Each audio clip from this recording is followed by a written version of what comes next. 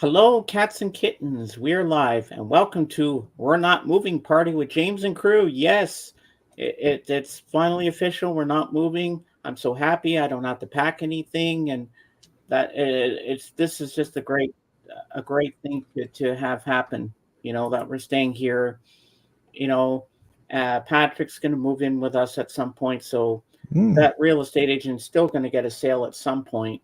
Yeah, So they sell that's lots a of good thing. places. Yeah. And we're better off here. We have a nice house. We can and they're going to compensate us. I can't really go into much detail about that, but I'll tell you later in private, Mm. Dave, Okay. about it. I just want everybody to know.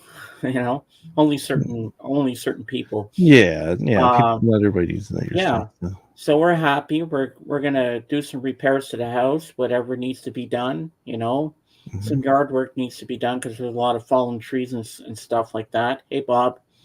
And yeah, so we're gonna have some fun today. I have some new records to show you that I got at a garage sale yesterday. 16 records for $10. The guy gave me a good bargain. I looked at him with puppy dog eyes. I said, $10, okay? He's like, yeah, deal.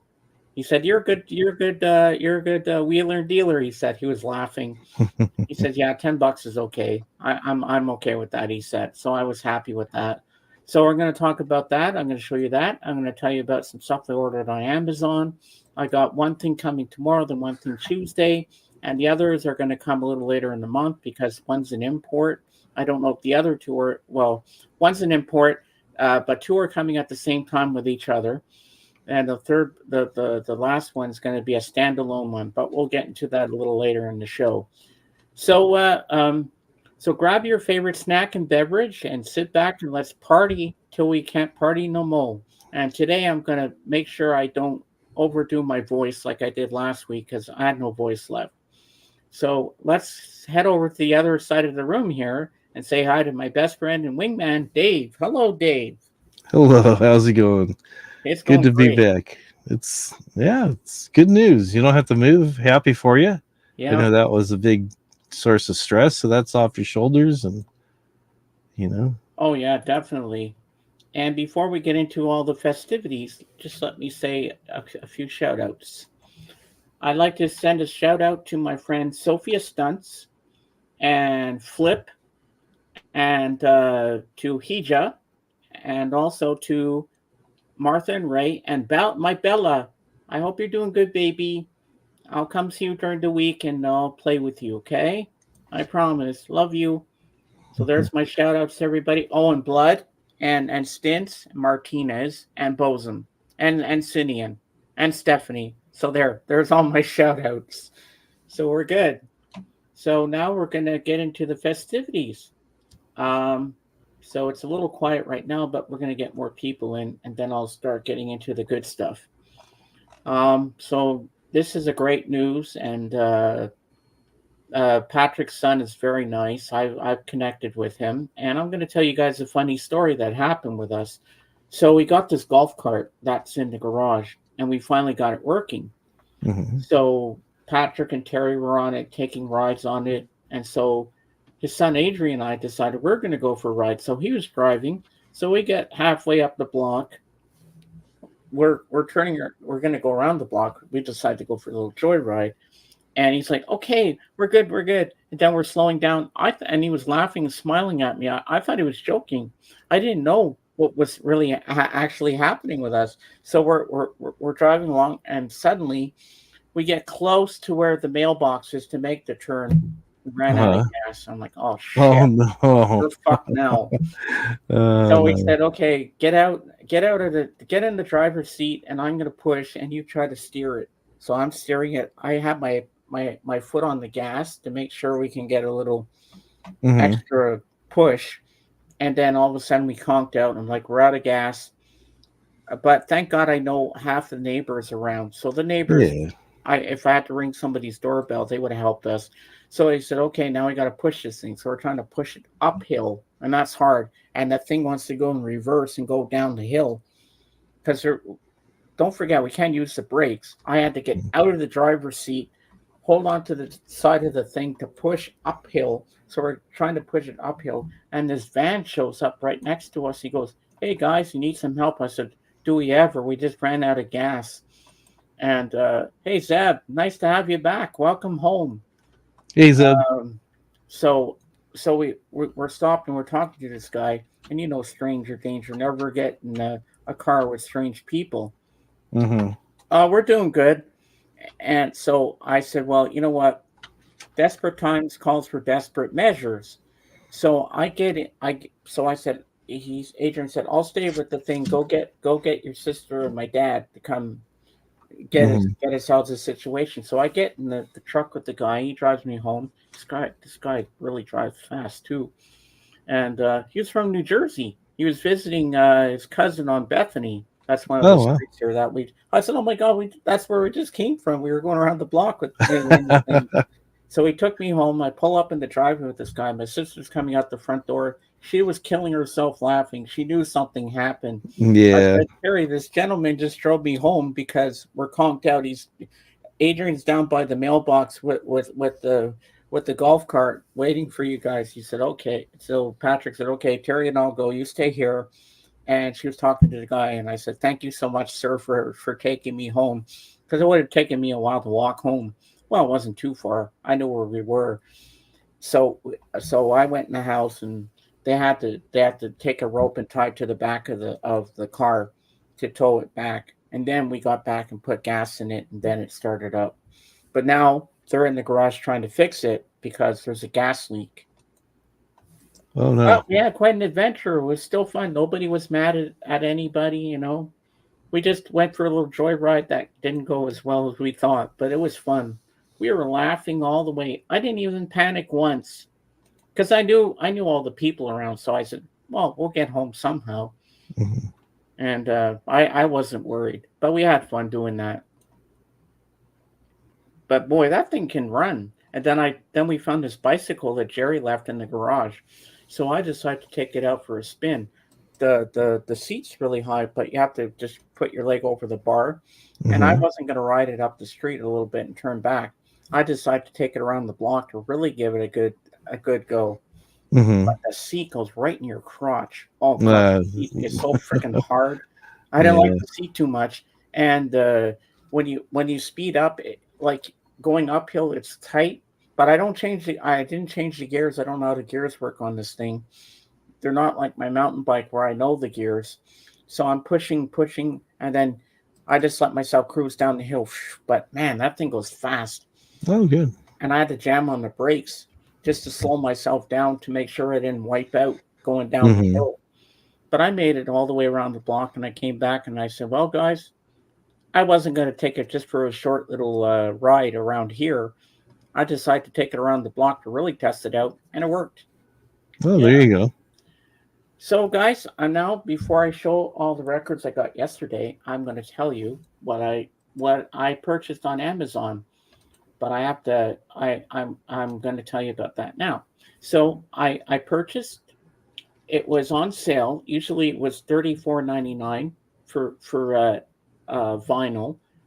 Led Zeppelin one on 180-gram vinyl. So that's going to be arriving tomorrow, and then Tuesday, Bon Jovi's new album Forever on CD. Which I already heard on YouTube, and I loved it. So I said, you know what, I got to get this album. I love Bon Jovi. I got to support the dude because he's amazing, and the band is amazing. So I got that, and then I got this original album series on CD. It's a five CD box set of the first five albums of the Jesus and Mary chain. Then I'm gonna get also Roxy Music Greatest Hits with my favorite song on there, More Than This, and also has Avalon, which I know. But the rest of the album, I don't know the other songs, but I'm looking forward to hearing it. That's how you get into an album. If you're not sure about a band, get their greatest hits to start off with to see if you like it. And then, the last but not least, Bon Jovi's Greatest Hits Ultimate Collection, 2 CD set. So that's going to be good. That's all I need just all the greatest hits, all the songs that I know. So Mm-hmm. I don't have to go grabbing all the albums for all the songs I like. If you have it in the greatest hits, that's all you really need. So that's Cool. all the stuff that I'm purchasing, and it all came up to $99.98 altogether with the gift card. But I still needed my mom's credit card because I had to add $17 for the tax and the shipping and that. Yeah. So it came up to 117 altogether. That's not Well, too bad. My you mom got was, it right down to the penny almost. It sounds like that's good. It's yeah, good to be but able I to got find a lot of everything I things. wanted. Yeah. When I saw the Led Zeppelin one was on vinyl for $25, I'm like, am I going to pass that up? Hell no. I'm grabbing that while it's still hot, Mm-hmm. because you never know with Amazon, their prices go up and down. So I said, if I wait any longer for that, it's probably going to go up in price. I better grab it while it's still that price. So $25 is pretty good. So That's real good. Yeah. tomorrow, and I can't wait to spin it. Then I have the other records that I got at Backstreet. I still have to listen to, and some of the CDs that you sent me for Easter, I still got to listen to those as well. And then this whole shitload I got yesterday. And hold on, I think I'm getting something on Discord. Yeah, it's Zara. Hold on. Okay. So what everybody's come to see is records. All right, make me Big Dave, and I'll show you guys what I got for those who haven't seen them yet. So this will be cool. So I made out like a bandit yesterday, and I got a lot of Olivia Newton-John because I love her. She's got a beautiful voice. So this is the first one I got. Don't Stop Believing. Yeah, this is great. Haven't played it yet. I tested a few albums today to see, well, not all the albums, just a few songs to see if they work. Beautiful. They were well taken care of, I can tell you that much. Then the second one here is Have You Ever Been Mellow? I know my friend Alan back home has this album on vinyl as well. And then next up we have Let Me Be There. I love the shot of her, and this is cute too. I love that picture of her with that beautiful smile. And there's some great tracks on this one. We got Let Me Be There, me and Bobby McGee, Banks of the Ohio, Love Song, which I wasn't familiar with, but I played a little bit of it. I've heard Elton John sing that before. If Not For You, which is Bob Dylan. Take Me Home, Country Roads, that's John Denver. Angel of the Morning, If I Could Read Your Mind, Gordon Lightfoot. Help Me Make It Through the Night, Chris Christopherson. And then the last one is Just a Little Too Much. I'm not sure I'm familiar with that one, but anyway. Moving on. Now, this was one of my childhood favorites when I was growing up, this group. I'm trying to hide the things that you don't see yet. And they had a TV series that I used to watch on CBC every Sunday night after Walt Disney. And I really, really enjoyed the show. And I had a couple of their albums growing up. But there's one album, I can't remember the title of it, what it was. But I hope I find it one day. I know my friend Rick Ome has it, but these are what I got. So we have the Irish Rovers. I love this band. And here's a nice picture of the guys there. There you go. That's number one. Hey, Jenny. And then we go to number two. This one I had as a kid. The Shores of a Mary Kay. I love this one. And this guy, I always like this guy. This guy's cool.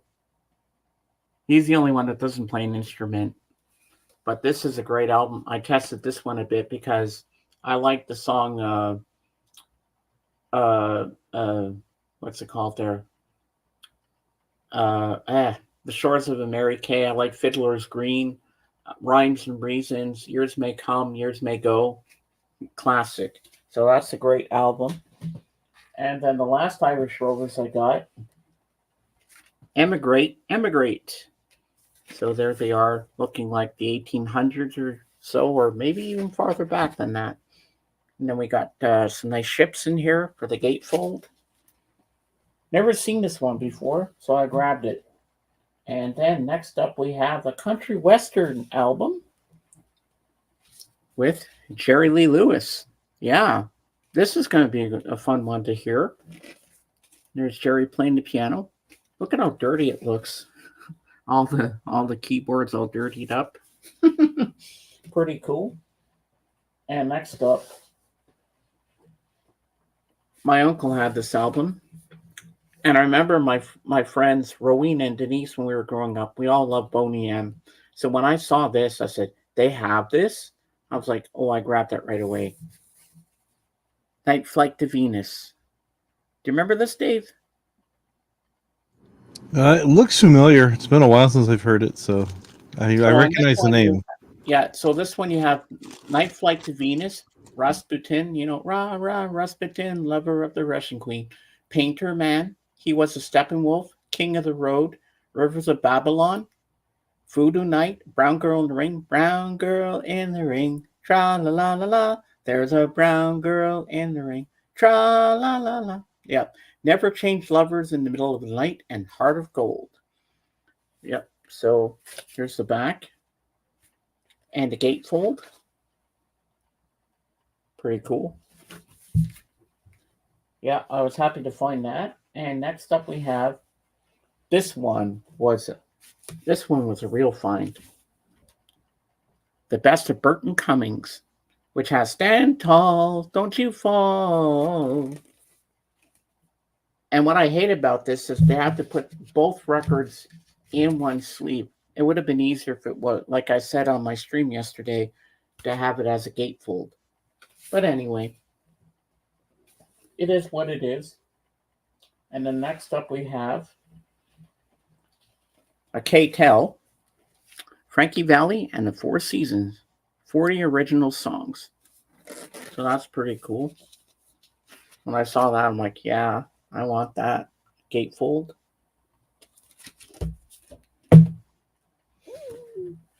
Next up we have, this one is a Christmas album.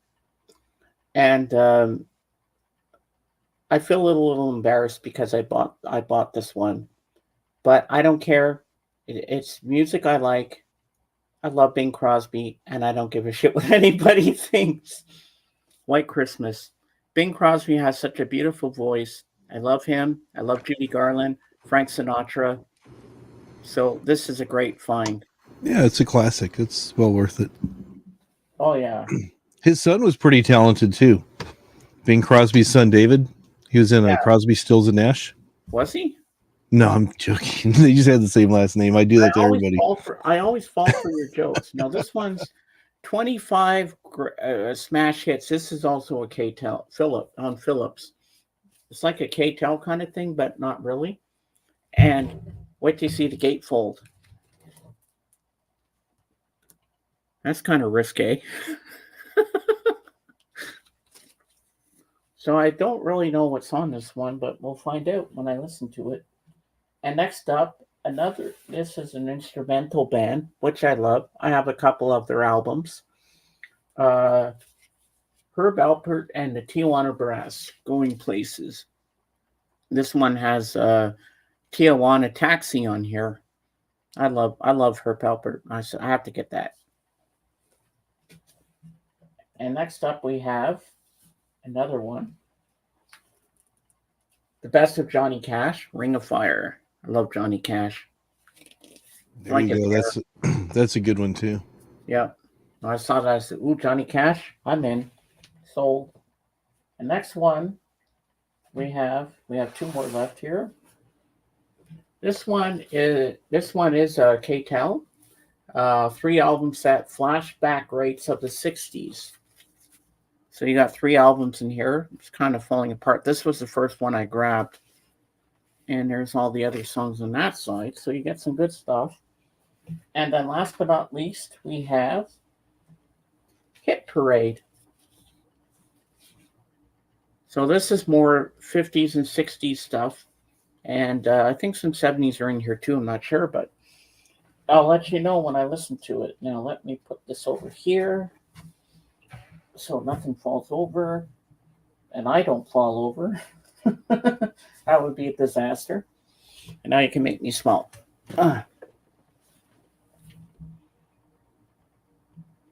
So there's all my albums. All that for $10. It's good. Not Good, bad. good. And I'm not embarrassed. You know what? I shouldn't be ashamed of what I like. If No, not at I all. like Bing Crosby, I'm gonna not be ashamed of it, or the Irish Rovers, or Olivia. You like what you like.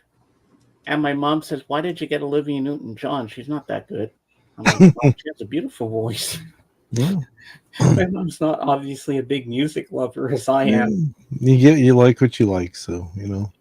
Yeah, thank you, Bob. KTEL greatest hits of the 70s, only $19.99 plus shipping and $70 handling. I miss those KTEL commercials.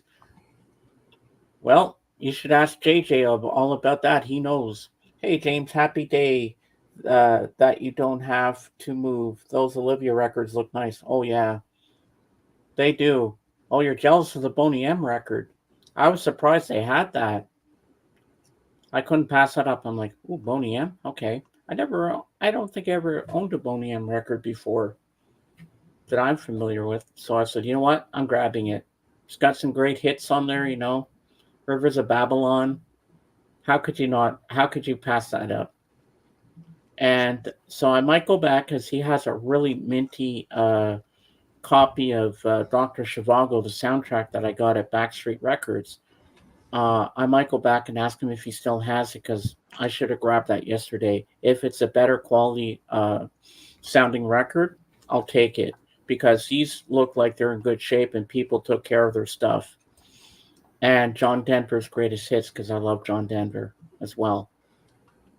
And I'm surprised Christopher wasn't here to say I got all the stuff at the toilet store. I was waiting for that. Is he going to pull that on me, or is he only going to pull that on Jorgen? He probably only pulls on you. He might. I don't know. It depends, but usually he saves that for JJ, KTEL. Hey, JJ. What? I have 241 of them, but you Canadians always show me one I do not have. Well, I got that 60s one, the 3 record set is KTEL. The other one I got there is the 4 Seasons. It's the KTEL as well. JJ, if you're up for it, you want to come up? So is Philips a division of KTEL, or is it something similar? Be interesting. Yeah, I gotta ask JJ about that one. I don't have these records fall over on me. Yeah, because this is 25 hits. I'll make you big again. Yeah. Have you ever seen this one before, JJ? This one's on Philips. So 25 greatest hits on two albums. That's the gatefold. I don't know if I'll get shut down for showing that gatefold, but it's something Anthony would like. That's for sure. It doesn't look like they're edited. Yeah, it's on Philips. Yeah, so I guess it's not like a KTEL this one. But I only have 2 KTELs in here. When I saw those, I said, "Well, I got to get those."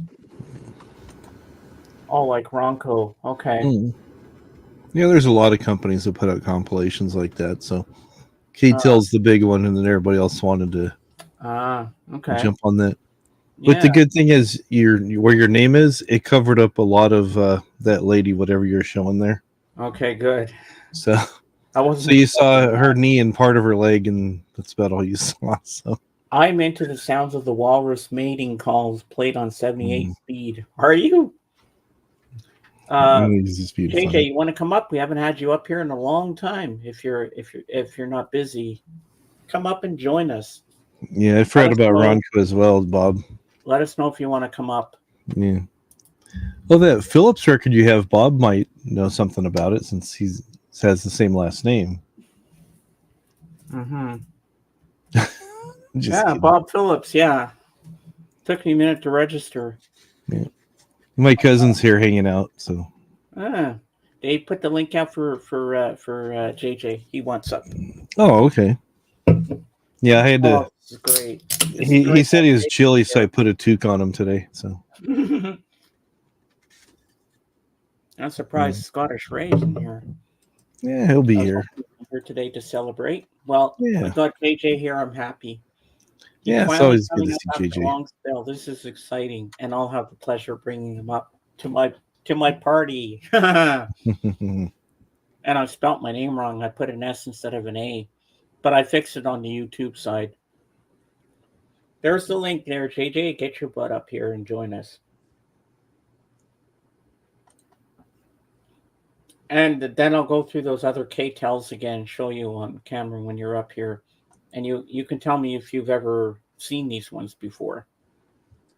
Yeah, I was surprised they had some K-Tels in there. There were some other K-Tels in there, but I passed them up because I didn't know if I liked it, you know. I just went to the ones that just drew me in. Mm-hmm. Like you got a good deal, though. Those are real cheap, so. Yeah. Sometimes you might have to dig through the record. You might see one song you recognize out of, say, 20 songs or 16, however many they put on there. And then you'll find you might like a couple of the other ones just as well. So, ladies and gentlemen, the legend that is, the one, the only, Taco and JJ. Woohoo! Hey, guys. Hey, how's it going? Good. Good. It's my new companion here. Yeah, Taco. Yeah. Hi, It's a Taco. purebred pug. Nice to see you, buddy. He's like not sure about it. He's Hey, like, Darren. Hey, Darren. Yeah. How you doing, Taco? He probably thought he was going for a WALK, and I did spell it just in case.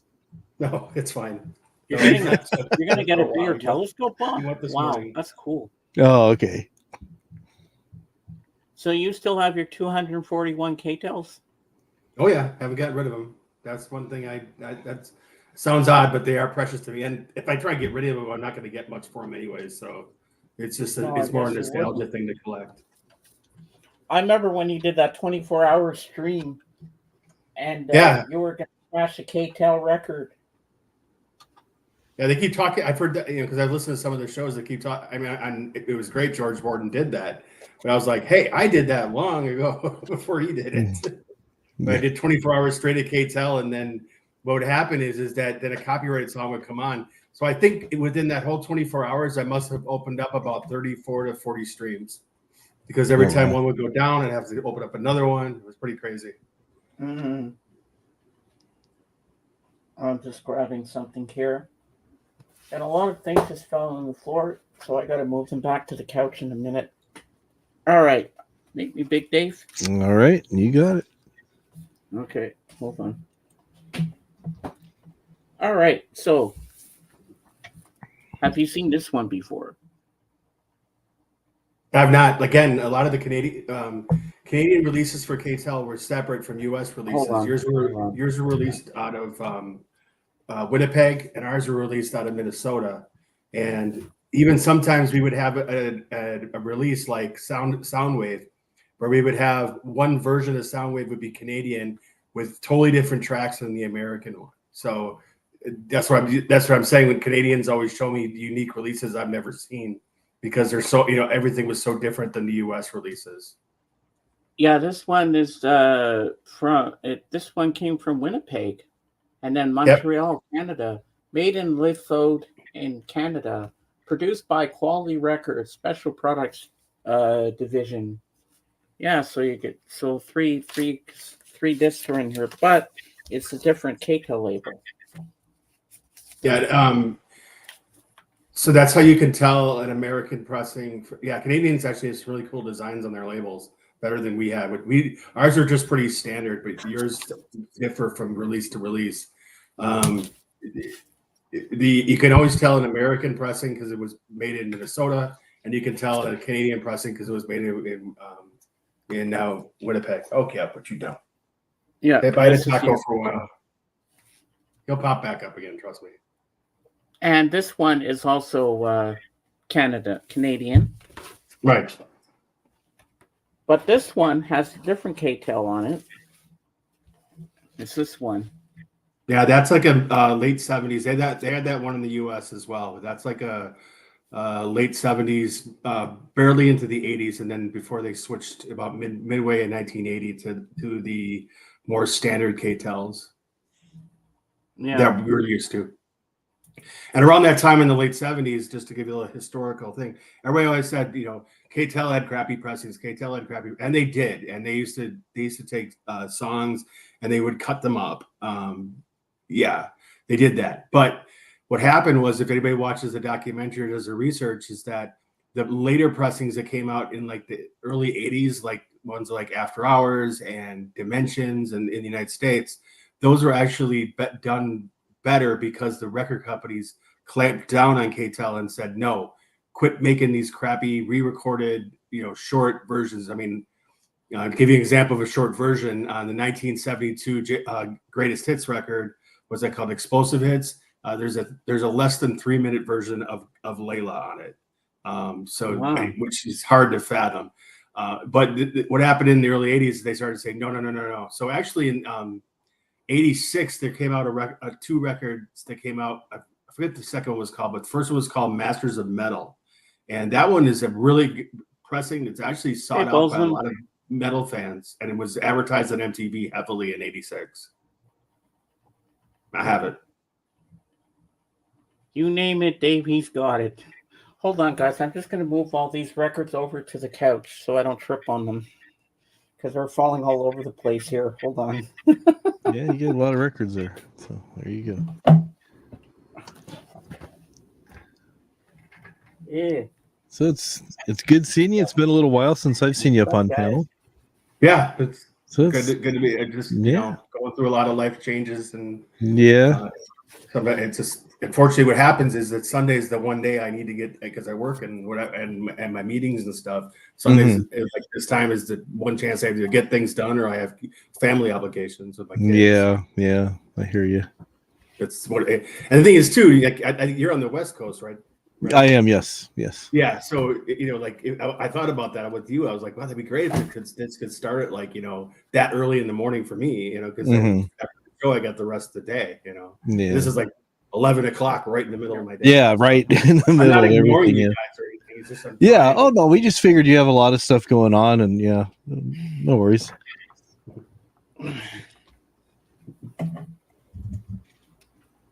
James, you want me to show some records? I did pull some. I've gotten lots of them, but I pulled a few. Yeah, sure. Yeah, love that. All right, the first one I have is hold on, a double album, and actually a funny story about this one. Hi, Zara. It's Downward Spiral by 9 Inch Nails, which has a song Closer on here, was the big hit off of this one. Even edited. I don't want to ruin your stream, James, so I won't sing the song or anything. Don't worry. Okay. But funny story about this is that I went to go see, with a date back in 95, I went to go see Batman Forever with a date. And we are there, and the movie's over, and the credits start. And it starts out with Closer comes on the radio, in the car. And I was then like, okay, I have to get the Batman Forever soundtrack, because I assumed it was part of it. What it turned out was it wasn't in the soundtrack. The guys in the booth switched their CD player on or whatever, and were playing that song over when they should have been playing the music of the credits. And that's what it actually was. But for a while there, I really thought that Closer was part of the Batman soundtrack. And I thought when I found the Batman soundtrack, I thought I got gypped, but I didn't. It was some Yahoo's playing joke on me. The next one I have is Howard Stern's Private Parts. This was an RSD release, I believe, from 2019. I finally tracked it down because I was like, does this one ever come on vinyl? And it's got a good playlist on here, plus also some of his routines from the movie as well. Here's the back. Oh, cool. Comes with a insert also. Oh, nice. To check the pictures. Okay, they're a little scantily clad, but it is safe to show it. Okay. I double checked for you. Something AGK would like. Yeah. Right. So it has some of the routines on here, as well as the music, and I think the music is actually a really good mix of songs. I'll list a few here. Of course, it's got Great American Nightmare, which is Rob Zombie with Howard Stern.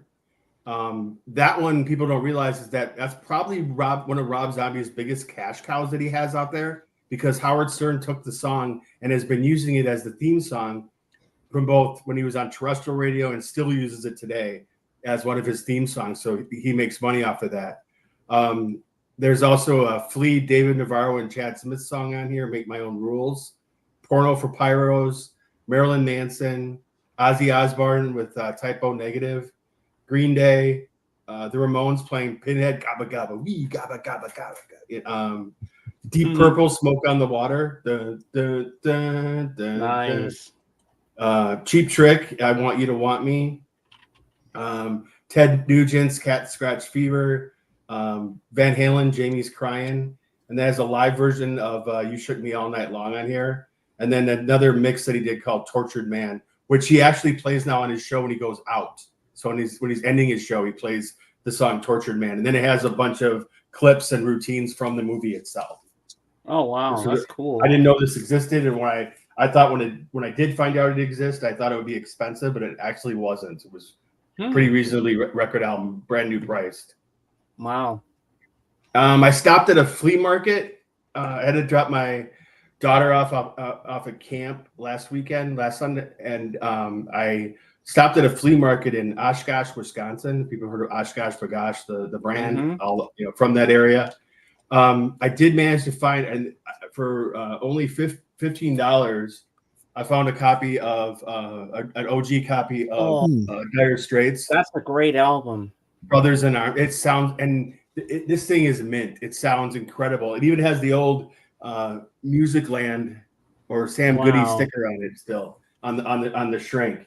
I played it without even. I was just curious because it looked so minty to me. I played without cleaning it, and it sounded amazing. So it's a really good find, and I'm seeing this going out there for almost double for this one.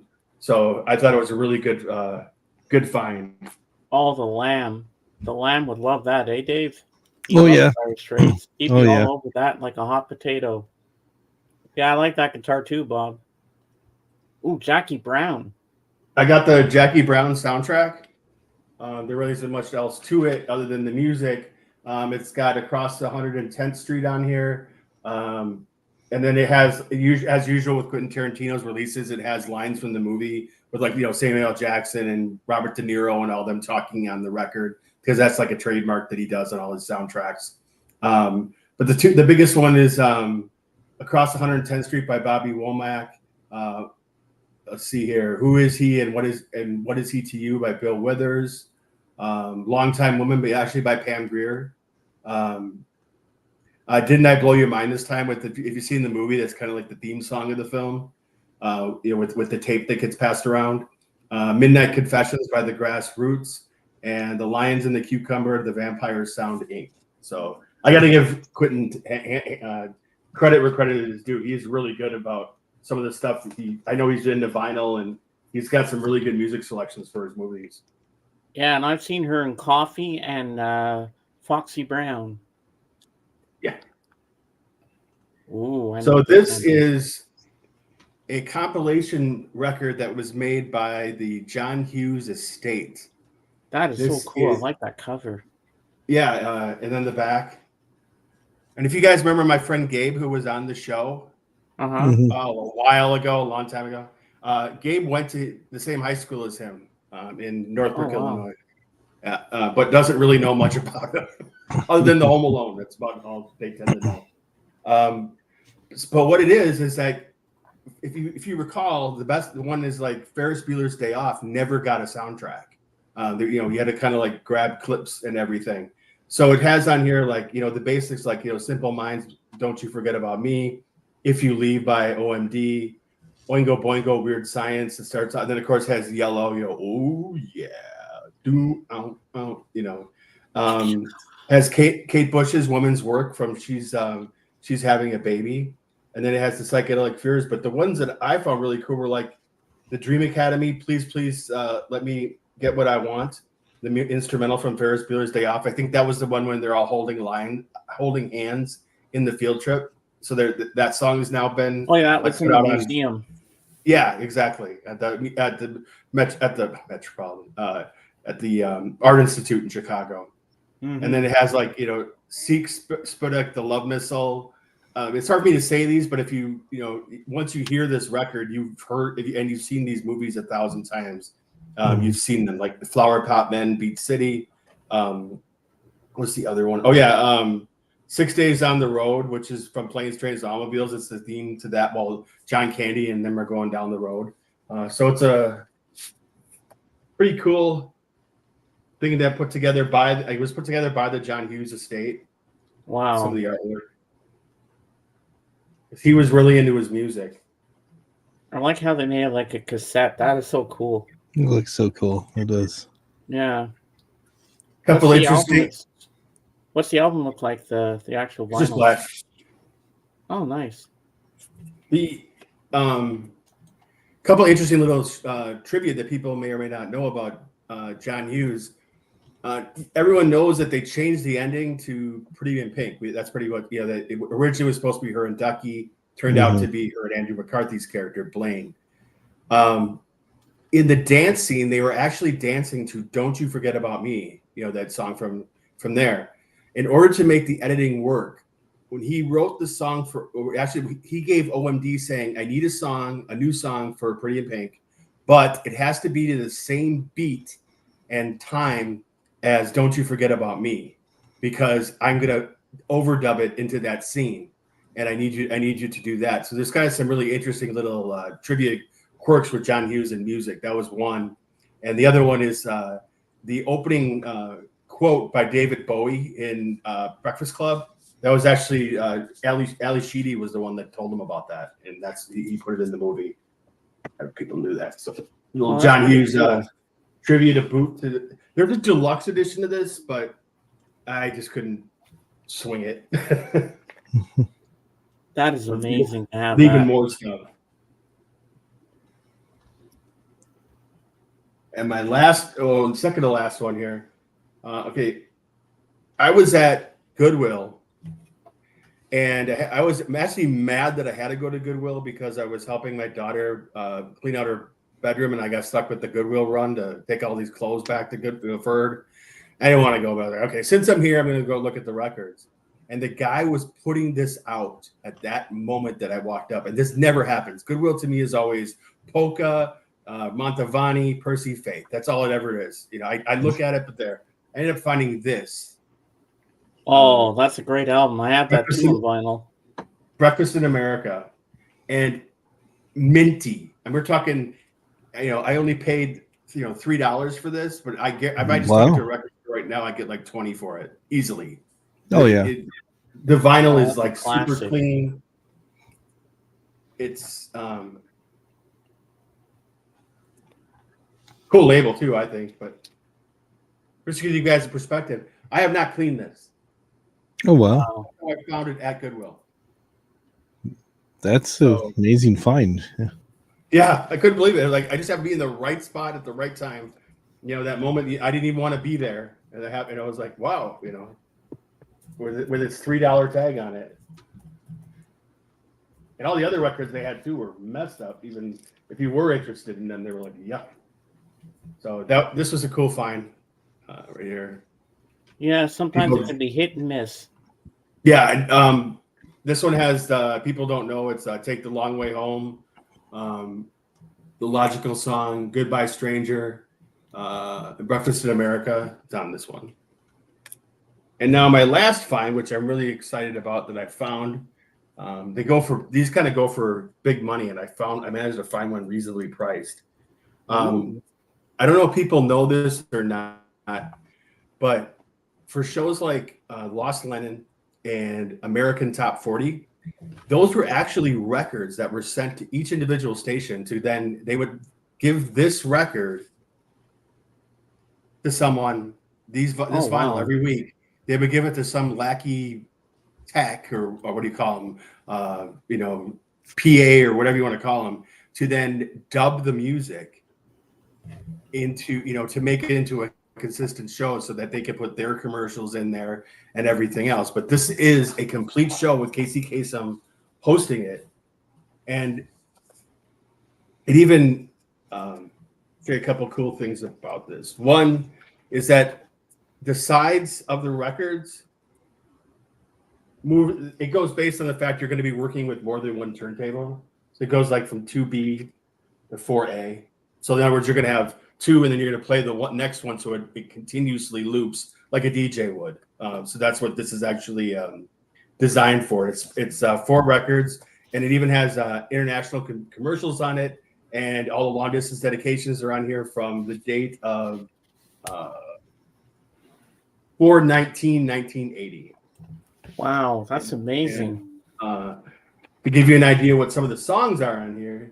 Okay, that's the other point I want to point out, if people can see this. Now, we all do, you either work a job or you go to school and you have Word and all this stuff. Look at the font on that. If you can kind of see that.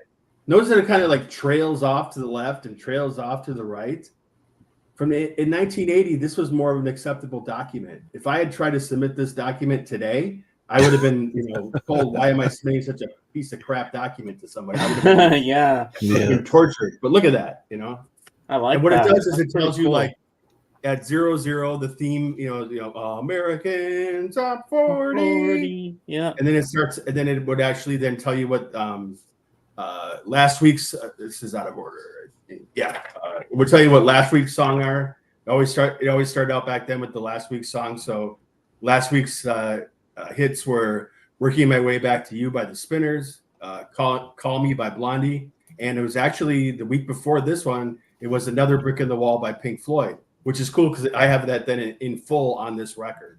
The number 4, I won't list down the whole thing, but the number 40 was Heart Hotels by Dan Fogelberg. Let's see here.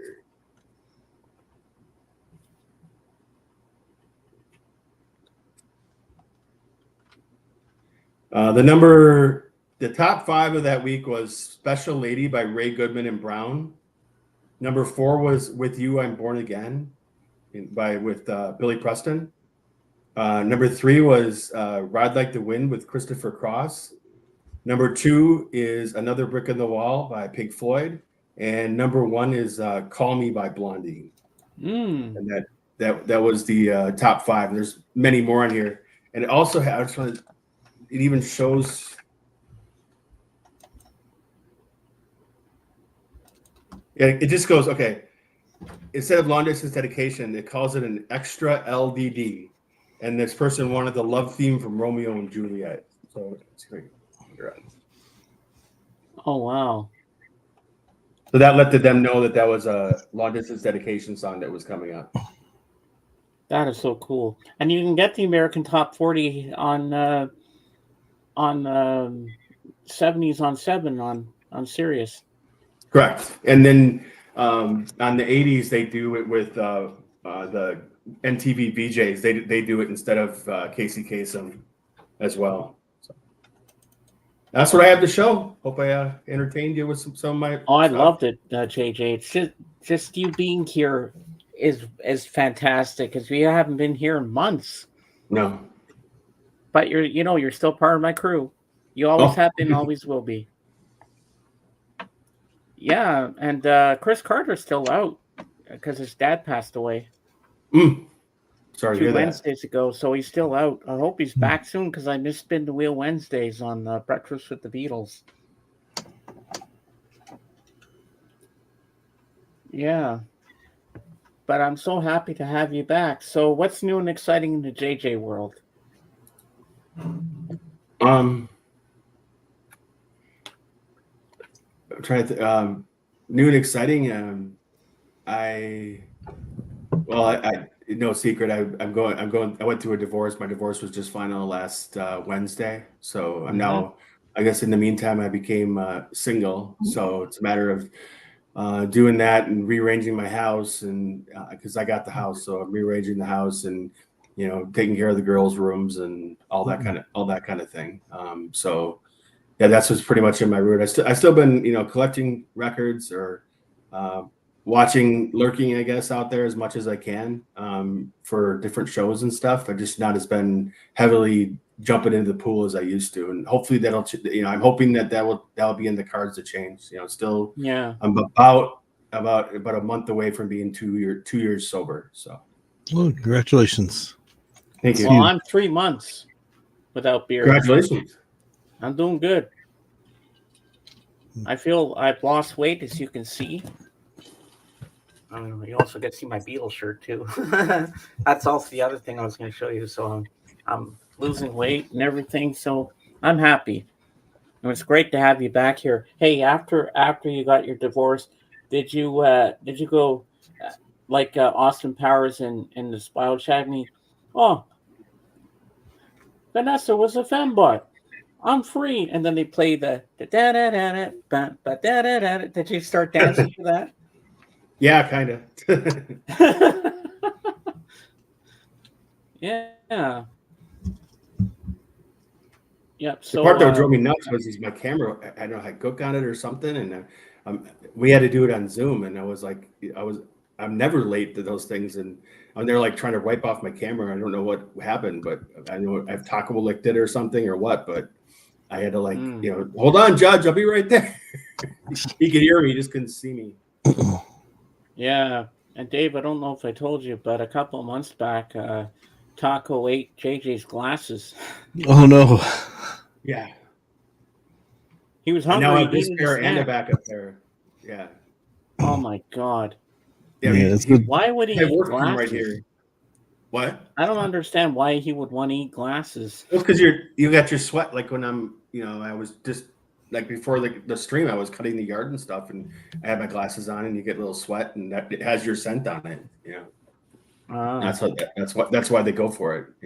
But yeah, I was very angry with him about that. But now I have this pair and a backup pair, so that was the worst part. I had to wait 2 weeks of being like blind and like putting the on my phone. I had to put like the what do they call that? The handicap or accessible features on there so I could read it. That was terrible. I didn't realize how much I relied on my glasses until that moment. Yeah. Are you still here, Bob? You still awake? Still awake, Seb? Yeah, dogs seem like they go through that puppy stage where everything has to get tasted and chewed and Does he not have enough chew toys to play with? He's got plenty. He was able to jump up here on this chair, and it was more interesting, to him. That's all. Yeah. I was in the shower, and he used it as the opportune time to do it. But yeah, I finally got him out of the crate now. I had him in the crate at night. Now I got him out of the crate, and so now he's sleeping with me. And what he does is he goes underneath my covers, like all the way underneath my covers. Oh my God! All the way by my feet, and then, but now just the last couple of days, he started to do that thing where if I'm on my back, he'll like lay on my chest and just give me that stare down look, like you're getting up, right? Yeah. I want food. I got to go take a leak or something. Let's go. Yeah. Let's go, Daddy. Get me out of here. Yeah, he's a cutie. And I don't know, JJ. What? I don't know if you know my friend Bob Phillips here in the chat. No, I don't. But he got himself for his birthday. He got this really nice telescope that can take pictures of all the nebulas and stuff. And I've seen some of the stuff that he's taken, and so is Dave, and they're fantastic, aren't they, Dave? Oh, they are. They are amazing. Yeah, I think Dave's gonna show us something here. I'll see if I can. Give me a second. I always know when you're typing. See, that's why we feed off each other. I don't have to say anything. Dave knows what I want. I don't have to say, okay, let's show this. I know he's gonna do it right away. You were the same, JJ, when you were my wingman. Yeah. Yeah, it helps people yeah, see no what's problem, going Bob. on. Yeah. So Bob said earlier in the chat here, he says that he's saving up for a bigger telescope. Oh wow. Hubble? Maybe not that big. love my last one of the Pelican Nebula. And Bob told me a few days ago on Facebook that he didn't get up early to see all the planets that were seen on Monday. I didn't get up earlier. I was already disappointed because you couldn't see. Earth was not listed in that lineup of planets. Because we're already on Earth. But telescopes use mirrors, and you should see they'd have a big enough mirror where we could see our own reflection on Earth in addition to all the planets. I mean, it just makes sense, right? Well, yeah, pretty much. I'm just messing around here. I know. Yeah.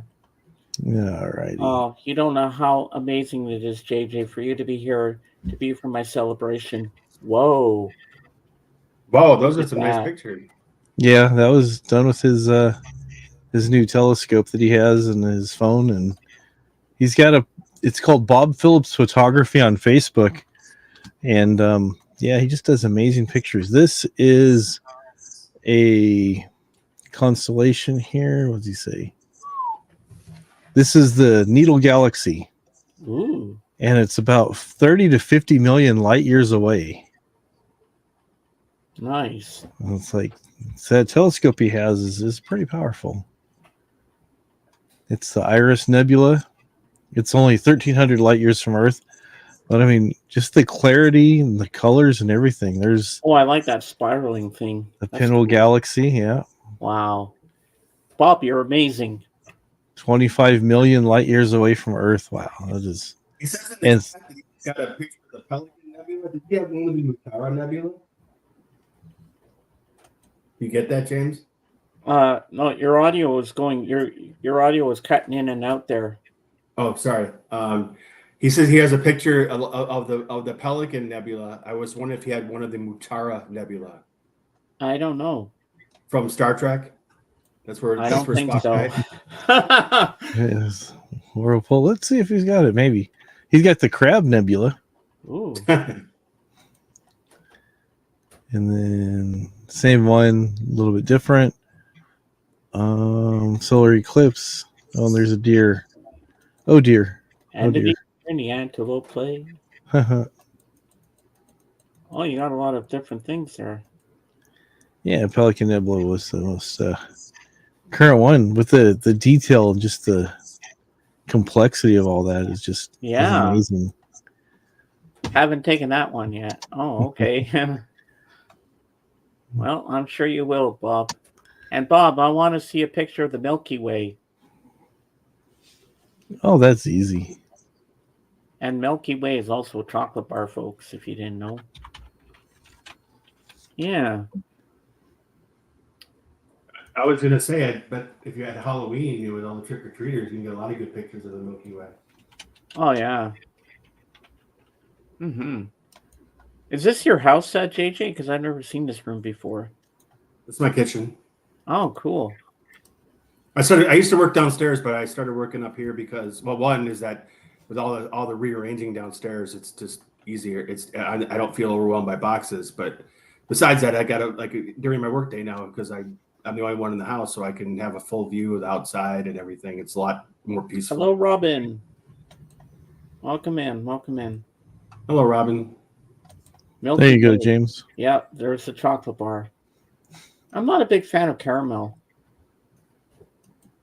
I mean, I like it once in a while, but I'm just not a big Robin. fan of it. Ooey gooey gross. Yep. Remember when I used to eat those buns, those buns, JJ? Yeah. Yeah. Those sticky buns or whatever, the cinnamon buns. Mm-hmm.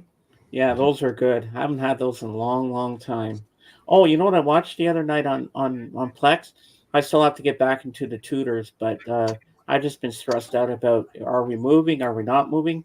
But I'll watch it. I'm just watching it slowly. I just don't want to rush into things. But I will finish it at some point. You know I will. I was watching Zapped when you said it was on there. Yeah.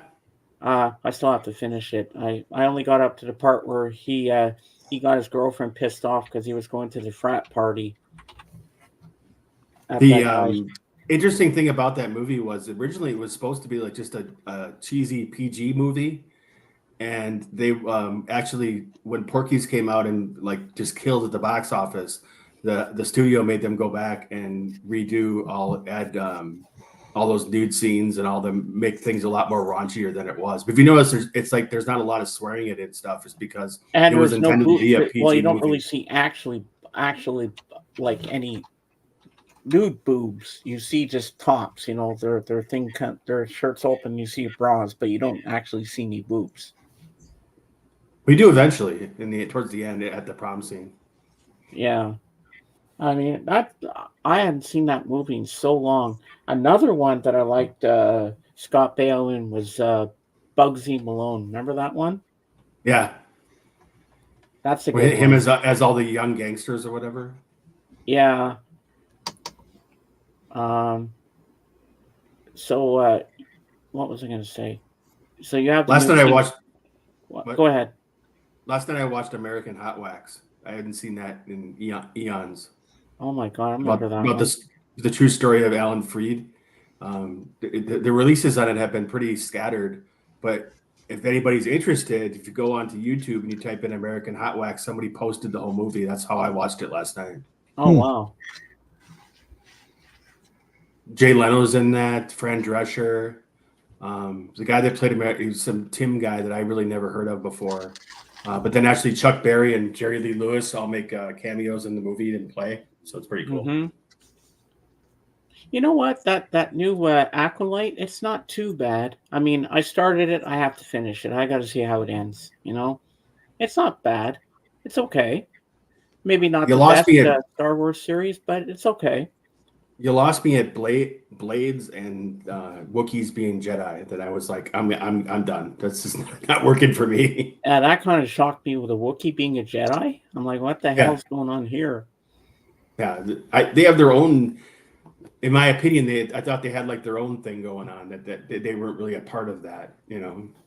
But we'll see. I mean, unless we find out the Sith Lord is some, you know, hidden person or something that is, you know, big in the Star Wars. But I'm sure he won't reveal himself for a while. So. Yeah, but I'm going to stick with the series. I mean, I started it. I have to finish it, and I've been watching that new Doctor Who on there. That's pretty good. Mm-hmm. And I really like that Jim Henson documentary. That was very well done. Yeah, I wish Howard did a good job. Yeah, I agree. I wish Ron Howard put that out in the theaters for a while, like he did with the Beatles one that he did. But I guess it's just how the contracts with Disney work out. And finally, we got the right way to do it. That Beach Boys documentary was exactly what I wanted. It started from their early days, working up to their kind of ups and down parts of their lives and their career. I thought that was really well done, but you know, Mason, being the huge Beach Boys fan that he is, when he was on my stream last Sunday, he said, I thought I wanted them to go a little deeper into the more recent stuff. I said, I thought it was well done just the way it was. He said, I wanted it like to get back a mini-series, like have it in 3 or 4 parts. Right. I'm like, well, they're not going to do that for everything, Mason, you know? I thought it was well done just the way it was. Oh, you know what I found last night, JJ, on just fooling around on YouTube? I found the full-length movie of the Monkees movie Head. That's trippy. Now, if I go to YouTube, if I go to Facebook, because I sent it to Kate, I'm going to put it in the private chat for you, so you can go watch it if you want at some point. Let's see here. Where's Kate? Ah, there's Kate. All right, let's go here. All right, close that. Okay. Let's copy and we'll paste it into the private chat. And it's in the private chat, so there you go, JJ, if you want to watch it. And I might as well put it in the main chat for everybody else if they want to see it too. Yeah. Yeah, I found a site where this guy has all these old movies and full-length things and stuff like that. He's even got a whole 2.5 hour compilation of all the best 30-minute episodes of The Honeymooners on there. Yeah, there's guys on YouTube. I don't know how they get away with it, but with all the copyright strikes I've gotten over time with my stuff. But this guy's got a shitload of stuff in there. I was looking at that last night. I just discovered that. Hey, Mom. No, what I'm saying is I don't know how they get away with it because like I've had trouble trying to post a few minute song, and these guys post whole movies, and like there's guys. What I've learned now too is like if somebody mentions like a TV movie that was on maybe in the 70s or 80s, if you go out on YouTube, somebody posted it. You can usually find it. Yeah. Well, here's my mom. She's saying hello.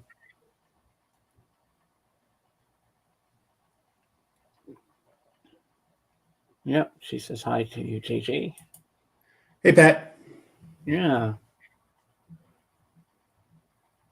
Usually I'm going to the washroom, I'm up and down, going to check on my mom and stuff, but I'm here. I can't leave because I don't have my wingman. Well, you're my second and you're my third in command. So you're still technically kind of my wingman in a way. Hey, Zara, welcome back. Nice to see you again. So, Zara, I hope you saw all JJ's records. Now you know what a record is. Yeah. So I was pretty, I can't wait for tomorrow when I get Led Zeppelin 1 on vinyl. 180 gram vinyl, JJ. I'm so excited. Would you order from Amazon? Yeah. It was regular $34.99, but they had it on sale for $25. And you don't see a Zeppelin album for that price pretty often. Like, I couldn't pass that up. Oh, what's Jenny saying here? JJ, you have the leanest pug I've ever seen. He just exercises.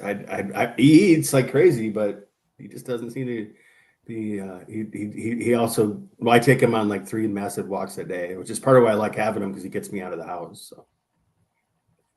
Yeah, thanks, that's Jenny. True. Jenny's right. That's true because most pugs are chubby. Right. He is the skinniest one I've seen too. Most pugs I know are stout. Yes, they are. Like the pug in Men in Black. Yeah. Hey, did you notice there's a new Bad Boys movie out? Yeah, I saw that. Bad Boys Ride. I might go see Inside Out with my daughter on Sunday. She wants to see it. Yeah. I mean, I know she's older, but it's Pixar. She still wants to see it. So. Yeah, I can't believe that they made another Bad Boys movie. They're trying to do something to revive Will Smith's disastrous career or something. Yeah, after the famous slap. Like, I wouldn't be surprised if I heard somebody mention that they wouldn't be surprised if all of a sudden like a new album with him and Jazzy Jeff and then like a new tour starts popping up just because he can't get a lot of acting work right now. Yeah, most of his other stuff he's done in the last couple of years have been hit and miss. He hasn't really put out anything like exciting enough. Exactly. That's gonna really get you going. I'm really looking forward to that Beverly Hills Cop because I don't have Netflix anymore, so you'll have to put that on Plex so I can watch it. I want to see it. What makes this one exciting is that everybody's back, because that was the problem with 3. Is they should have been like, I mean, I understand that Ronnie Cox is not back, but he's so old that I'm not, that doesn't surprise me. But but like you need Taggart, Rosewood, and him to make it work. Even though it's Eddie Murphy's show, you still need all of them like to play off everybody. And so that's where I think this one's going to work versus the part 3, which I thought was a disaster in my opinion. Like that wasn't the best. Yeah, this one looks like it's going to be a good one. 3 came on 4K as part of a box set, and I didn't even want it. I'm like, well, I got 2 and 1 on 4K. I don't need 3 on 4K. Yeah, I don't blame you there. I was going to say something I forget. Do you know when I was going to do because it's right by my birthday.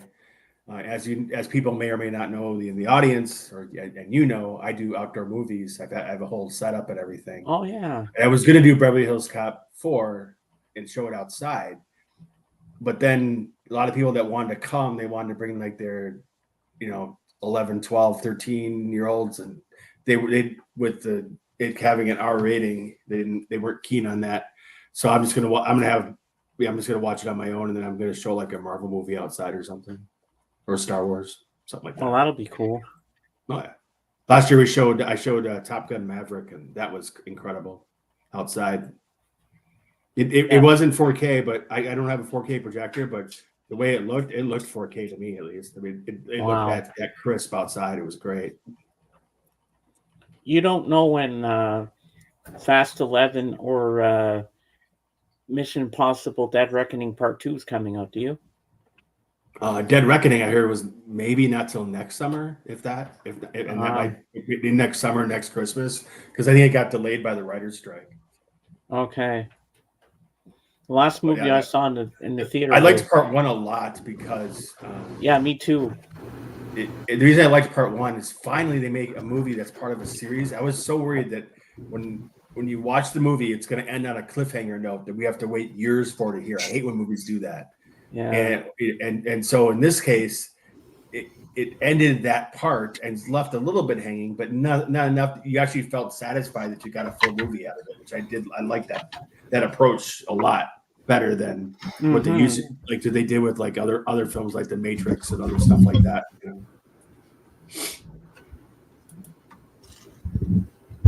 Yeah. So Dave, are you looking forward to Beverly Hills Cop 4? I didn't know they made a fourth one. Honestly, I have not seen the first one even, so I've seen bits and pieces of it. Beverly Hills Cop? I've missed out on a lot of movies. I've been super busy forever.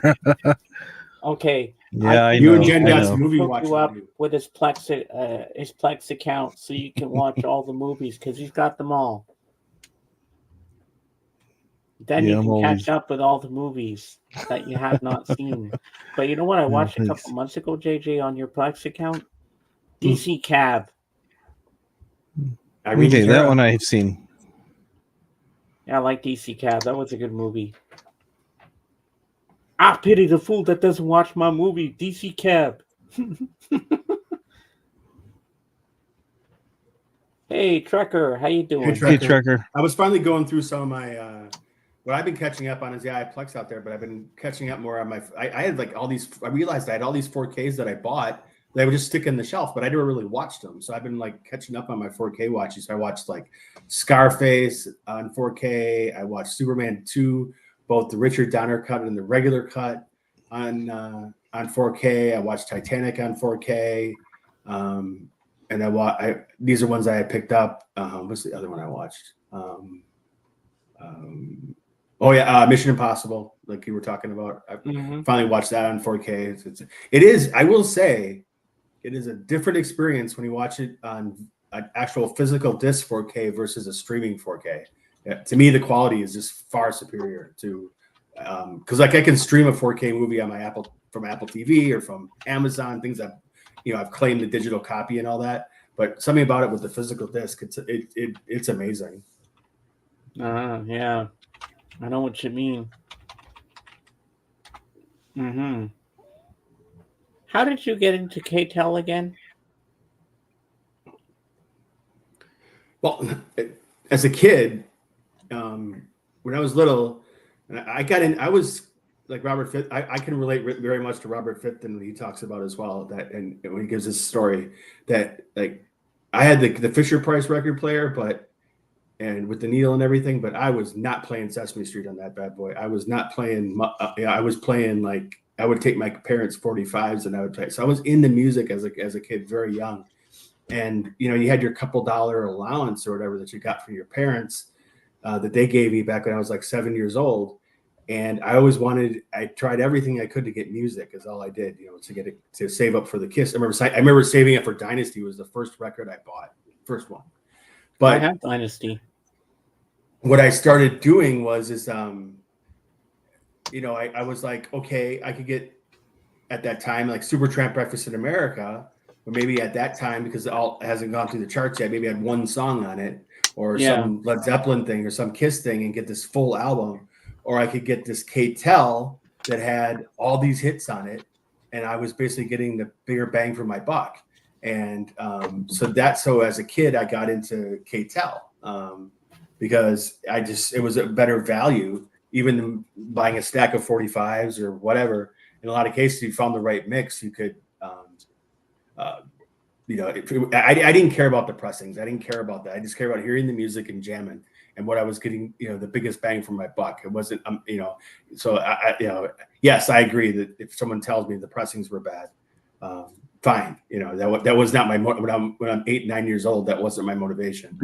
I was playing them on for my first community money. Most kids wanted to get with their first community money. I bought an Emerson record player / 8-track radio all in one is what I got. Wow. And I remember, and all I wanted was get as much music for that thing as I could. And K-Tels were always on cutout at the place, and you give them for a few dollars. That's how I got into K-Tel. And then when I got back into vinyl again, after getting rid of all my vinyl, like everybody else's story, I just started going after the K-Tel because it brought back a lot of nostalgia. Then I started finding all these like releases and all this stuff about it. And then when I started finding out the whole like Canada versus the US or other countries, how much different their stuff was, it took off for me. And I'm now up to this massive collection that I have of K-Tels. Yeah. Are most of those K-Tels like the records? Are they all the songs compressed? Like, because it's a tight squeeze to get all those things on an album. The answer to that is yes and no.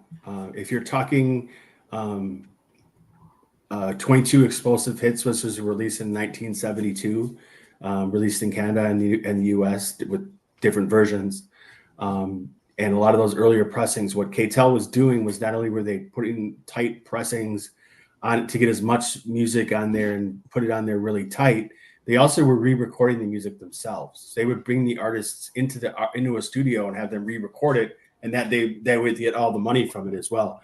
So yes, in the early 70s, probably all the way up to like the late 70s, early 80s, they were getting away with that. But then the record company said, wait a second, you guys can't do this. You're killing our products. And also you're killing us on the charts as well, because K-Tels were out selling everything. So they were killing them in the charts, and they were killing them in the quality. So they clamped down on the record companies in the early 80s and said, no, you have to put them out. So that's why when you get a release like After Hours or Dimensions, you have more of a normal balance of numbers of songs on there, and the pressings are actually a little bit better. I'm not saying they're audiophile, but they do sound better. They gave them a little bit, so the quality I can totally tell is a lot better on those records. Hope that answers your question. Oh yeah, it did. Oh yeah. And I'm going to show you something that I remember growing up loving. I always remember the TV commercial for K-Tel presents Dumb Ditties. I remember when you bought me this one, JJ, a couple of years back. 24 Greatest Hits. Do you remember this one, Dave? Kind of. It seems familiar. Yeah, well, it had My Ding-a-Ling, Chuck Berry, Monster Mash, Alvin's Harmonica, On Top of Spaghetti, Beans in My Ears, I'm a Nut, All I Want for Christmas Is My Two Front Teeth, I Taught Putty Tat, Teddy Bear's Picnic, Ding Dong, the Witch is Dead, Seven Little Girls Sing in the Backseat, The Jolly Green Giant, If You Want to Be Happy, Who Put the Bomp in the Bomp, Pink Shoelaces, Mr. Bassman, Bridget the Midget, The Queen of the Blues, The Ballad of Irving, Martian Hop, Here Comes the Judge, Nuttin' for Christmas, Short Shorts, Little Arrows, and Happy Go Lucky Me. Yeah, this is a great album. Yeah, I remember what I did to get you that record, because you wanted me to help you replace that record, and we were doing like a trade. So what I did was rather to save myself a little bit of money, I didn't realize how expensive Canadian Post is even between yourselves. So like, you and AGK send yourself something, it's a lot more expensive than it is for Dave and I to send something to each other.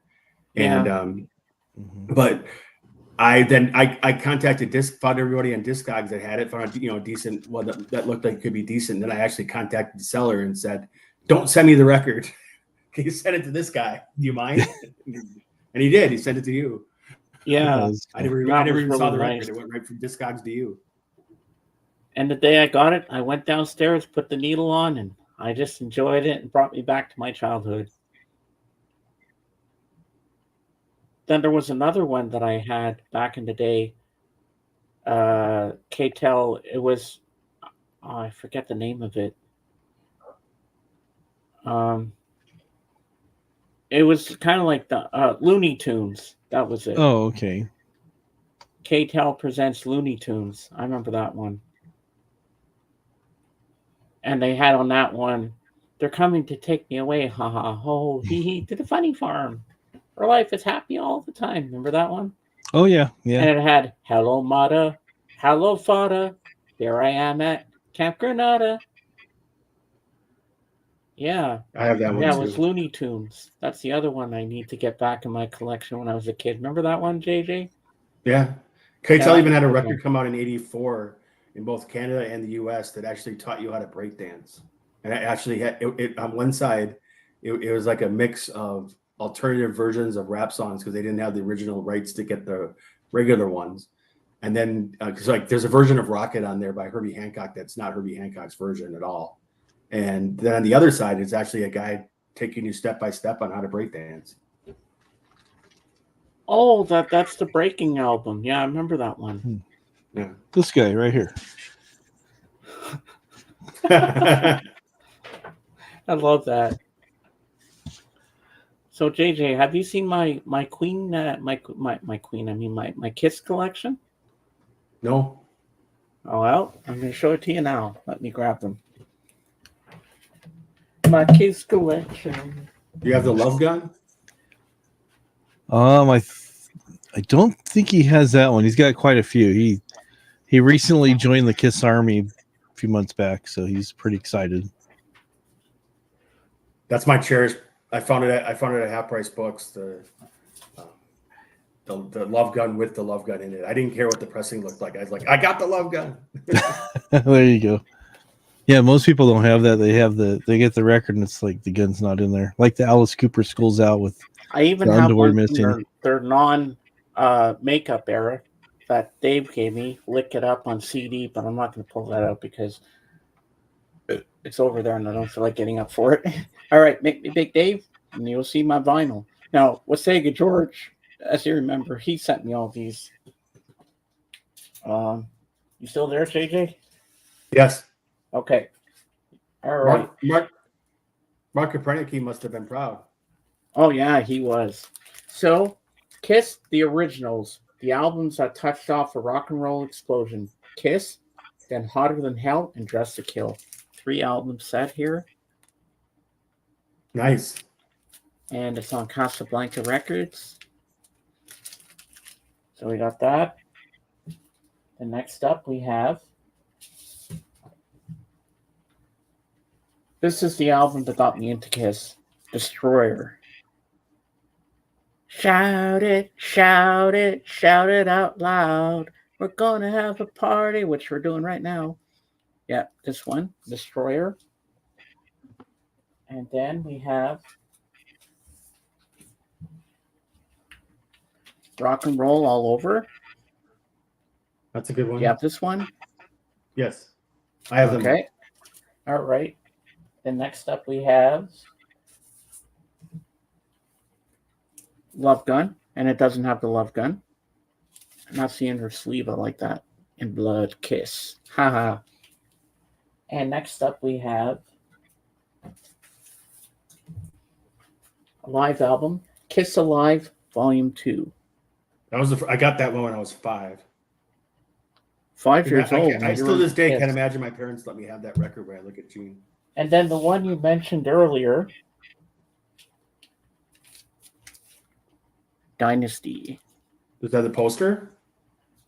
No, it doesn't have the poster. I didn't even know there was a poster that came with it. Hey, yeah. Calvin. You're not moving? No, I'm not moving, Calvin. Nope, that ship has sailed. Well, he will be dancing for us later, but we'll talk about that later. Yeah. Oh, on that album, The Hit Parade, you know what song it's got on there? What? The Stripper. You know the one that you danced to on my stream once? Da-da-da, Yeah. da-da-da-da-da. That was funny when he did that. Yeah, that was so the Stripper's on there. So now I've got the Stripper song. Yeah, I'm glad I'm not on substances anymore. Do you have all the soundtracks for Dave and Silent Bob movies? On like CD, there haven't been many vinyl releases of those. Mallrats came out for a brief release, and it was really expensive. I have the reboot movie on record, but I don't have a lot of that. And that I have Clerks, but that's it. Because he hasn't been re-releasing. Caring Angel, Sir James.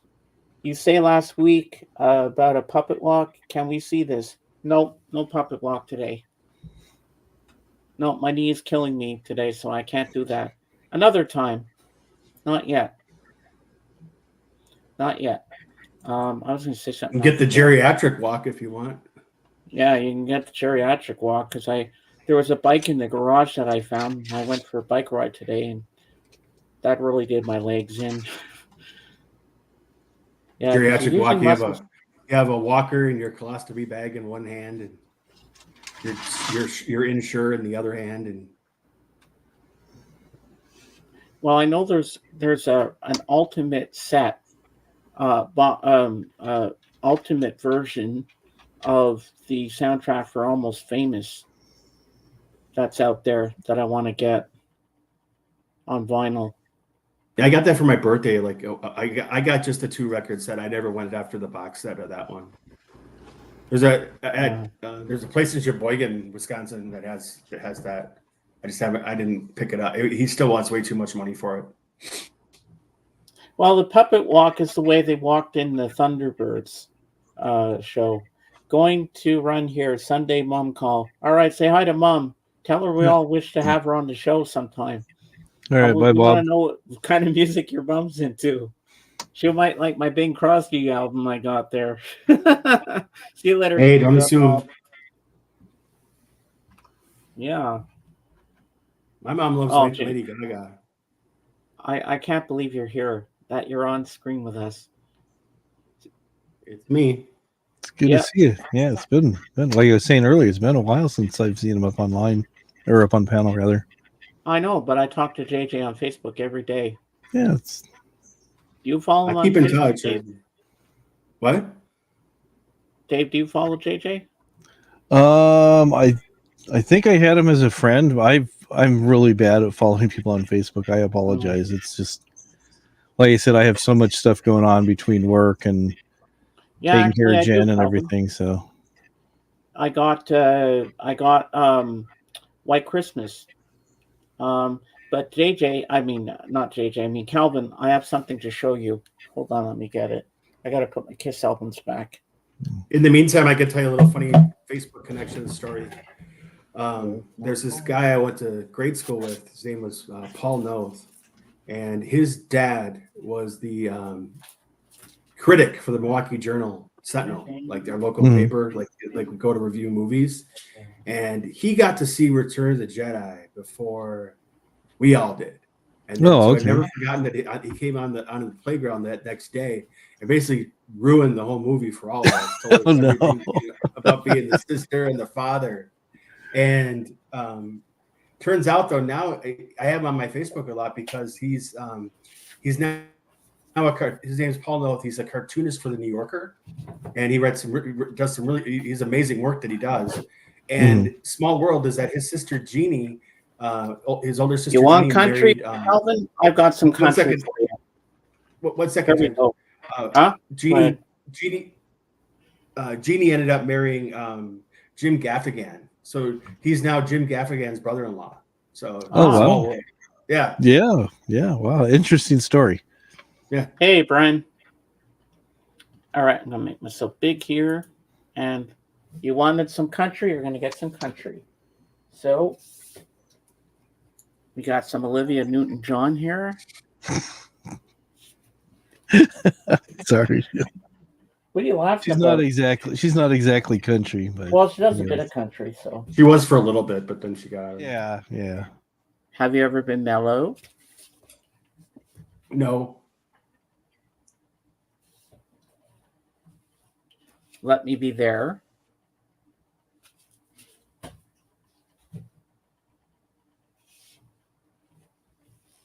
This is a Country Memories, Jerry Lee Lewis. So that kind of counts as country. So, yeah. Then we have There's a White Christmas, the Bing Crosby You Want to See. Yes, it's a Braves hat. And then last but not least, Ring of Fire, the best of Johnny Cash. So there you go, Calvin. Country Western. Well, we play two types here, country and Western. Ah. What movie, James? Oh, God, I can't remember. You put me on the spot. Blues Brothers. Oh, yeah, right. That's true. Stand by your man. Move Go up, move him out. Move him in. They only knew those two songs. Yeah. Yep, that's Sandy from Greece. You got that right, Danny. You got that right. Yeah. My favorite Olivia Newton-John is Xanadu. Who won the NBA where it's playoffs? one side yellow and the other side's her. Oh, cool. Yeah, I love Xanadu. Who won the playoffs for the NBA, JJ? Didn't know. Is it finished? I don't know if it is or not. I haven't been following. I kind of the minute the Bucks fell off, I stopped. Yeah, and you think with a Antetokounmpo in there, they'd be winning. They'd be kicking butt. He was injured a lot this year. Oh yeah. Yeah, and they took out all the best Raptor players. Now we have the shit show. I mean, the Raptors got to get back all the main players they had before. Then they'll be a team again.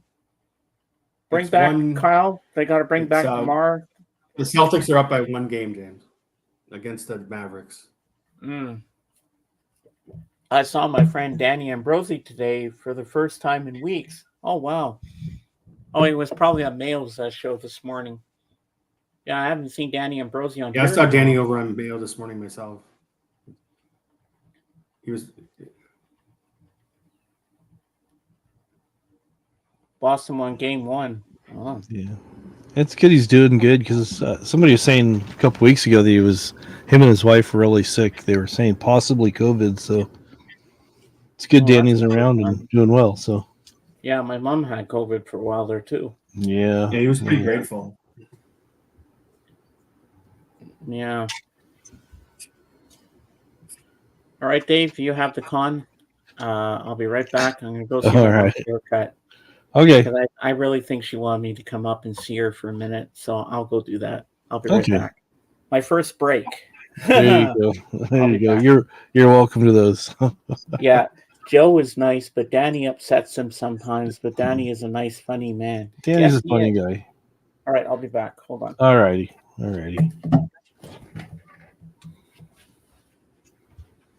I just spilled my soda. I misjudged. Oh no!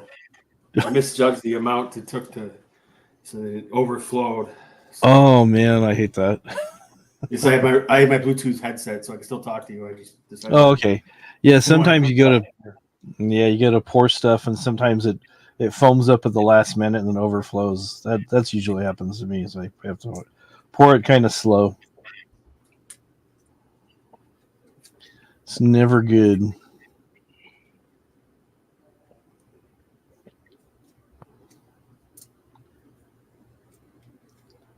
So yeah, James is pretty happy about not having to move. I know that was pretty stressful for him, so that's good. That is good. I'm happy I don't have to move either. Yeah, it's never fun. We moved around Thanksgiving and still trying to get settled in. It's been a few months, but yeah. we downsized from where we were, got rid of a bunch of stuff I had, and still have a bunch of stuff in the room here. It's a combination streaming and storage, so you just make do. Downsize. For me, it's What's like, that? For me, the girls come home, and I like the fact that when they come home, and they come home from college, they used to get some type of normalcy, that it's still their rooms and stuff, Yeah. You've lived in the same house for quite a while then? Yeah, we've 26 years. Oh, okay. That's good. Yeah. We were renting a place from my boss for about 15 years with an option to buy, and he got a really good deal on it, and he was going to pass the deal on to us. And then when that came up, he jacked the price way up, and we're like, that's kind of out of our range. It went from being about 200,000 to about 550. Oh wow! I said, yeah. I said I don't really. I said, you know what I'm making because I work for you, and I don't. That's kind of out of the question at the moment. He goes, yeah, okay, but he's retired, and he had a few other rental properties. He goes, I just want to be done with this and not have to worry about being a landlord. I mean, we paid our rent every single time on time, but he was just kind of said, I just want to just have my own thing to worry about, and that's it. So I said, okay. So we moved. I'm still about the same distance I was from where I was working. We're still working at the same place, but it's just on the other side of the area where I was working at. So yeah, instead of being 35 minutes this way, it's 35 minutes that way. So. And my mom's so happy, JJ, that you're back. Yeah, it's good to see. You look good. He does look good. And you know what? She loves taco as well. Yeah, I love. How could you not like taco? Well, I know if I ever come to visit JJ and I sleep over at his place, I know where Taco's going to be sleeping with. He'll be with me. Don't be so sure of that. My girls thought the same thing, and he jumps into bed with me. Animals are funny. It's like sometimes they'll pick somebody and they'll stay with them, and then because like when I was living with my grandparents in Maine, my aunt was living there too, and she had 3 cats, and both of them just when I moved in decided they're going to sleep in my room on me all the time. I'm like, okay. I wasn't like a cat lover, but I didn't hate cats. I'm like, all right, whatever, I'll deal with it.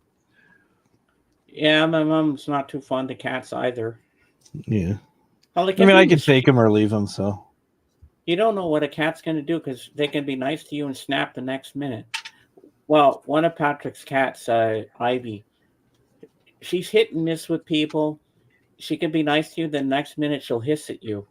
So the other day she hissed at me and I went, I did the same back to her.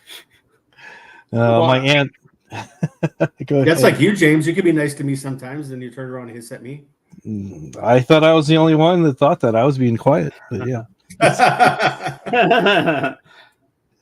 Hey, I like your t-shirt. That's cool. I didn't know they had t-shirts like that. What, mine? Yeah, the grocery thing there. Yeah, for clerks. Oh yeah, that's funny. I remember when the guy had to pay a fine because he sold cigarettes to a 4-year-old. Mm-hmm. And then you see the little girl smoking a cigarette. That scene cracked me up. I'm like, just randomly, the camera pans out to this little girl smoking a cigarette.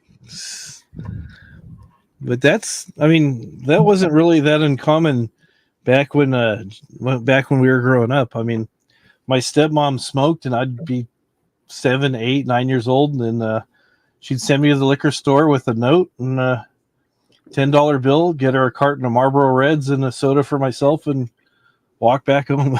It was just an ordinary thing that just once a week thing. But you have to be over 18 to buy alcohol. How was that even possible for a kid that age? Did that cigarettes weren't regulated that way? Cigarettes. Oh, for cigarettes, okay. For cigarettes, yeah, Marlboro Red cigarettes, yeah. Oh, okay. Oh, yeah, alcohol. They wouldn't do it for alcohol. I mean, I heard places used to in like the 40s and 50s, but not in the 70s and 80s. You still had to go through proper channels to get alcohol. Yeah. Yeah, a guy I used to work with, he was telling stories when he was growing up that his dad would take him to the bar and give him his comic books and stuff. He'd hang out in the car while the dad was in the bar, and then when it's time to go home, the kid started driving at 9 years old to drive his dad home because his dad was to drive. I mean, I guess it's better than drunk driving, but still, it's just kind of like, yeah, it's like not good parenting. Well, how does a kid see over the dashboard, and how do you hit the gas and shit? He had it worked out. He didn't say how he did it. He just said that he did it. Oh my God. My dad ran a liquor store. Wow. Yeah. My dad ran a liquor store in the 70s for a little while. And it was in a small town called Cedarburg, which is north of Milwaukee. And you know, like now, if someone tries passing a fake ID or trying to get alcohol, because back then, first off, the drinking age was 18 in Wisconsin at that time. Mm-hmm. And what he would do, he wouldn't call the cops. He would actually, like, if they tried to, like, 16 tried to come in and buy beer, he would pick up the phone and call their parents and make them wait there for their parents to come pick them up. That's what he would do. That's smart. That was nice. Yeah. Sometimes it's worse than the cops showing up. Oh, exactly. No, exactly. It's like, no, you gotta go the cops, use it with your parents. Like, okay. Yeah. Or you have the little kids like in the movies, like young teenagers who are underage, and they have money, and they go, "Hey, mister, can you go get me a bottle of whiskey, please?" I wonder if people actually do that in real life. People used to do that, yeah. Hey, what's that? It's crazy. Oh, yeah. I used to have kids approach me all the time in my early 20s. And fortunately, people thought I was younger than I was. And I kind of lied to them. They go, "Hey, can you get me some beer?" I go, "I'm sorry, man. I'm not 21. Here it's 20. The age is 21. I might be like 25 or 26. I'm like, sorry. Oh, all right. It's cool, man." Oh, my God. That's funny. Yeah, they do that for everything. They do smokes. They even do that for vapes now, too, where they'll sit outside. Yeah. Trying to pay to buy them a vape. Yeah. Yeah, it's crazy. I mean, I got carded a few years ago for buying a Arizona iced tea. The guy's like, because the color of the can, yeah, he thought it was like a Coors because it's kind of a similar golden color. And the guy's, it was early in the morning. I was working nights and I just got off work and went in there and put it on the counter. And the guy's like, "All right, let's see some ID." And I was like about 40 at the time. I said, "All right." I said, "It's kind of usual for iced tea, but here you go." Well, oh yeah, okay. I mean, but I had it out there and ready. Like, here you go. You didn't read the fine print. Yeah, it was just wild. But well, it wasn't regular iced tea after all. No, it was just an Arizona iced tea. I forget which particular one it was, but it was in kind of a golden can. So, but I got pulled over when I was 19 because the cop didn't think I was old enough to drive. That was pretty funny. He didn't look like he was old enough to be a cop, and he said he's all, "Okay, what's your name? What's your driver's license?" And just going through all the things and stuff.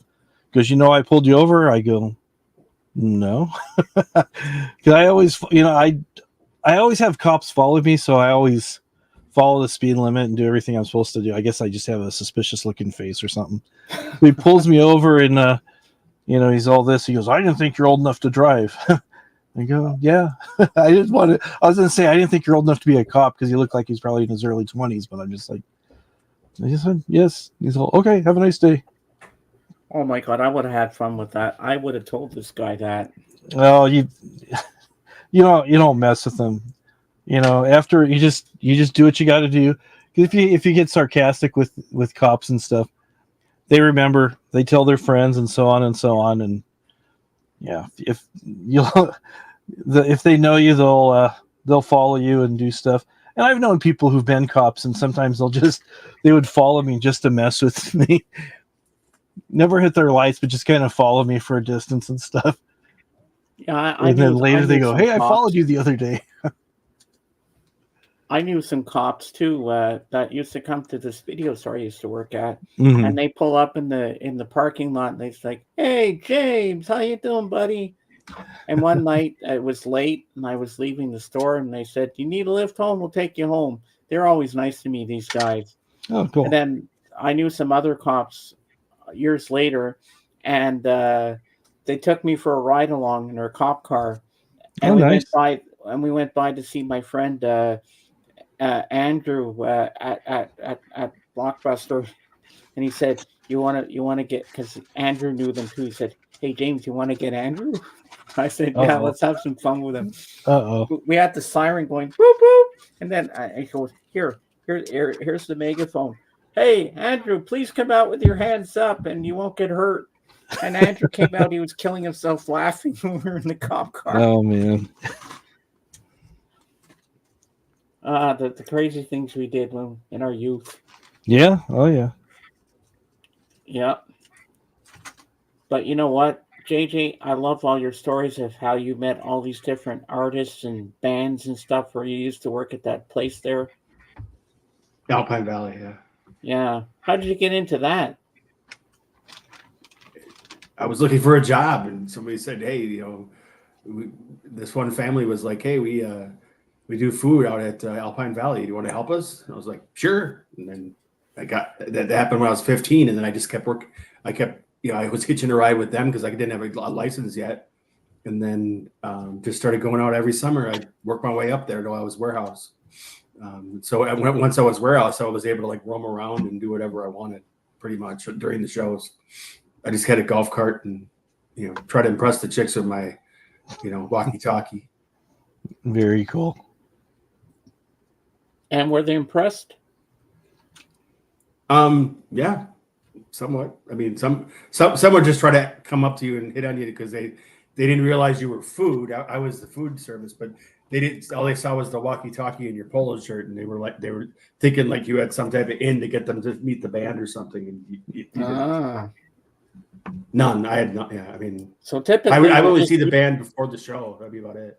And then your sound. They just typically use people for that kind of shit, Yeah. Oh, chicks do all the time, or guys do. I guess I'm trying not to sound, however, but at the time, that's what it was. Yeah, that's yeah. Who was the most exciting person that you got to meet, famous, that you really were excited? The biggest thing, the thrill of your life. Probably Jerry Garcia. Oh yeah. Yeah, he was just everything I thought he would be, and he was so down to earth, and he would never know that the guy was like a mega star. That he's gonna have it like, and in 2 hours from now, from when we were standing there, he was gonna have this place just packed. You wouldn't never think that. He just wasn't that type of person. Did you get a picture with him? No. Well, this is the 80s, so we didn't have digital cameras yet or anything like that. And then I was working, so I didn't have stuff on me. Yeah, because if you got an autograph from him, you know how much that would be worth today. Well, that was forbidden. We were as employees there. I was not. We could lose our jobs if we hounded them for autographs. But you were allowed to talk to them. Oh, absolutely. We could talk to them. We could be rude to them. A lot of times they needed stuff from us. So we couldn't be rude to them. But we were forbidden from getting autographs. Was it Saturday? I remember when you used to do your show on Saturdays or Sundays when you used to do all the Grateful Dead concerts. Remember when you used to do that on your YouTube? Yeah, on Sundays, yeah. Yeah, I remember when you used to do that show. That was fun because I rarely ever got copyrighted for that. That was nice. I mean, you might have gone down the KTEL shows. I on Thursdays I was picking a KTEL album, and I would start. Some of those albums, one album I had was like literally 11 songs on the record, and I couldn't make it through the record. It wasn't even supposed to be a long show, and I think I had to like pop it back up like 3 times. So it was like ridiculous. Wow. It still baffles me on the other people when you see like their whole, like they post whole movies, they post whole albums and stuff, and they just stay out there. Like I don't. Yeah. Yeah, certain artists just like to clamp down. They don't like people sharing their stuff. And Patrick made a good point on his stream the other day. He said like another artist is going to get bought out by a corporation or something. It's been happening, and it's common. He says you have to watch out the minute they get bought out. Like those companies just kind of run an algorithm on YouTube and start just whacking people, whacking up copyrights left and right. Yeah, I've had that happen a couple times for songs I've used in the background. Then it'll be something that's on a very small label, and then when the label goes under, it's usually claimed by a Universal Music Group. Yeah. Or even some of the karaoke things I did, they get claimed by some group in Brazil for this and that. And I've never heard of they're claiming to have all the rights to everything that's been done. You're just like, what? Hey, and I've gotten away with karaoke. No one said anything about me. Yeah, I mean, sometimes they do, sometimes they don't. Sometimes you won't get notified till about 2 or 3 years later. You're like, what? What? I've had that happen recently. I'll get a notification on my email and it says, oh, YouTube says blah, blah, blah, and you can no longer, which I wasn't even though I was monetized, I wasn't even like collecting any money or doing any ads or anything on my videos. And it says, you're not authorized to have this and blah, blah, blah. The usual thing they send you on your video that you put up back here on 2019. And it's like, what? I don't even remember doing that one. It's been so long. Or tell JJ about the video you made and somebody claimed it was his. Oh, yeah. There was a video that I was just messing around and I did something that looked like a opening for an 80s horror movie. And I just put my phone in the holder, and where I live, there are some hills, and I just color graded it and did some other things. And I added some music that was on the YouTube music thing, the stuff that you're allowed to use, copyright free stuff that they provide for their creators and stuff. So I had it up there for a bit of time, and I was telling somebody about it, and they go, oh, I want to see it. And they said, I'm on Instagram. So I said, okay. So I sent them the link through Instagram. As soon as I did that, I got a notification. It was taken off Instagram 2 days after I posted it with the notification. Then I got a notification from YouTube saying that there was some company in India that said I had taken a clip from their movie, whatever. And it was just like, are you serious? Some new movie that had just come out, and I'd had this thing up for about like almost 3 years. And I just said, and I sent him the link. I said, here's the clip with the YouTube music, and I even included the name of the song that I put in the description, and they're just like, sorry. I said, okay. But yeah, it's amazing. They get you every which way. Yeah, it's all right. Well, my only argument is, and I know I speak upon deaf ears when I use it, but my argument with that all is that if anything, like if we're putting music in our videos or on YouTube, and most of the time, we're not doing it to distribute or sell it. We're actually helping them to get more viewers or get more people to for that particular music or that particular piece. And that's the part that baffles my mind. Like you're just being closed-minded by closing it off to other, because like most of us with Universal Music, for example, most of us will go on to Amazon or Universal and buy their records, So it's like, oh yeah, and encourage others to do the same. You think you're doing them a favor, and you're not. Yeah. Are you familiar with Rick Beato? Yeah. Yeah, he's had to actually go to court and fight all this stuff because you're allowed to use this stuff in a teaching type of a platform, which is exactly what he does. But they're saying, no, you can't do this. You can't use this song. You can't use that song. And it's just like, it's wild. It's almost like when John Fogerty was trying to do his solo stuff, and the rest of the band was trying to keep him from doing it because he sounded too much like Creedence Clearwater Revival. You remember that? Yeah, I do. Yeah, I heard I heard about Rick Beato years ago, or some of it was too. Didn't he actually have like as a guest like the artist themselves in there? And they were trying to tell him he was copywriting the artist is like standing right there. Yeah, many times. Yeah. It's wild. What's funny though? You told me you played that you're playing your guitar, you're playing some riff that very poorly, and you got a straight. Oh yeah, I just had my acoustic out, and I'm playing just the opening chords to Hotel California. and I wasn't doing a very good job, and everything was going fine with my live stream. Didn't get any notifications. Jen was looking for something on the middle of the stream, and she goes, "Did you take your stream down or privatize it?" I go, "No, why?" She goes, "It's not up anymore." So I looked, and sure enough, it says you used this song Hotel California and did all the stats on it and everything and what time it was. And I was like, really? They said I could use the video, but I'd have to trim that part out. And then I tried trimming it out, and you could just tell there's a big jump in the middle of it. I just there wasn't anything really that important. So I just deleted that stream. It's just like, yeah, it's wild.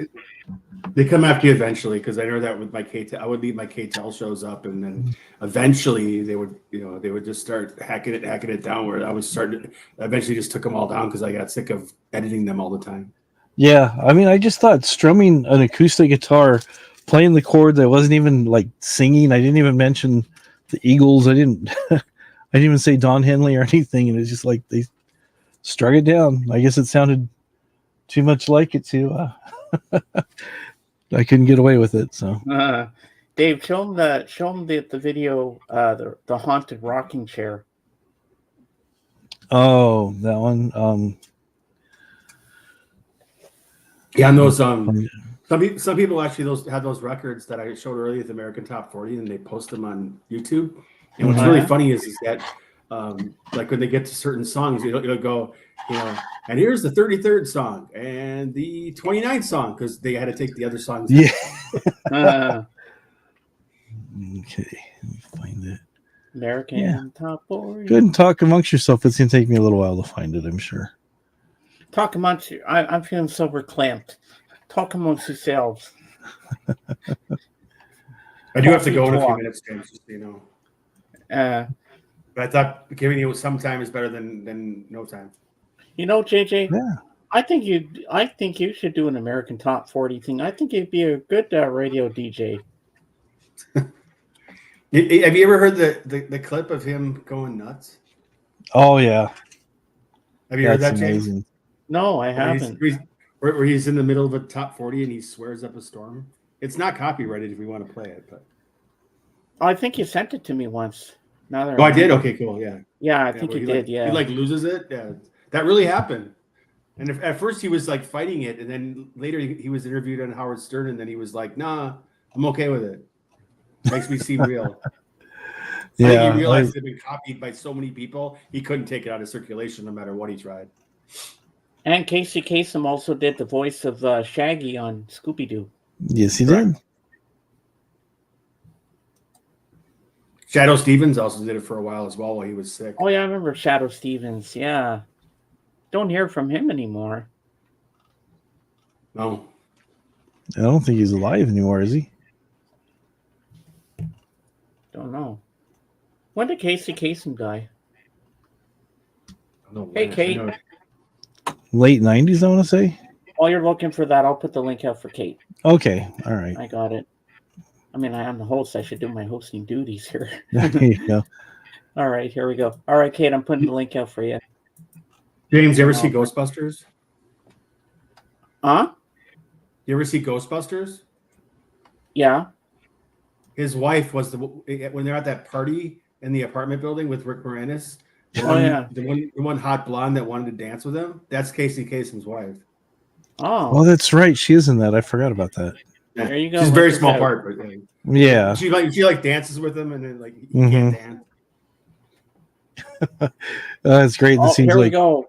My favorite part, Roger. Hi, James. Hi, JJ. Hi, Dave. James, when are you moving? I've been saving up boxes for you, and I'm going to drop them off on Tuesday. There will be a large tractor trailer full. Pack away. I'm not moving.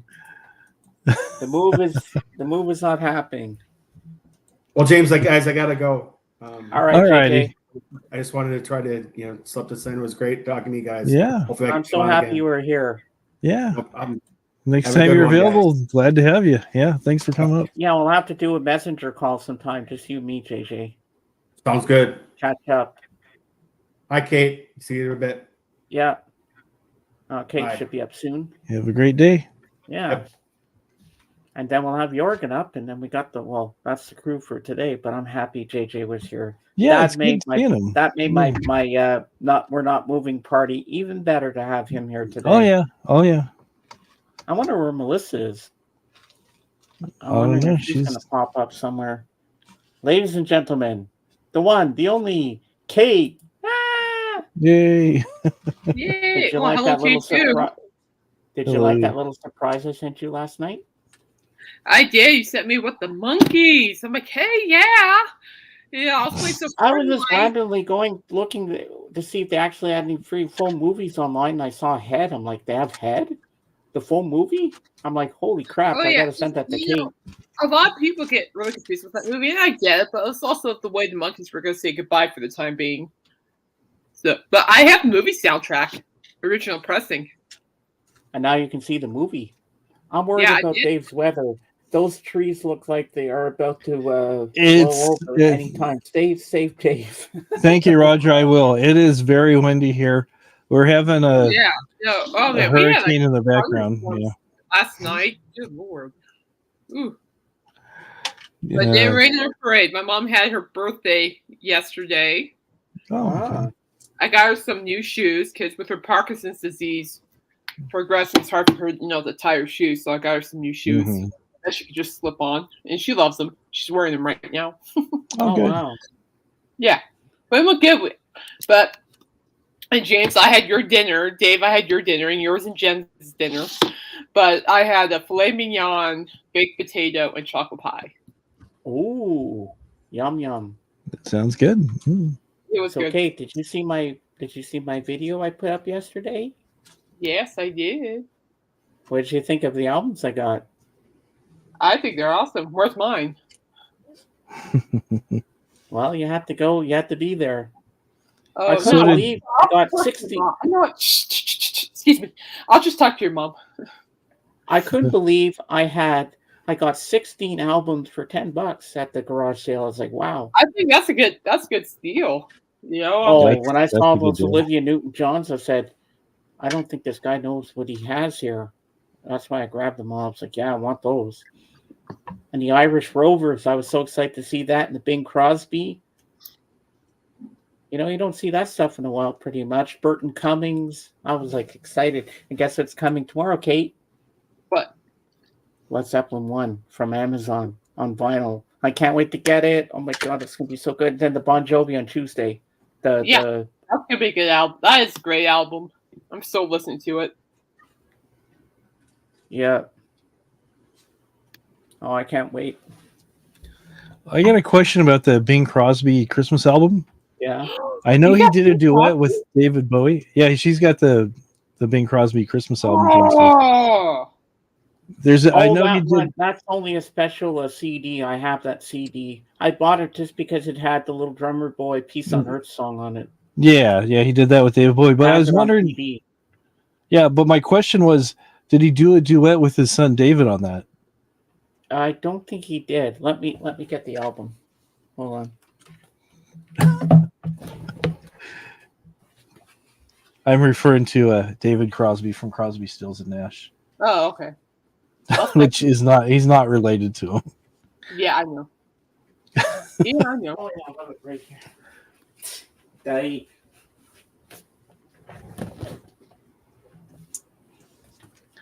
It was sitting right next to me the whole time. Oh no! Focus, James. Focus. I forgot I still had it over here when I was showing Calvin. Yeah. All right, let's see here. All right. Let's make me big, please. And I'll show you. All right. Big and big. Ooh, hey. That's great. He even autographed it, too. Oh, really? There's all the songs. I'm dreaming. Yeah, when I saw this, I said on vinyl because I have this on CD. I said, Christmas. You don't see this anywhere else. I've never seen it on vinyl before, so I said I have to get it. Oh, but yeah. I don't know if his son on here. He sings with the Andrews Sisters on a couple of songs, but he doesn't sing with he doesn't sing with his son. But yeah, I was joking, James. That's David Crosby from Crosby, Stills and Nash. Yeah, and it's on Coral Records, Stereophonic. So I'm very happy I found that. That was a good find.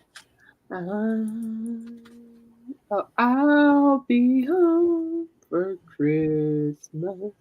Yeah. So Dave, if you look in the private chat, there's a link to see the full-length movie on YouTube of the Monkees movie Head. Oh, okay, cool. Yeah, I sent it to Kate last night. When I saw that, I said, "Oh, I know where this is going." It's under the tree. And I signed up on Richard Simmons' site there. Oh, are you gonna be there? I'm gonna try to be. Dude. Richard Simmons has a live chat, Dave, on Monday night. Yeah, actually, I was there. He made a surprise appearance Monday. Last Monday, he made a surprise appearance. Caught me by surprise, and then it was his first time back on there, and now he's going to be on that one up tomorrow, and I'm looking forward to it. It's pretty good. He's back. 5 sons. Yeah, I think he had 5 sons, but I don't think any of them were actually David Crosby. No, but I what I've read about Bing Crosby, he used to slap his kids around the house a bit. Yeah. Yeah, oh, I you did know love that JJ. Bon Jovi is on the Star Wars Christmas album. He is? I didn't know that, he is. JJ. I think he was an Ewok, wasn't he? I No, believe so. What did he sing on that, Kate? I didn't even know he I was on know he that. was on. I just don't remember the song. Let me look it up. John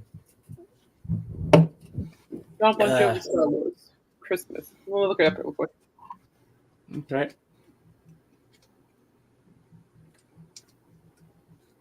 Well, I've got some good stuff coming. Yeah, your he way. sings RDD2, We Wish You a Merry Christmas. Ah, Yeah. R2D2, Wow. We wish you a Merry Christmas. We wish you a Merry Christmas and a Happy New Year. and then And then R2 goes beep beep beep beep beep beep beep beep beep beep beep beep beep beep beep. You're weird. True story. No, I sound like Beaker on the Muppets.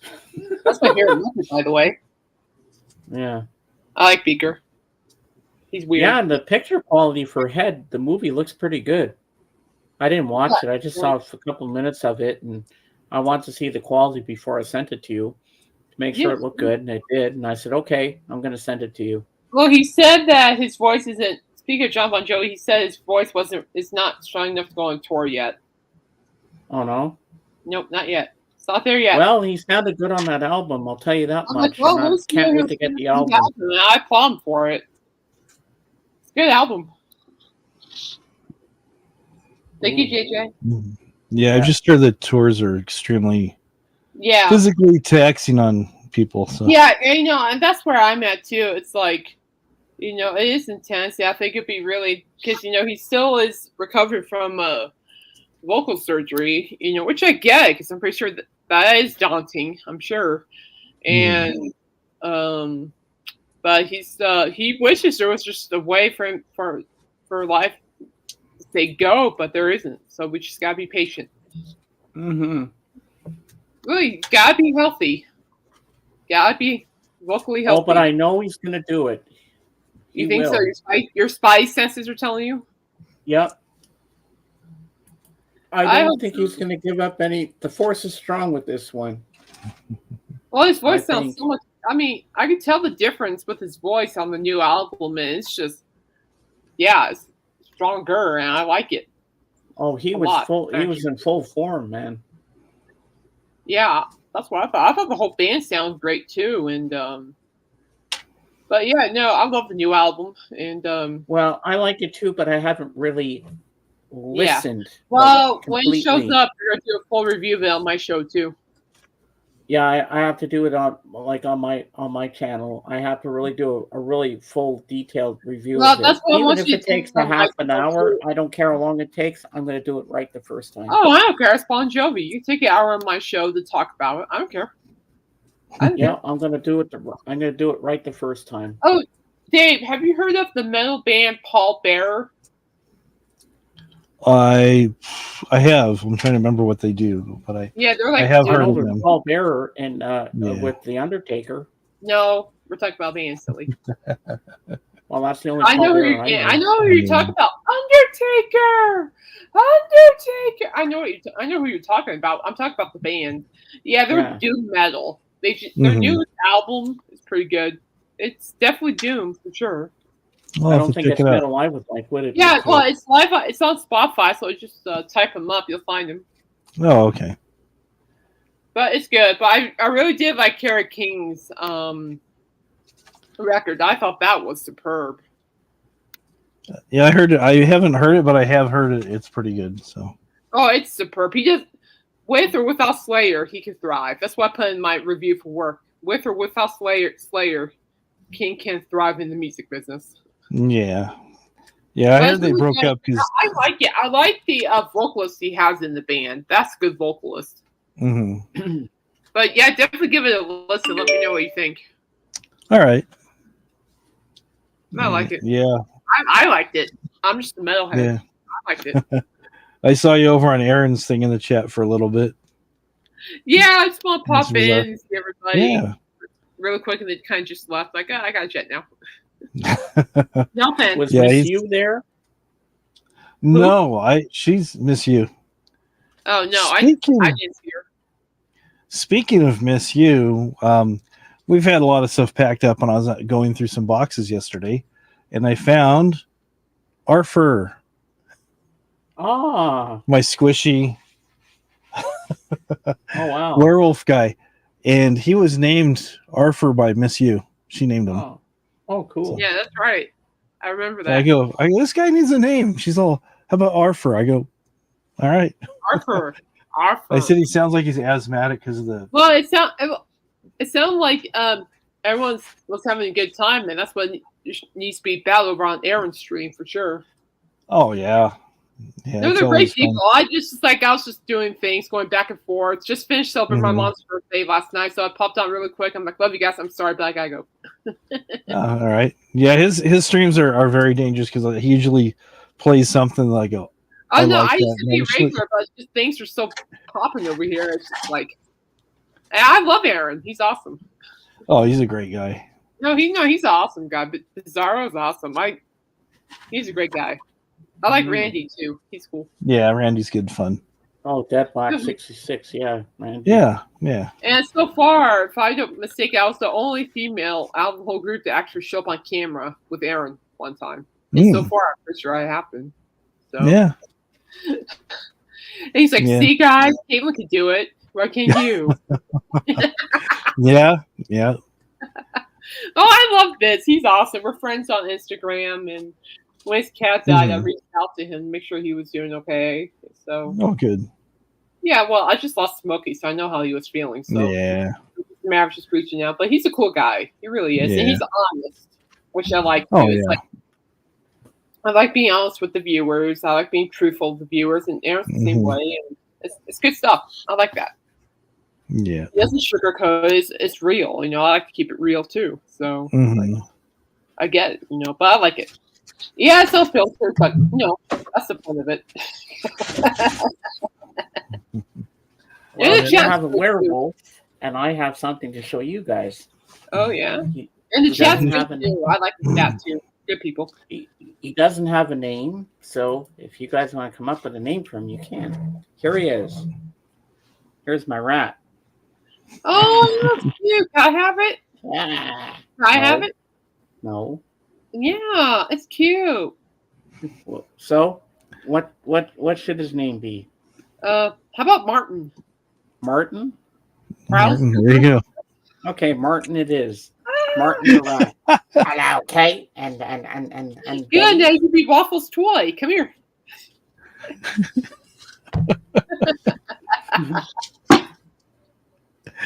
Oh man, that was good. I like that. Yeah, Martin. Yeah. I'm like,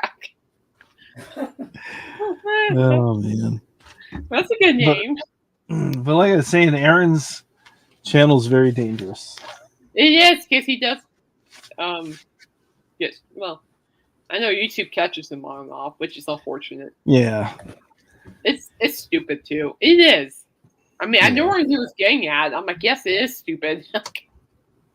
Yeah. Very much so. Uh-huh. But no, Bizarro's a good guy. You know, I respect him a lot for what he does, and he knows his music too. I mean, he plays like killer music. I mean, his vinyl collection. I'm like, holy cow! You have like the rock and metal. I'm like, Grand Poobah. I'm like, ah. Yeah, he's got a lot of good stuff. Oh, The Cure or like Incubus. He played Incubus. Now I'm like, gee whiz. Yeah, Incubus. Yeah. Oh, this is going to be a good one. I told him to. I haven't forgotten him or anything. It's just things are just. Yeah, life. It's not, I told him it's not intentional. I promise. I don't forget good people. Trust me, I don't. So, guys, tonight on Royce in the House, I just looked it up. So his What's the topic tonight is amazing stories behind famous rock songs. That should be good. That should be good. Oh, I'm excited. I'll be there tonight. Yeah, My I voice to is look in out for top it. shape. Definitely what. Oh, I'm excited for that. Me too. Yep, I'll be That's there. going to be good. I'll be there tonight, definitely. Most definitely. Yeah, it's always a good crowd. We'll see if we could get Mr. Michael Nolan on another rant. Last week's rant was awesome. He was like, he went on this great rant about AI music. Well, if he's writing down a co-host, I'm there. I always help Royce out, and he's appreciative of me. Mm-hmm. Well, yeah, I help out when I can or when I feel like it, but you know.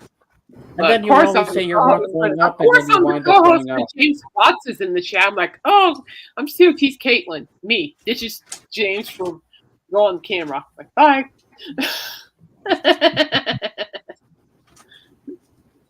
Then there's that guy, James Watson, who you go crazy with. Mm-hmm. He starts everything.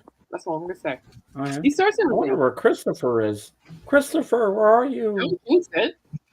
Maybe I got to do my Christopher like Beetlejuice. No, Christopher. don't do it. Christopher. Christopher. I'm sure. We want to hear for Jorgen because that's my favorite part of the show when he bugs him. Yeah, when Jorgen shows up, he'll show up. So. Oh wait. It's usually what happens.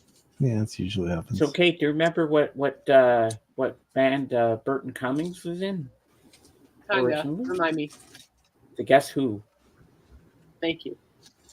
And that who this said has my favorite song, Stand Tall, Don't You Fall. That's the first song on side one. I can't wait. Hi, Lisa. Hey, Lisa. How you doing?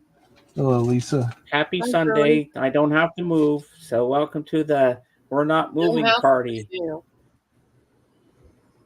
know, when I was typing it in the other day, I almost put like Wayne's World. We're not worthy. We suck. We suck. I will not do that. I promise you, I won't do that. Mm-mm. So, Lisa, how's your new bed from IKEA? Is it nice? Is it comfortable? Is it everything you hoped it would be? Yep, we're staying put. Yeah, the couple that were going to buy the house, they backed out. Can we have the Who and the Guess Who at a self-discovery workshop? I guess we could. Return the IKEA one. How come, Lisa? What happened? The bed wasn't good? Expensive. The instructions are probably in Swedish. Hey, we got a Swedish guy coming in here later. Yeah, well, that's where IKEA's from. Everything's from Sweden, so. It is? Yeah. Oh, yeah. Oh, okay. Can we have? Yeah, we could do that, JJ. No problem. Yeah, we could have a self-discovery workshop with the Guess Who and the Who. Yeah, too hard to build. Well, you should have told the people there. Can you come to my house and put it together for me, please? That's what I would have done. My record shelf Caliax is from IKEA. Oh. Mm-hmm. What I need is like I know I could have like a record shelf, but I'm looking at more record organizers. I thought I had like at least 75, but it turns out I have 160. Oh wow! So I need to get some more organizers. Yeah, I've got bookcases I bought at Walmart, so that's not good, Lisa. That they I no just longer got do them that. braced. So. Well, maybe Dusty could have come over. You could have made him a nice dinner and everything. He could help you put the thing together. Make it a nice romantic evening. Sometimes when we touch. No touchy. No touchy. The Better Homes is better than IKEA. Oh, okay.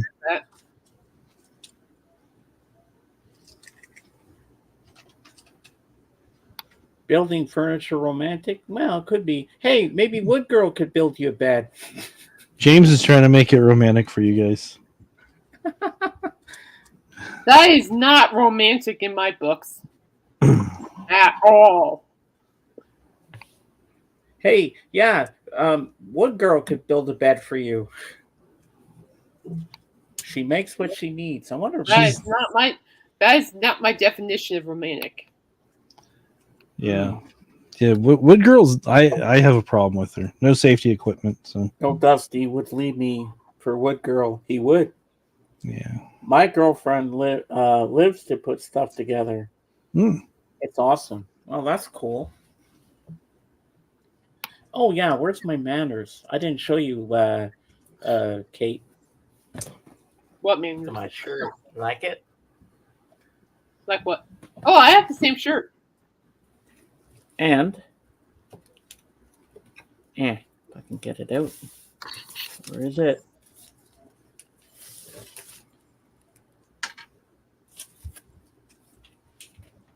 Nice. It matches. Yeah. No, I mean, oh, sure, it could be romantic for somebody, but that's not my definition of romantic.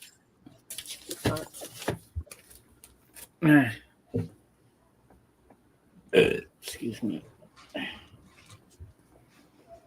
Stupid chair. Goes one way and I go the other. Yeah, it's okay. I'm used to that one. Yeah, I remember when Tim Allen had a big crush on Wood Girl himself. Yeah, Wood Girl's the in thing. So how's Jen doing, Dave? She's doing well. She was up late last night, so I just looked on her earlier. She's asleep. She might be waking up a little bit, so. Oh, she's a night owl? Yeah. So am I. Yeah. And I always look forward to the mornings. I get excited to get on my computer for her good mornings and the little funny things she sends me as well. And the videos and yeah. You like my shirt, James? Yeah, I do actually. Like, I have to make it big to see it better. Let's see. Oh, is that the Dracula? It's Bat Boy. And Bat Boy. They have Oh yeah. I remember that. Bat Boy lives.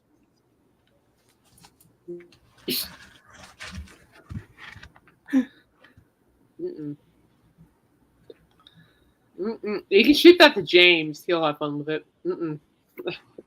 Hey, Kate. Does Coop do his show 7 days a week? Monday through Friday, even when he's on tour. Hey, Jenny, welcome back. Weekly World News rules. Oh, yes, it does. I love the weekly world news.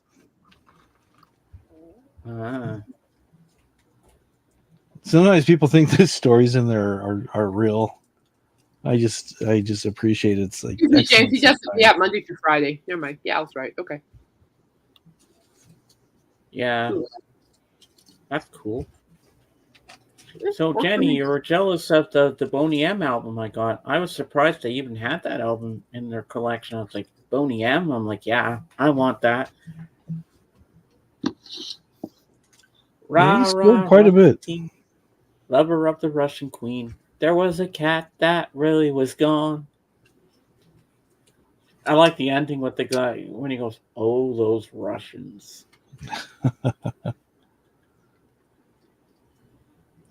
Kate. Good stuff. What? Brown girl in the ring. Tra la la la la. There's a brown girl in the ring. Tra la la la la. You don't know that song by Boney M? It's not my favorite. She looks like a sugar in the plum. Plum, plum. Tra la. Or something like that. Nope. I have never seen a Boney M album in the wild ever. Well, that was my first discovery of one in the wild. And I said, well, I'm taking it. It's mine now. I definitely have to have it. Oh, and Jenny, I found something online yesterday that I happily sent to Kate, and now I'm going to send it to you. I'm going to put it in the chat here. It's the full length movie on YouTube of the Monkees movie Head. So here you go. Now, I don't know how this guy has a site and he can actually get all these movies up and not get copyrighted for all the stuff he's got on there. How's he able to do that, Dave? I have no idea. He found a way to do it. You're going to see all the stuff he's got on there. He's got episodes of The Honeymooners on there. The Kate Freeze. No, I'm here. Yep, she's there. She's pondering. I was pondering. She's pondering. Also, I'm looking at something. So not seeing what it is. So she's excited about something. Oh, it's just something. Are you gonna? Nope. Are you gonna let us know what it is? Nope. No. Nope. Sorry. Why? Snooze you lose on that one, buddy. Snooze you lose. I did order the bull run that Aaron was playing last night, so I got that coming in about a week.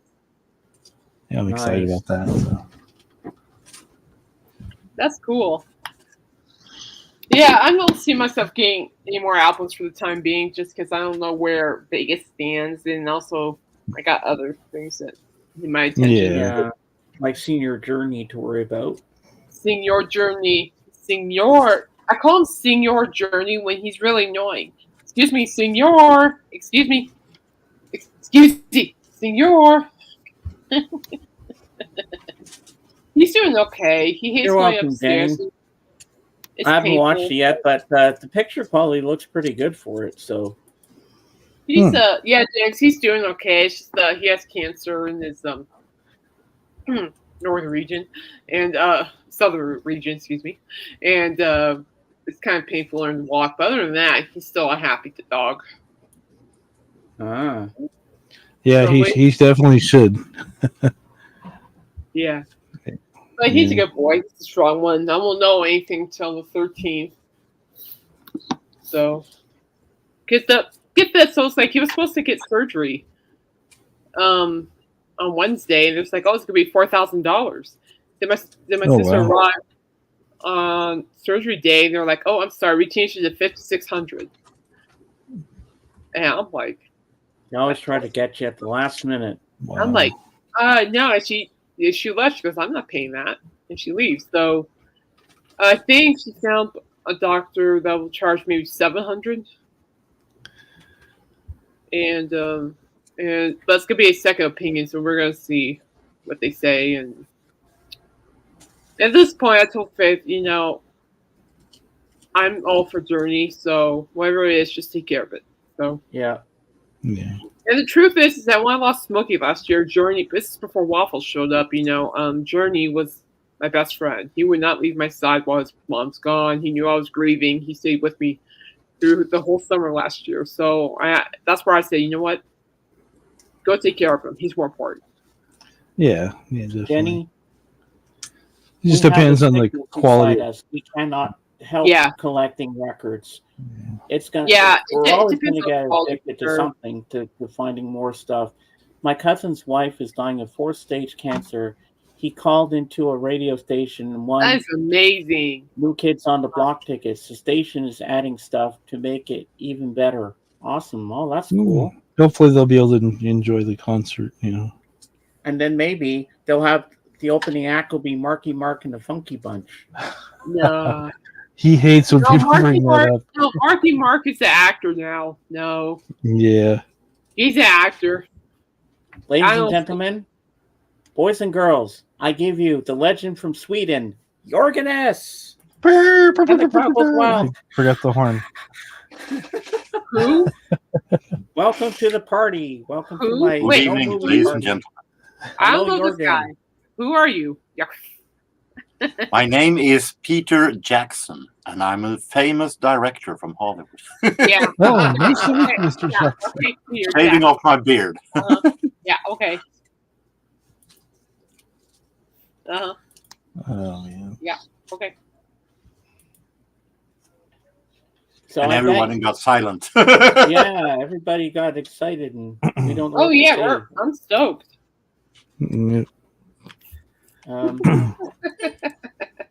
Who's that babbling fool beside me? Oh, wait. There we go. Is that better? I'm the babbling fool. Who's the babbling fool behind me? How you doing? Good. How are you? Good. Doing good. Yeah. And you missed it before, Jorgen. JJ was on with us. Oh. Yeah. So that's pretty cool. Who's the babbling fool beside me?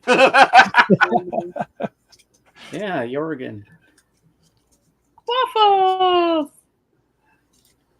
So, Jorgen, I bet you were surprised that I got all those Olivia Newton-Johns. Well, not much. Not much. Olivia Newton-John is, what I understand, a pretty ordinary find in garage sale, even in your countries. Yeah, I was like, wow, I never thought I'd see that in a while. So I said, well, I'm taking all of them. Yeah, she put I out never a lot seen of any one of records, them here, though. She had some good hits, So I said, you know what? I'm going to get those. And the Irish Rovers, I was excited to find that. I never heard of those. I grew up watching their TV series on CBC at Canadian Broadcasting Television something. Jorgen is here for the free craft services. And you know who we haven't seen today, Jorgen? Our good buddy Christopher. Oh, he's probably at the toilet store. Maybe. Because apparently that's where he likes to hang out. So. Well, yeah. Because that's where actually Dave was last week when he showed that video of him at the toilet store. Oh, he can. Oh, yeah. Well, JJ knows it. You showed Dave. Yeah. There was green alligators and long-necked geese, some humpty-back camels and some chimpanzees, some cats and rats and elephants, as sure as you're born. But the loveliest of all was the unicorn. I love that song.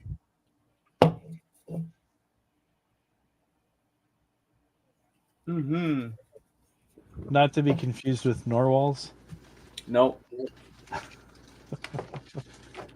And Jorgen, did you like the Burton Cummings album I got? I have hardly heard anything about him. Heard anything with him? So hey, Dark Wizard. Hello, Dark Wizard. Hello. Yeah, Dark Wizard. I have a new video up of all the new albums I got, and I got some more stuff. What am I currently right? Hey guys, I'll be on camera, but I'm gonna talk about my work here in the chat. So keep talking. All right, no problem. What am I currently working on now? And tomorrow, my Led Zeppelin album is coming, Jorgen. Led Zeppelin 1. I can't wait for that to get here. 180 gram vinyl. Don't you get all at the same time? Well, two of them were sent together, and then I got some other ones coming later on, but because they're imports, they're going to be a little later in the month. But tomorrow, my Led Zeppelin one is coming on vinyl, and then on Tuesday, the new Bon Jovi album will be here on CD. So that's good. Do you know the Baby Beluga song? Baby Beluga, yeah. In the deep blue sea. I remember that on remember Jenny on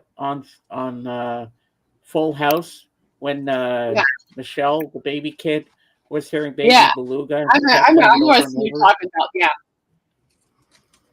Oh, you did, and Dark Wizard, aren't they amazing? I was shocked to find that Boney M album. I was like, oh my god, you don't see that much in the wild. That one is pretty ordinary here in Sweden in thrift stores.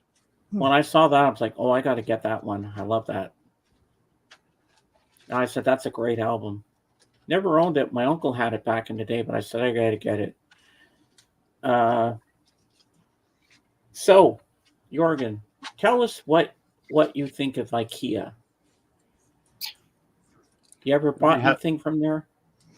Yes. I think all Swedes have. I have no problem with them. They have some stuff that are really good. They have a bistro restaurant that are pretty good. They have some stuff that are pretty good. They have stuff also that are not that good. So that, like everybody else, so it's an okay store, but it's not something that I'm not buying the furnitures all that much from there. I'm buying more smaller stuff there. Well, the reason I'm asking you this is because Lisa doesn't like IKEA because their stuff is hard to put together. She bought a bed from there, but then she got a bed at Walmart instead. She sent it back to IKEA because she couldn't put the damn bed together. It says too complicated. That is a problem she has with also a lot of Swedish customers at IKEA. So it's nothing unusual here either. But as I said, I don't buy furnitures normally from IKEA, so I have never been. I have the fortune not to be able to put something together from there. Uh-huh. Sounds like you played things right. As I said, I buy normally smaller stuff, pillows and lamps and stuff like that. Stuff you don't have to put together. Exactly. I have to have English instructions because most of it's probably all in Swedish to put these things together. As IKEA is a worldwide company, they are on a lot of countries, a lot of languages also. So and I bet when people put some beds or something together, they probably have extra screws and pieces left over and like, did I do this right? And then they go to sleep in the bed and the whole bed falls apart. Well, the problem is they have trouble sleeping because they find when they put a bed over in another country that they're sleeping on the wrong side, kind of like when you are driving a car. Here we drive on one side and over there they drive on the other side. So makes sense.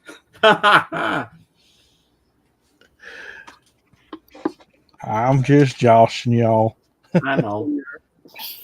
But isn't that cool, Jorgen?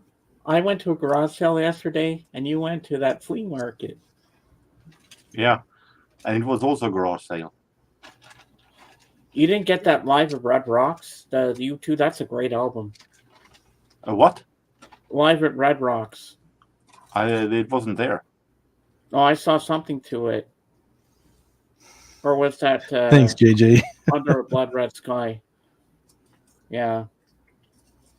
So let's see. Yes, you're now getting it. You're not now also getting the disease. You're getting. You have been getting that disease, the collecting disease. So you're welcome to join the party, James. The disease. There were some great albums you saw in those bins there.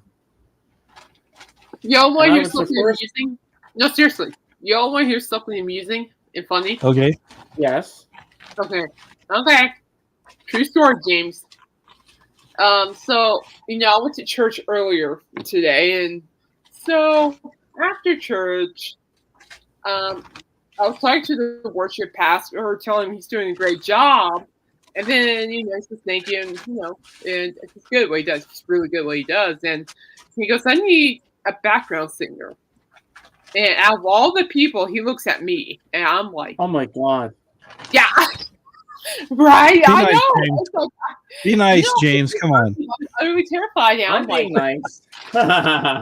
no way. I'm like, no. I immediately just said no, and then he gave me the look. Please look. No, the look. And I'm like, I knew what it was. I didn't even look at him. I'm like, fine. So I can't get out of it either. So I'm like, Oh, there you go. Oh, Oh, that's gonna be fun. at least you're getting involved and getting your feet in somewhere, and yeah. Yeah. it's not that. It's just You'll be I'm fine. terrified of being in front of people. I know the people at church. You know, they're very close to me, very dear to me because they've been with me through this whole medical stuff. Mm-hmm. Starting with my niece, so I owe it to them. I know that. I just hate being in front of people, so I'm telling myself they're not going to kill us. If it helps them, go on and make eye contact. Yeah, just don't make eye contact. No, Don't drink coffee because anxiety issues, and go up on the stage. Don't give eye contact, and just You know what, Kate?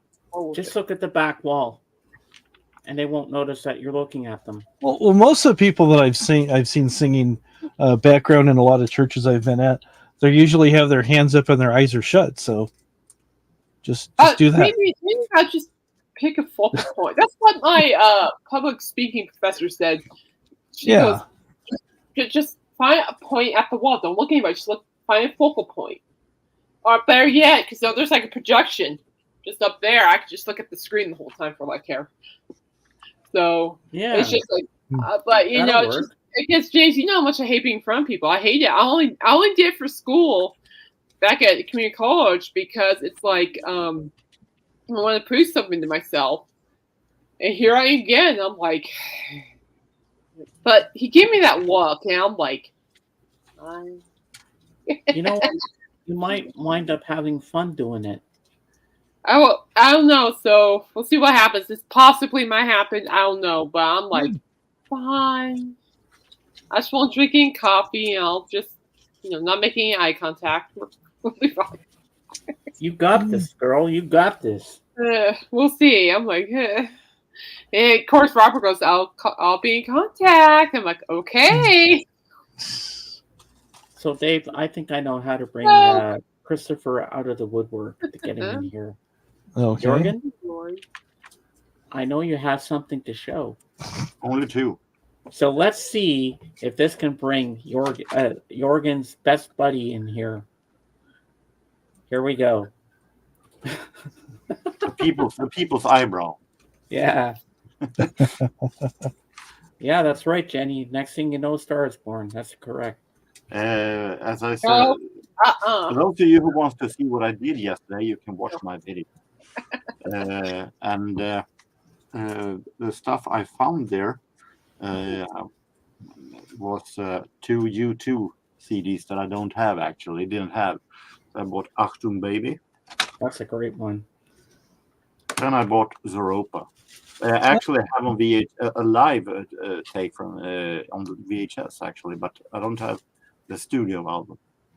Ah, those are good. Those are the 2 stuff I bought yesterday. Nice. All right. Well, but he said But he said in his video the stuff was pretty pricey there. You paid $3 for that, didn't you? Yeah. Normally these are not that hard things to find for $10. For $1 in thrift stores here, even though I haven't come across with I haven't bought them. But I think they are normal prices here. But they took $3 for it. And it's of course it's used versions. Yeah. But it is. I thought it was okay, and I didn't want to go from there empty-handed. In a sense, and those were my wish lists for my U2 collection. I felt like it was worth it. So, but it was a whole bunch of heavy metal for very expensive prices. And there were more inside of in the garage, but I didn't film there because it was only heavy metal, and since I'm not into that. Kate would have been in there digging. Oh I felt yeah, like it was unnecessary. I mean, I'll definitely be in those crates going, ooh, yeah. But since I'm not into that genre, I felt it was unnecessary to film there. I'm not interested in the genre. There you go. Yeah, and I don't picture Jorgen rocking out to heavy metal anytime soon. But there are exceptions. I said the exceptions in every genre and the exceptions in heavy metal also. Yeah. Oh yeah. Well, you got. They might have had some good 80s new wave in there though, mixed in. You never know. Yeah, no, I went in there and checked. It was heavy metal. Oh, you did already. Okay. I thought you just. Okay. I thought maybe you just saw a couple metal albums and you go, nah, it's not worth my time. No. Well, of course I went in there to look, but it was heavy metal only. Yeah, because sometimes records, when you go digging, I'm sure you've seen where lots of times people will pick up a record and they'll change their mind and just stick it back wherever, and you'll be digging through something and there's something out of place. You go, oh wow, I've done that a lot of times. They had a CD box of Slash biography on audio book for $5. Wow. For those who were interested. That guy's been through a lot of stuff. Okay, I'm going to bring this up here. Yeah. Have you all seen Trish lately? I haven't seen her in the chat in a long time. I don't know. I think I saw her. I was gonna say, is it Monday, I think. If I don't remember wrong, I think Trish was at Doc's in the chat area last week. Oh, okay. I know she goes to Rachel's from time to time. Yeah, hopefully she's doing well. You know. But if it is summertime, I will assume that she's out bicycling and photographing and so on. Probably, yeah. Then she's still doing the DJ thing too. So. Yeah, no, she's good at that. Oh, Trisha's been in my streams a couple of times. Yeah. I know what you're talking about. She's very nice. Very nice person. Yeah. Oh, definitely, nice. Very nice person. Oh, by the way, guys, today is Johnny Depp's birthday. Oh, yeah? Happy birthday, Mr. Depp. The group he's in wished him happy birthday. So it's Johnny Captain Jack Sparrow's birthday today. Yes. I hope riding that bike and taking duck pictures. Yeah, some ducks. Hopefully so, yeah. Did you see that somebody gave him a big giant rubber bat? Did you see that video? Oh God. Yeah. Johnny Depp. Yeah. He's on stage and somebody handed him a giant bat and he acted like he was gonna bite the head off it. Yeah, that's funny. I love Johnny. You know, it's great. But he's a great musician. The Home of Vampires are supposed to be touring next year for the U.S. And I'm like, yeah, I told Alice this on social media, just Denver, Cheyenne, or Northern Colorado. I am there. Just time, date, place. Let's go. I want to go. Let's go. I want to wear my Aerosmith shoes. I have Aerosmith sneakers. And Joe Perry's in the band. I want to wear my Aerosmith sneakers. Oh. I would like a video of Depp blowing out his candles, but he would not watch. But he would not watch it. He does not watch his own movies. That's true. The last time the HV was like in Denver, it's just before I had my knees replaced. My knees were just so painful I couldn't go. So it's like, I want my turn now. Denver. I have new knees. The interesting thing is that the word "depp" in Sweden is in Swedish. "Depp" is a kind of a hey, Paul. short version of being depressive. So he's most likely here known as Johnny Depressive. Hi, Paul. Good to see you, sir. You're doing well. Unfortunate there. I don't know if there's something to do with his movies, but. Dave, looks like you're having an identity crisis. You have no name. Oh, I just moved that so you could see my shirt. So. Oh, okay. And I moved it out of the way so my cousin could say hi to Katie. No. It started to turn out like the wrestler Al Snow, who always had a mannequin wearing. Looks like He's like Dave is like Clint Eastwood now, the man with no name. There you go. Hi, Fred Potterman. Yeah, Fred had no name for a while. There you go. But he looks like Fred Potterman. Oh, he looks distinguished with the glasses on. Oh, Yeah, come on. doesn't he? He's not a snake or a clown. I don't know why you're afraid of him. It looks horrible. Yeah, put that away. He's away. I put him away. So he's. Oh, and Kate, if you watch Jorgen's video when he was flipping through the albums, he saw an Alice Cooper one, Killer, Which with the one? snake on the cover. Oh, Killer. Yep. And I bought it. No, just kidding. Rude. Rude. That's actually one of my top 3 favorite albums by Alice. Killer.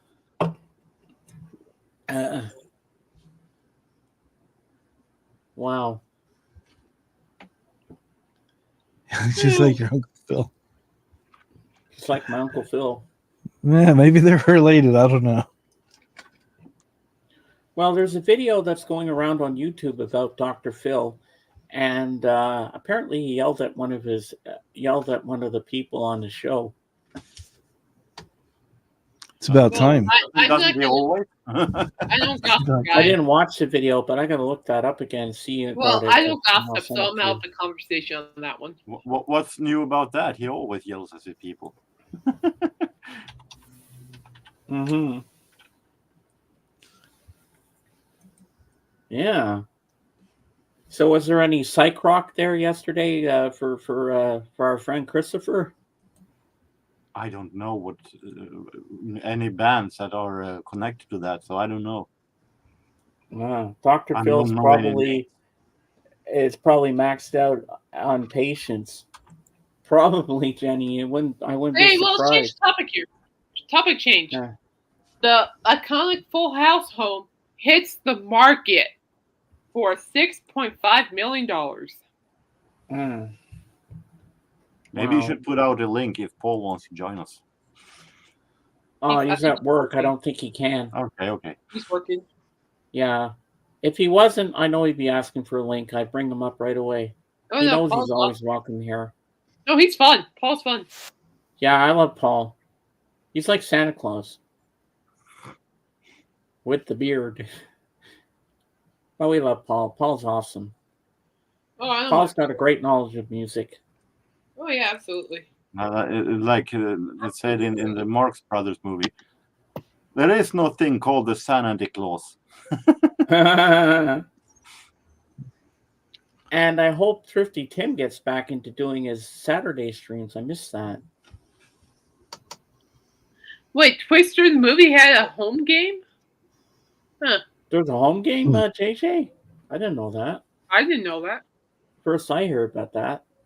I like Twister, Yeah. the movie. It's a twister. It's a twister. I'm gonna be Twister. seeing the sequel. Boy. I know what he means. Twister, the game where you spin the spinner and then you have to get in these weird positions on that thing. He there. said movie. He said movie. Oh, But you're putting your legs and feet on the television. No, he's saying movie. Read the actual chat, people.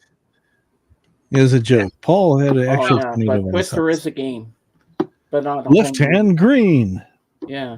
right hand green, right hand red, I remember forehead yellow. when my late dog Smokey was a puppy. I was playing Twister. She would literally pull. She was behind me, she would pull my pant leg and make me lose the game because I fell. Seriously, Oh. she would grab my pant leg or take our socks and everything. It's because whoever you're playing against has been giving her extra treats. You know what? They I think brought that it game. Very I manipulative. think Twister is a game where you can wind up in the hospital. Well, the way my joints are, I'm pretty sure it wouldn't let me in the hospital. Yep. And also, I think you'd have to be a contortionist to play Twister. I All never those weird participated- positions you got to get yourself into on that mat. I I've never never played it participated myself, in but I never I'd wind up in the participated in- hospital. I'd probably break a leg or something. I used to play it, but the way my joints are these I have days. never participated in a game of Twister and won't either because there are limits to what I humiliate myself to.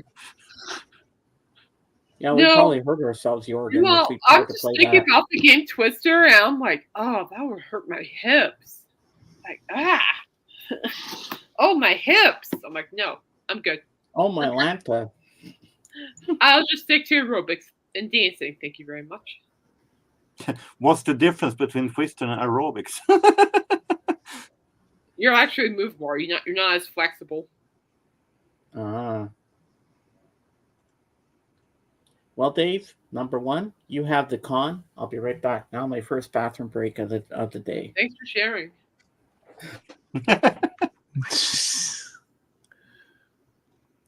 Oh boy.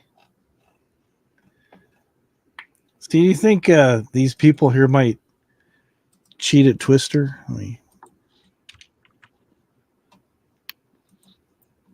It's always sad when people cheat at Twister and other stuff. So Who, us? I think that person might be a Twister cheater. Oh, They're a that contortionist. hurt. Oh, It hurts just looking at it. wow. He has no. He doesn't have any bones in his body. No, Oh, that's the ER visit right there. Oh, all cartilage. Or they got pipe cleaners for a skeletal frame. They're all super bendy. no, that would make my joints. Oh, no. No, thank you. No bueno. Kind of painful just looking at it. I can't do it. It feels so Oh, good. yeah. And what happens? Have you seen on social media where a guy does like these chiropractic moves on skeleton? And he moves it so awkwardly. Here, 1, 2, 3, and the leg goes like over his head. And I'm like, I think that guy actually misunderstood the word the game Twister. You're not supposed to twist yourself. Exactly. What if they get stuck? How do they get in the car? I don't know. Someone just called the fire department. They can carry me out. Even worse problem. How are you supposed to drive it? Exactly. I don't know. I could tell you if someone said bend over, left foot, bend over, all that stuff within the first minute, I'm pretty sure I probably pulled my back. Garrett calling it.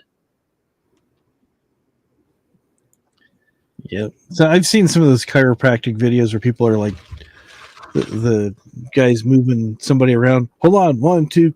Like, hold on, 1, 2. It's like, Oh, have you heard? I mean, what was that one they do? The jaw strap. Oh, Lord, that looked like that. The way that neck playing was like, okay, I'm like. I'm playing that song. Bend it, bend it. bend me, shape me any way you want. Yeah, bend me, shape me any way you want way me. You want to, as long as you love me, it's all right. Yeah.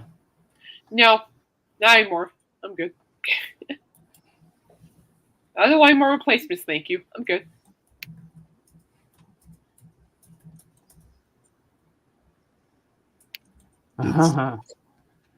Mm-mm.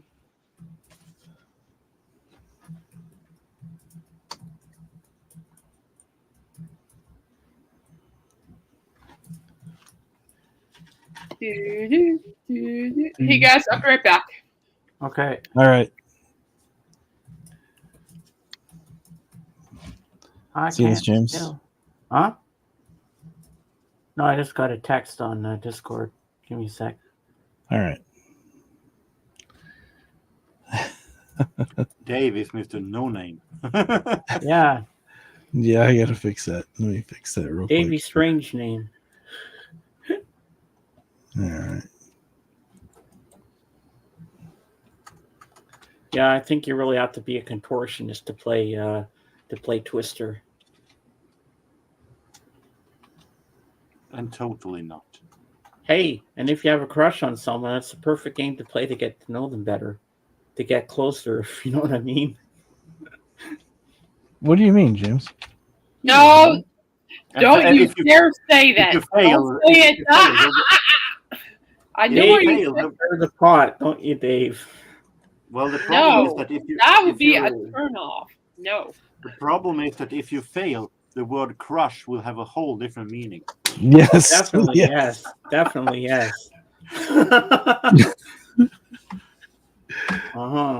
Exactly.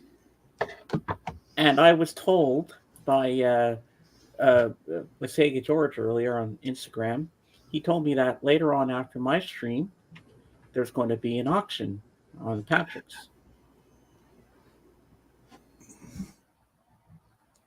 Yeah, but I don't need all that. Naked Twister while in Jello? James tonight? I don't think so. JJ, I don't think we could play at our age. We'd probably wind up in the hospital.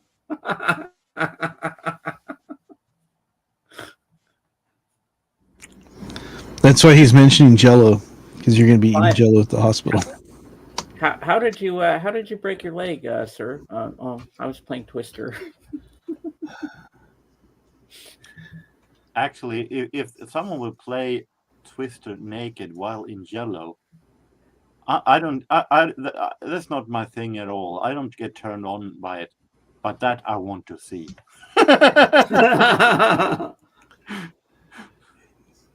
Sounds like bad news. Or we could go out like Blue did in old school with the mud wrestling with the chicks there. You're my boy, Blue.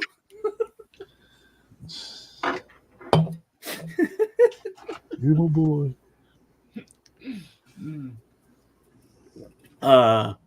1 hour to go. This has been the most amazing stream today so far. Yeah. I'm happy. And I know everybody else is happy that I'm here. I wonder if Zeb's still here. Zeb, what are you talking about? Zeb, are you still here? Don't mean to share a fantasy. Well, you just did.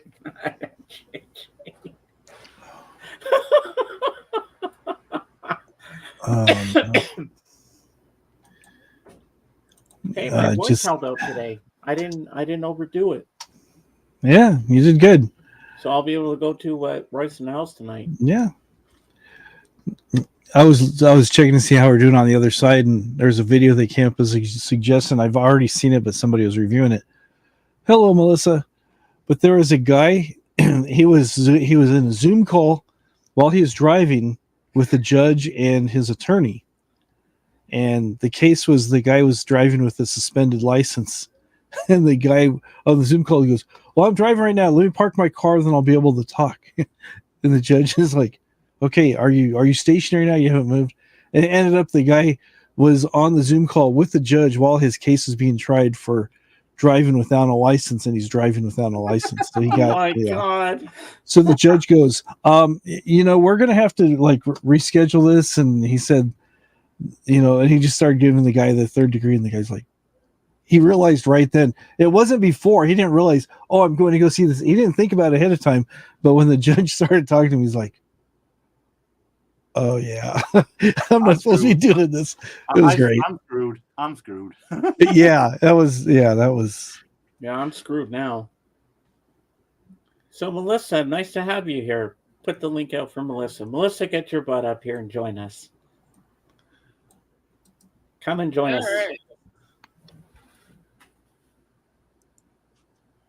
The update was that yes, wasn't just a suspended license. He never had one to begin with. Oh my God. There we go. Yeah, that's almost like America's dumbest criminals. He was not very smart. He thought he was getting a license every time he got his ID renewed, and in most states, you either get a driver's license or you get a picture ID. Hello, Melissa. Hello, Melissa. Hi, you can say that he had an IQ bowling ball.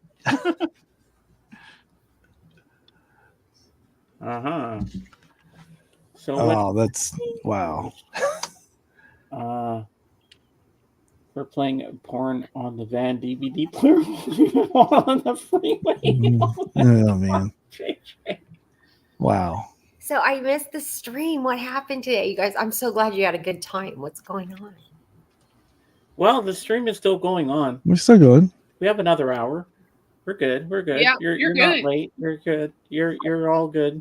I'm reliving my childhood. I'm telling you, because it's been a heat wave here. We are at 42 Celsius. I'm telling for Oregon. We're not at 43 yet. And Yeah. we lost. Well, I'm I'm not. going to put Jorgen down here with you. We're in a new house this year and it's smaller and the airflow is not as good. And so it's so hot. So I'm living in my swimsuit. We used to do that as kids because we didn't have air conditioning.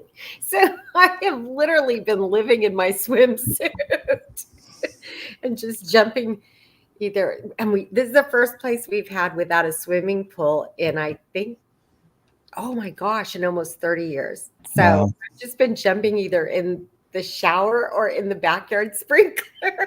Hey, whatever works. Right. I feel like Neighbors are gonna go, she's on the slip and slide. exactly. My husband on the way back and forth to the doctor this week, he goes, why don't you just jump in the sprinkler? And I go, oh my God, I'm seriously gonna do that. So, and then I come in the house and I just throw a towel over the couch. So Well, yeah, that was you, JJ. You were up here. Yeah. Oh, whatever No, works. we got to ask you a question, Melissa. yeah. Did you wear an itsy bitsy teeny No. weeny yellow polka dot bikini James. that you wore for the first time today? James, not these days. Come on. Same. I'm a big girl. But back in the day, yeah, my husband bought me my first expensive bikini. And then Wow. I had friends that were designer for Massimo, and they gave me, I can't afford that kind of stuff. I'm not rich, but they would give me stuff. But these days I have to buy big girl stuff. I'm a big girl too, but I'm slowly losing some of it. So I need to lose about 30. Ah. But you know, Well, I'll what? just I guess go on. it's coming- I mean, all I'm doing really is put myself on a meal plan and watching all that stuff. You know, what should I eat? Cool. Moderation and work out every day. That's all it is. you know what, Yeah. Kay, I lost 23 pounds last year by doing one thing. I went down to protein and veggies. So it was like steak or chicken and then veggies. Nice. No processed foods, no sugar, no carbs. So it was just like Yeah, I'm chicken and I veggies. definitely stay with Oh my God, JJ. Was it? Were you like Barney when he Dude, dressed in the JJ, bikini oh. on The No. Simpsons? Da da da da da da da da. Remember that? This is my Well, giving. for me, I'm down 25 pounds right now. So Wow. I'm down 25, which is great. Wow. You that's know, great.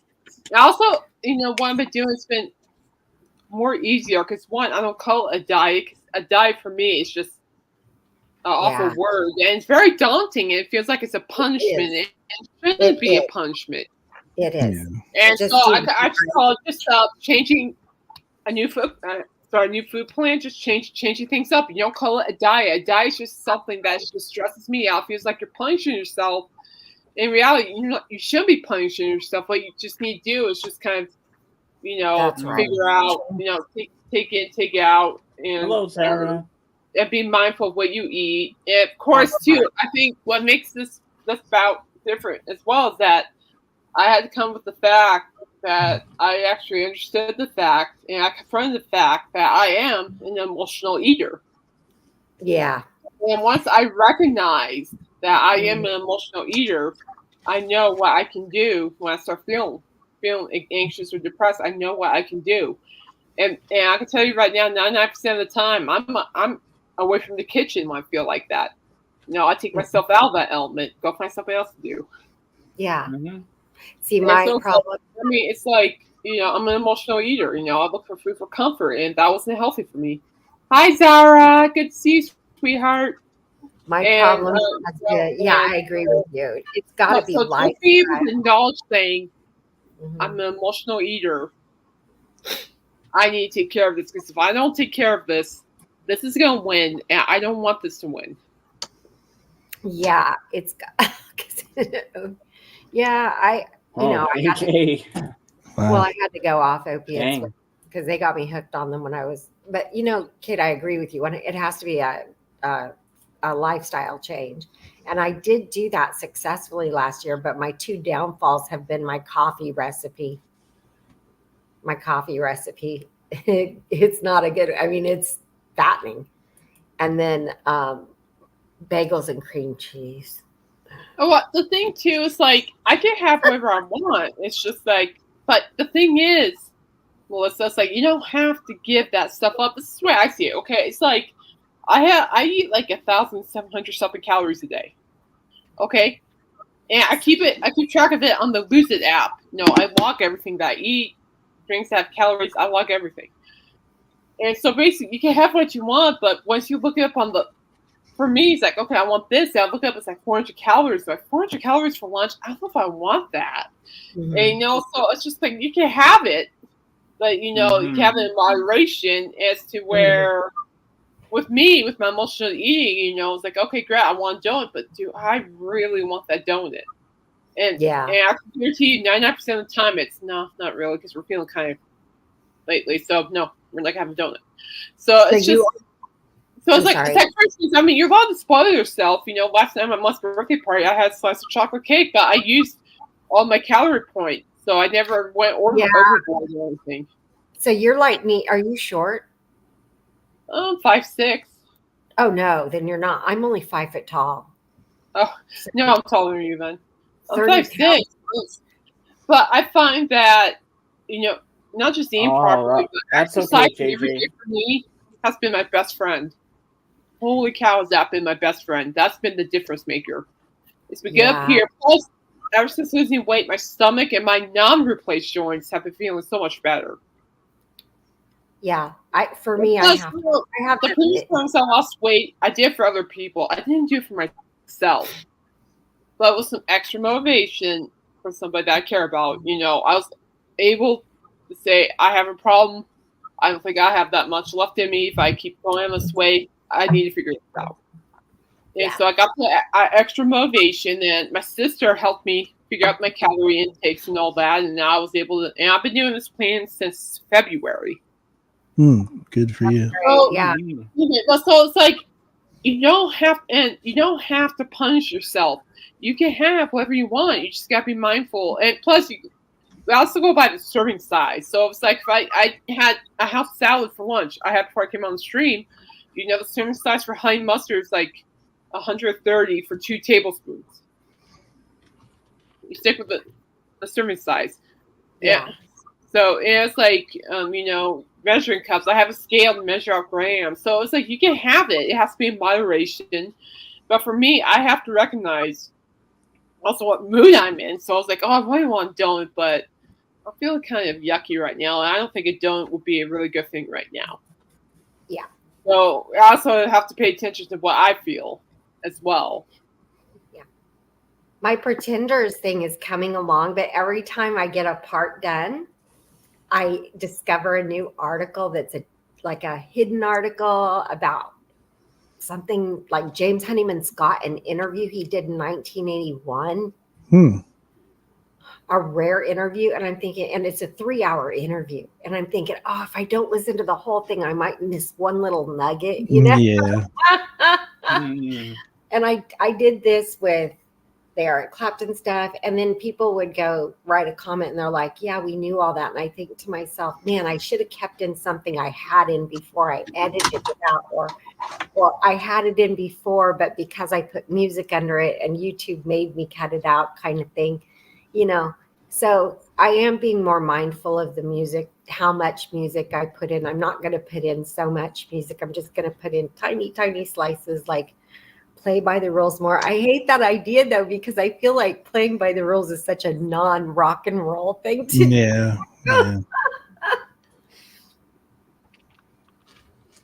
The night where I said that, I felt myself deflate. What a great thing. Violent Femmes. I love Pretenders too. Violent Femmes, yeah, for sure. Melissa, guess who's coming from Amazon for me tomorrow? What? Led Zeppelin 1 on 180 gram vinyl, baby. And then Tuesday, the new Bon Jovi album's coming my way from Amazon. Then I have some other ones that are coming later in the month, maybe next month. because they're imports. They're coming from different places. So how I got the first. This is a CD box set, 5 albums. The first 5 Jesus and Mary Chain albums, and I also got the greatest hits of Roxy Music. I had to make sure to have my favorite song more than this because I want to get into the group. So I guess greatest hits is the best way to go, and I got a Bon Jovi 2 CD set coming, greatest hits. So I'm excited about that. You have to do me 2 favors. You have to first tell me how they ship vinyl to you without getting it warped. And then the other thing I need to know is how you feel about, after you listen to Roxy Music Greatest Hits, how you feel about the song, Every Dream Home Has a Heartache. Isn't that the Dave? It's not on that one. Oh, it's not. It's a good song. And Dave can probably explain how they ship a vinyl without it warped. I'll be right back for a second. Yes, sir.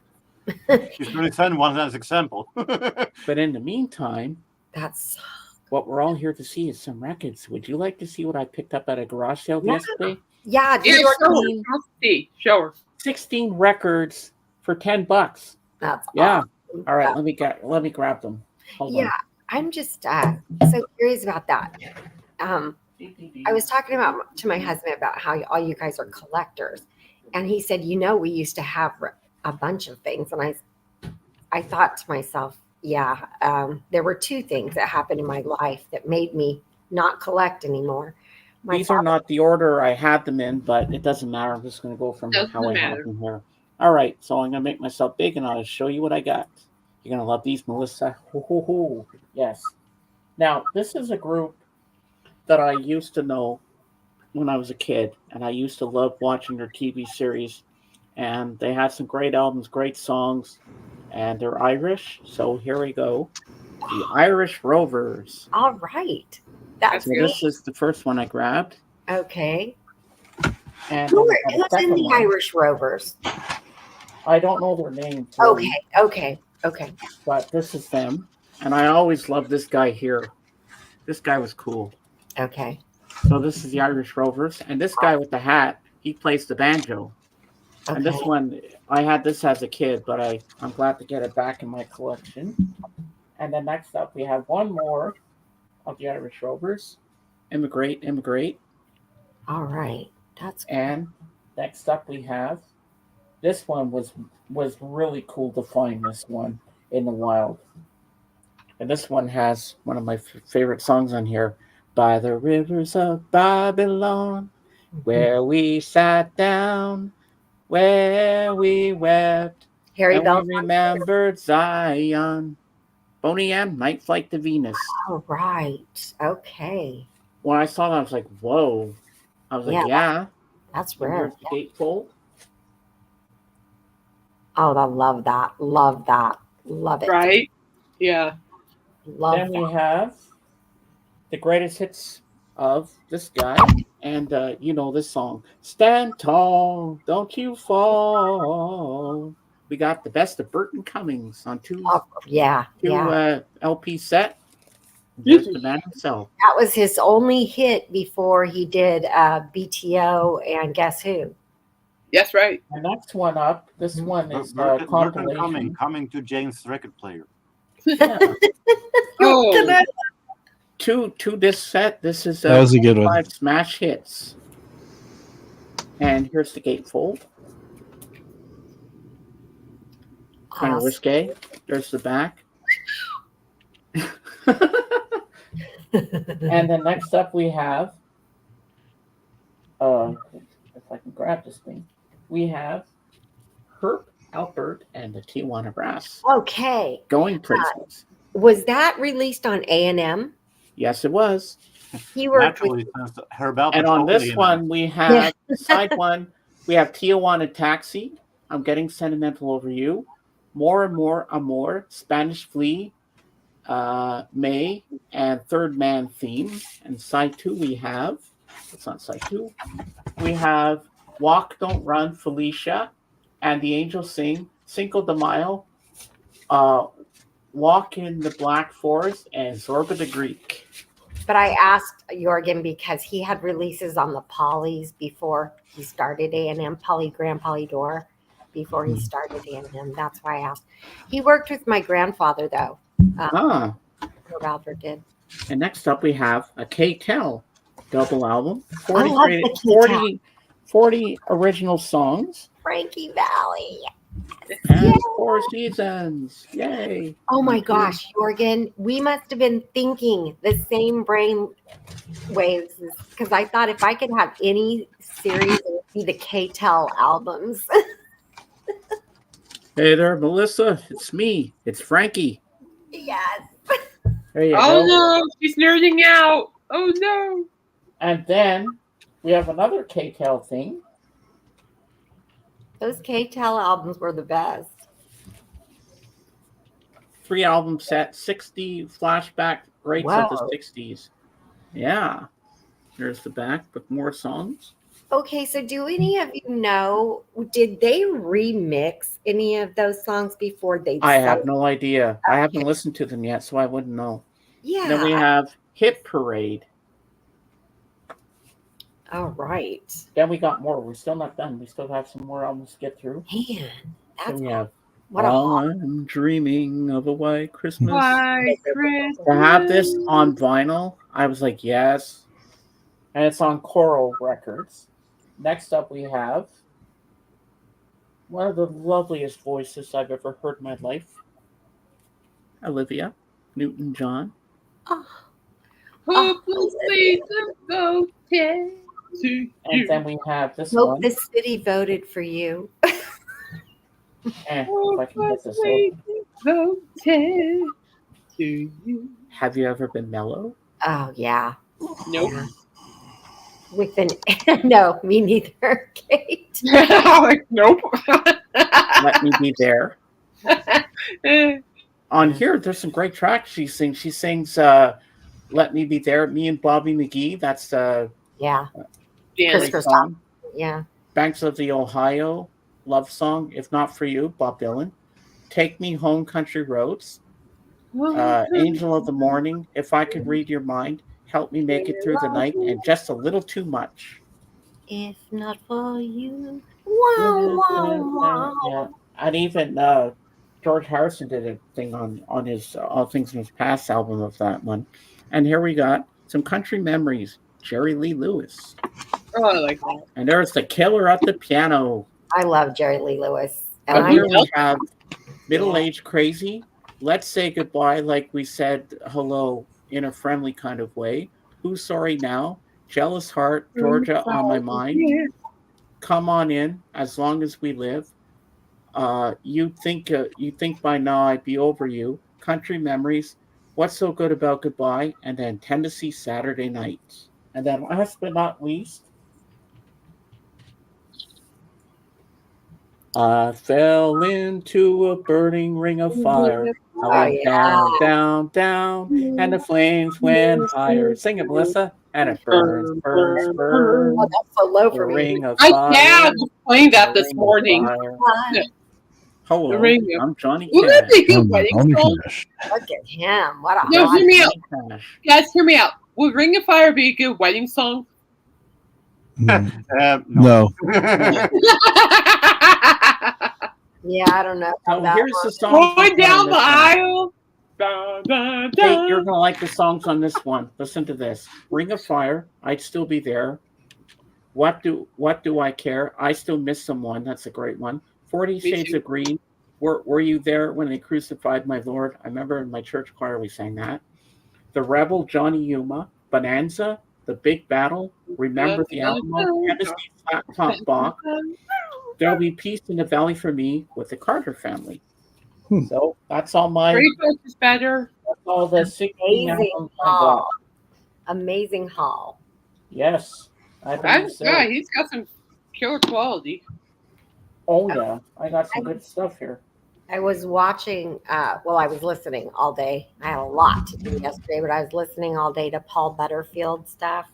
Mhm. Oh yeah, I know Paul Butterfield. What a killer guitarist.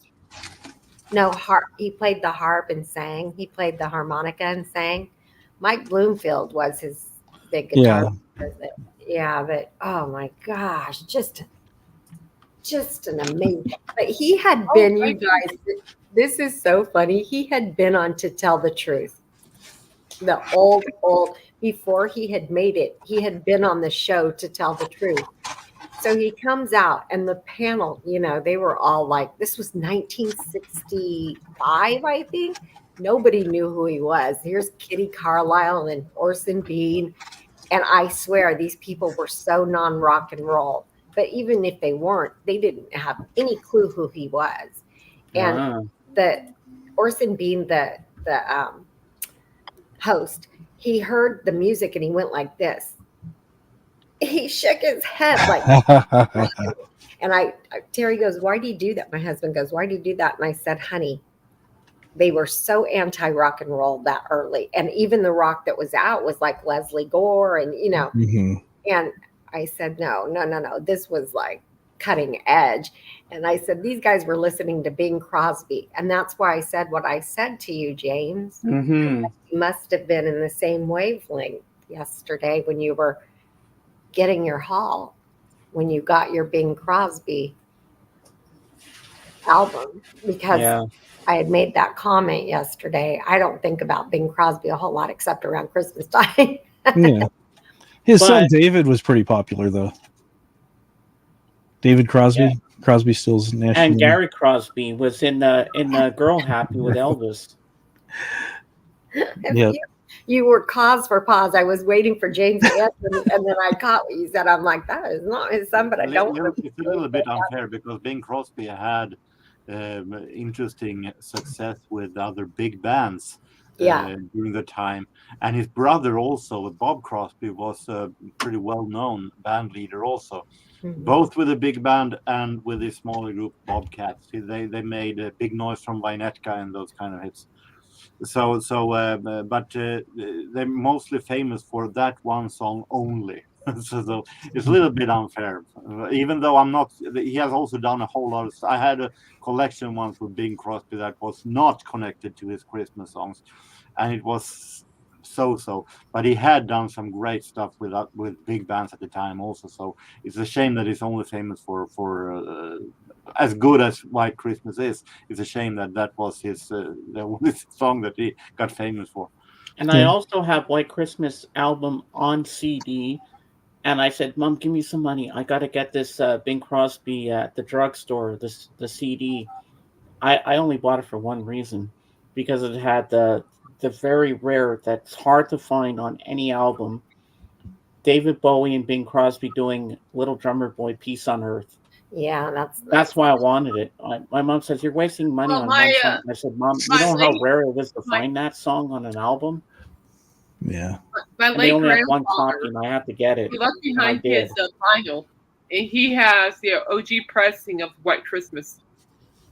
Really? Yeah. Wow.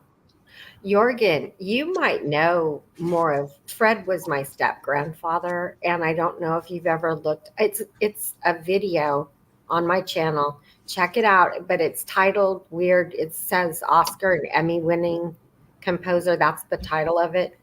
But check that video out. That was my step grandfather. And if you check the video out, you might know his work better than I do. I will during the week. Okay. Yeah. Obviously take your time, but I'm just letting you know, you might know his work better than I do, because he did a lot of arranging and he did scores for films, but he died in his 60s. So, and then he set up he wrote a book on Jerry Goldsmith and all of his peers. But anyway, I was just recommending that for you because I think you might know him better than I do. Thank you. Okay. Then you had a question earlier about how do they ship vinyl where it won't warp? Yes. So here we go. Show and tell time. Anyways, this package came from, I've already opened, I'm just recycling this. This came from Patrick, the vinyl archivist, and he is doing an auction after James Stream ends. He usually has some really good stuff, very affordable prices. But usually you get something to mailer like this, they tape it shut, and then when you open it, they put these pieces of cardboard on each side of the record usually. Or there's a camera over there. Pretty thick, rigid cardboard. You got the record here, another piece of cardboard on the back, and that usually protects it. And they have perforations that they can make it as narrow as they need to be, make it a little bit bigger, put extra cardboard. But most of these places go above and beyond when they ship out records. So, And that's regardless of weather, I suppose. I mean, within reason. I mean, I've had records get sent to work and they've been sitting in the mailbox over the weekend. One's been about 100 degrees and they've been fine. So I think also it has to do with what shipping company you have. yeah, Because I heard that horrible. You guys, I'll be right back. All right, Kate. Like Schenker, Sorry. that had a terrible reputation of records being nagged in the sleeve and so on, and even sometimes the sleeve ripped off. So I think it has to do with what record company they're using. Okay. Thank you for letting me know that. I've been getting HelloFresh, the food. Their packaging is ridiculous, and it's driving me a little bunker. You get this massive, like, ice pack, but it's so huge and heavy. But it comes on. There are like 6 of them. They're so heavy. Each one is about 4 pounds. mm-hmm. My husband tried to lift one, and I was like, no, stop. We have to use a small hand truck to bring it in the house. It's genuinely ridiculous. So that's what made me think of it about the vinyl. Oh, okay, yeah. Because we live where it's so hot. Today it's going to be 100, but this week it's going back up to 105, which is getting into the 43 Celsius territory. Yeah, and it's usually pretty good if you have UPS or your post is pretty consistent. You can kind of tell what time they're going to show up, and usually if you get vinyl and you're in a residential area, a lot of times the postman will deliver. Like the postman that we have, I usually have stuff sent to work just because it's easier, and because I don't want a lot of people knowing where I live too. So I just have everything sent to where I work, and then it makes it easier. And then when we get the mail, gets picked up, brought in every Monday through Friday, and when I have records, the postman brings it in, and I get it handed directly to me. So, which is nice. And the trucks around where we're at, they're always air conditioned, so it's never a issue of getting too hot or being warped or anything.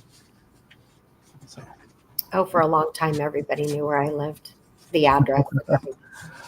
It's like I don't really care that much, but I'm just like, you know what? It's just like, whatever. People should care. It's not that. It's that I was swatted. So yeah, that's what you're saying. Yeah. And Dave shipped me records before too in the box, and you package it really well so they won't warp or break or anything.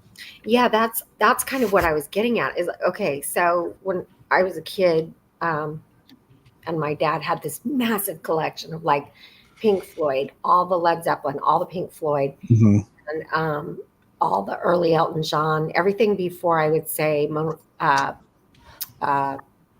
Captain Fantastic, and all Crosby, Stills and Nash, all Neil Young, and everything like that.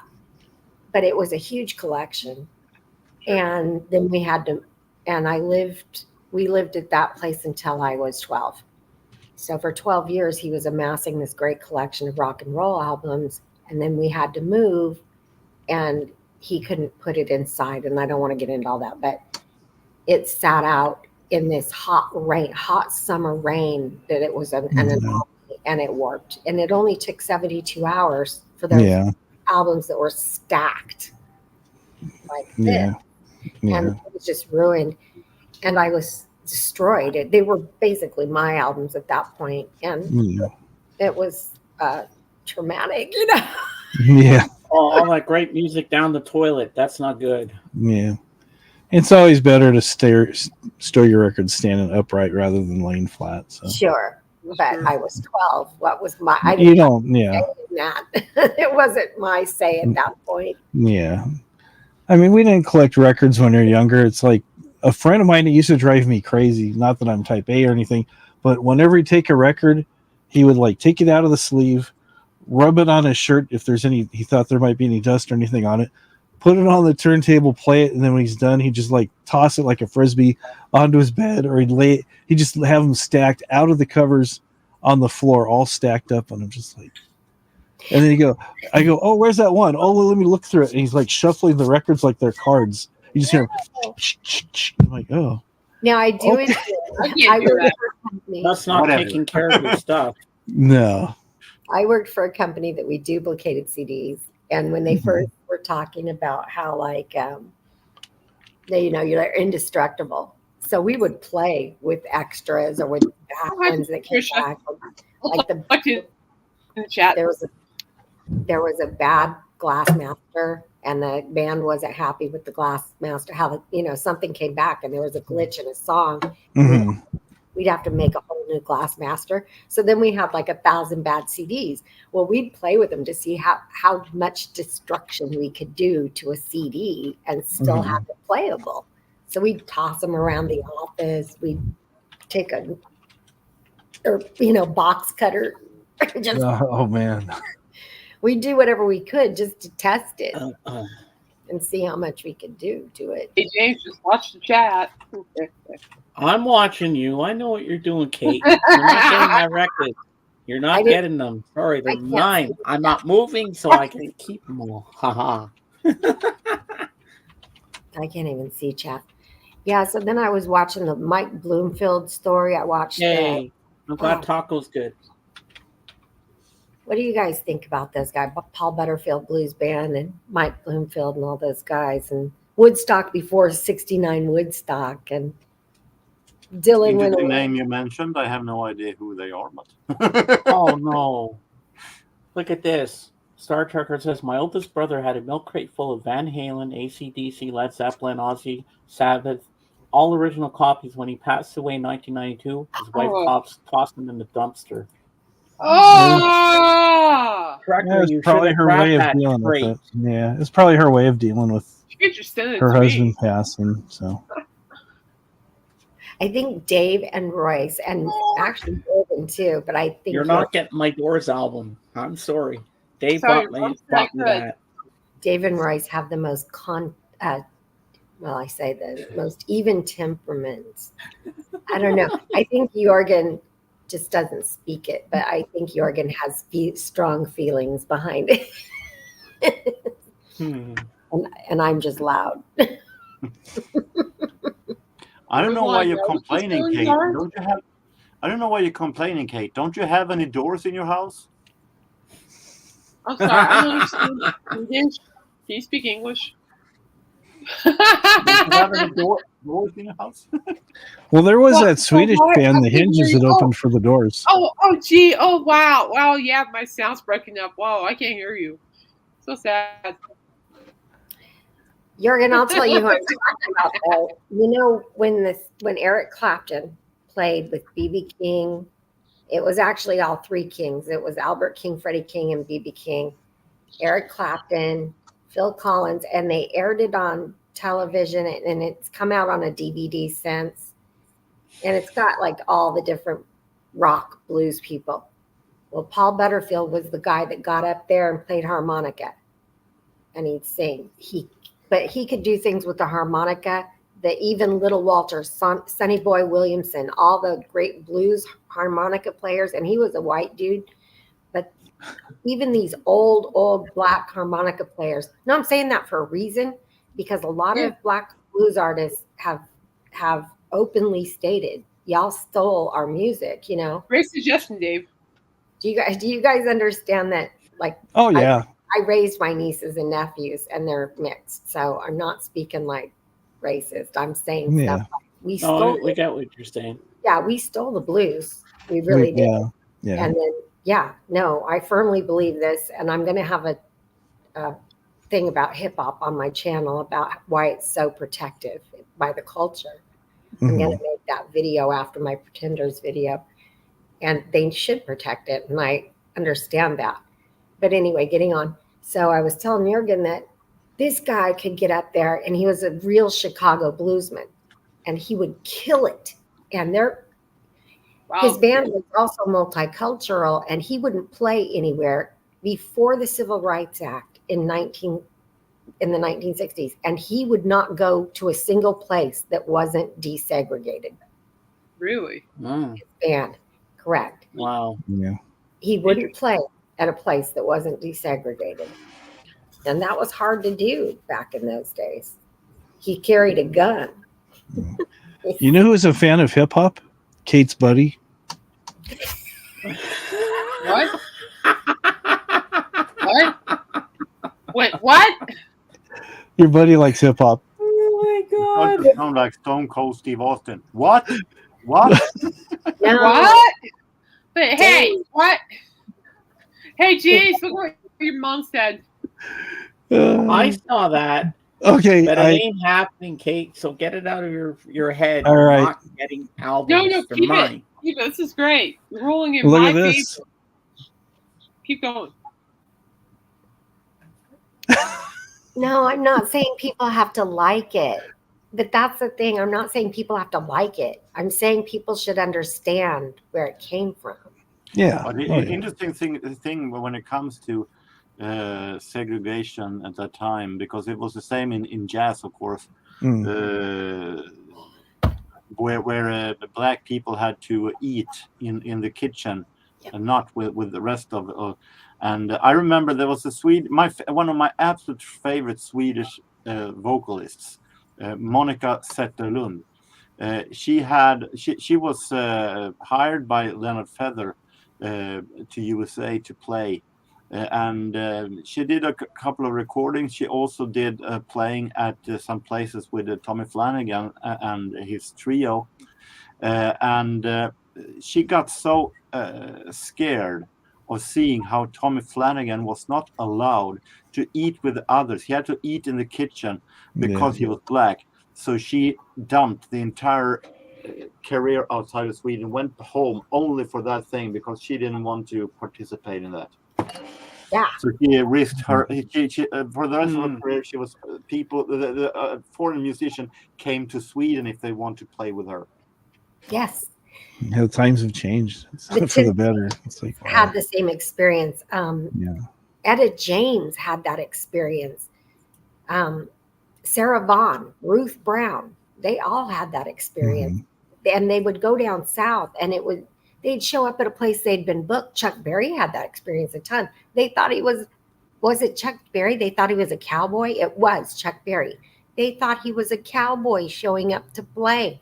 And so these Southern white establishments would say, come on in. And he'd say, I'm Chuck Berry. And they'd say, no, you're not. You're a guitar, because he played that Telecaster, you know. And so they heard like a Buck Owens type sound or Merle Haggard type sound.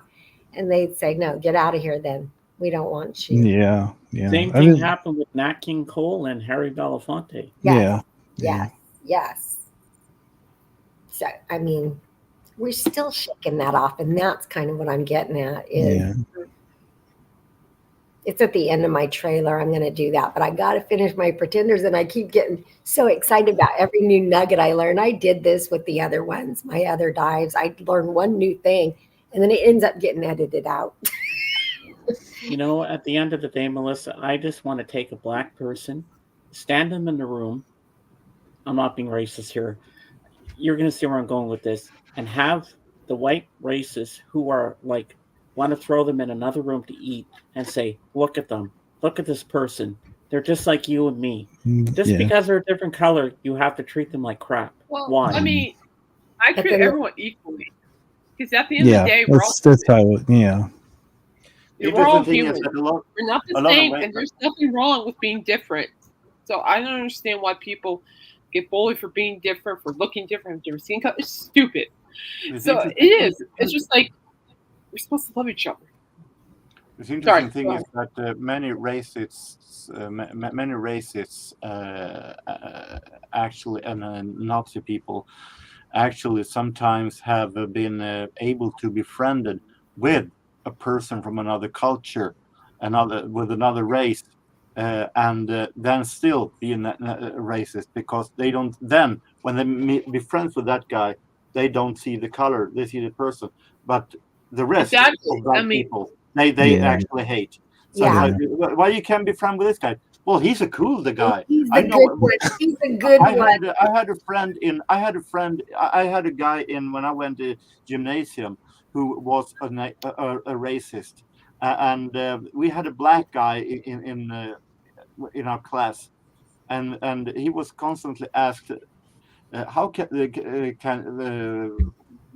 you have a problem with Matt? That black guy was called. Do you have a problem with him? No, he's a cool guy, but he was still a racist." Right.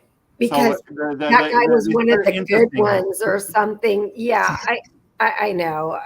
I grew up in a racist town, but I'm not going to bore you guys all with this. Yeah. Nonetheless, it's and then a lot of Black people, for good reason, they see us as wanting to be. Stevie Wonder wrote that great line in Not Superstition. You haven't done nothing, and a lot of people thought he wrote that about Nixon, but in the late 80s, he was talking about, was talking about the white elitists who thought they were going to save us all, the liberals. Yeah. Save us all. You talk, but you don't do anything to change it. Kind of like the Clintons right now. They're running California. Guess who's second in line if Biden can't run for president because he's brain dead? It's going to be Gavin Newsom. No. Done to my state. You can't afford to live here anymore. Yep. That's why I'm voting for Giant Meteor, because he's going to make a big impact. Who is it? Giant Meteor? The actual astronaut. Just kidding. Oh, Giant Meteor. He'll make a big impact. Yeah. I got it. Yeah. I So don't JJ talk says about here- politics, but what I can tell you is that I just wish everybody could just be kind to one another. Yeah. Love one another, and it's okay to be different. There's nothing wrong with being different. There isn't. It's just that Well, I don't know if our worship Black- pastor is Ethiopian, and Yeah. and the thing too is that he's a great person. It's like this. Okay, it's like I'm a people person, but it's just like you can tell a lot by a person how they treat people. That's what I look at. Well, I don't think of Black as different. I just think of Black as people. But exactly, it's like there's nothing wrong with that, and there should have never been anything wrong with that. white people in the U.S. It would be just great. Everybody get along. White people in America spend so much money trying to make themselves Great. more than. The hate needs to stop. I'm tired of seeing the hate. It just needs to stop. It needs to stop. And Michael Jackson had a good song about that. It doesn't matter if you're black or white. Black or Remember white. that song? I Yeah. make it easy on myself. I just dislike everyone. Yeah. Calvin. Yeah. An I equal don't know. opportunity. The hate and negativity just needs to stop. It just needs to stop. It won't. Yeah, it but does. I think it's easier if you're not living in the South, but I call them the landlocked southern states, those ones that are landlocked in the South. Anyway, I only brought it up because of the Paul Butterfield Blues Band. Mhm. Oh God, that documentary is so good. You can Google it. I mean, YouTube it, keyword it, and it's a 2.5 hour documentary. It's Oh, wow. so good. And you just hear the music all the way through. So I just carried my laptop around while I was working all day. I had to get the house caught up. these days, I prefer my dog waffles over people sometimes, just the way things are. Mhm. Right. And there's nothing wrong with that. Animals are good.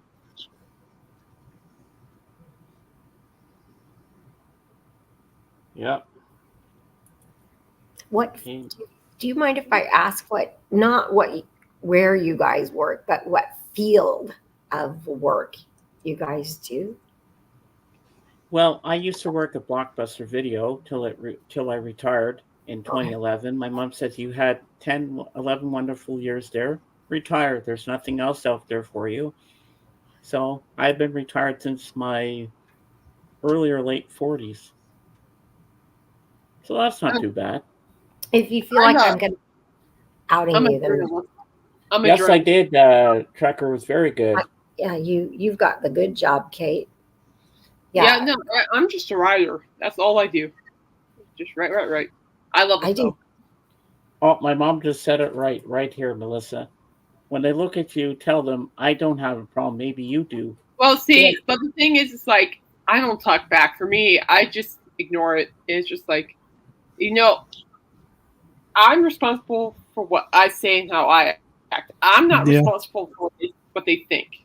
Why waste my time and energy on somebody else's opinion when, I'm in charge of it. I'm in charge of me. So it's like, I don't pay attention to all that junk. Mm-hmm. Totally agree. I mean, I'm in charge of me. I could care less what people think of me. Especially this negativity. I don't have time to sit around here. You can't do this, can't do that. You'll never get married. You'll never have kids. I'm like, just going now. I'm like, you know what? Just go stand in line with the others and stop boring. Shoot. Go stand in the corner. Leave me alone. My motto in life is my motto. Go stand with the other people. Shoot. Your motto in life is something that I've heard someone say many years ago, and it was very true. My motto is it's everybody's damn duty to remain an original. True. Very true. I like that. I still owe Blockbuster $30,000 for unreturned copy of City Slickers 2: The Legend of Curly's Gold. Uh-oh. You tracker? I saw his picture at the post office. He's a wanted man. He's a wanted man. Wanted. Oh my God. Dead or alive. Da, da, da, da. Melissa, I'm very happy you're here for my We're Not Moving party, because we're supposed to move, but the buyers backed out, and we all decided we're going to stay here. We're happy here. Good. So I get to keep my man cave. Yes. Good. That's what happened to us 6 months ago. Happy. I'm for it, James. As long as you're happy. Yeah, I am. All's well Melissa, and ends well. Mm-hmm. Royce is going to be doing a very good topic tonight on his show, which I'll be there for tonight, because last week I had no voice left. That's why I didn't go. Yeah. Tonight is going to be amazing stories behind famous rock songs. Oh, that's awesome. I'll have that's going to be good. Replay because, it's just been, we didn't have plumbing for 3 days this last week. We didn't have air for 2 days. So, we have. I'm glad you're here with me today. Thank you. Yeah, we love you, Melissa. I have to catch up on the house because this has been crazy. When your water's out for 3 days, no laundry, no dishes. So yesterday was a real, and I can imagine. I do data analysis from home, so I have to pick the work from a site called DA Data Annotations, and so I just log on and pick up work when it's there. I mean, it's usually like a gig that lasts for a few days or whatever, maybe sometimes a week or a month, but I get work when I can, and it's. Mm-hmm. I used to have a lot more study. I worked for a guy that worked for PricewaterhouseCoopers, but he got a job as a freaking county CTO. Not gonna. My friend JJ here says I am a DBA. Yeah. Okay. Got any work? I know SQL and MySQL very well. Got any extra gigs for me? No. That's crazy. Yeah. I have my own private SQL server that's on a separate router, and my separate router isn't even paid by me. I mean, this is how goofy I can be on this. My separate router is on a completely different provider, and it's not even in my name. So I can be as weird as I want. Yeah. I stopped messing around in 2019 after all that stuff went down. I put it in somebody else's name, not even my husband's.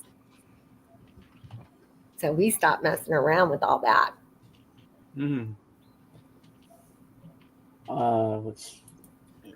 Star Trekker says I got a letter in the mail saying my healthcare data was breached.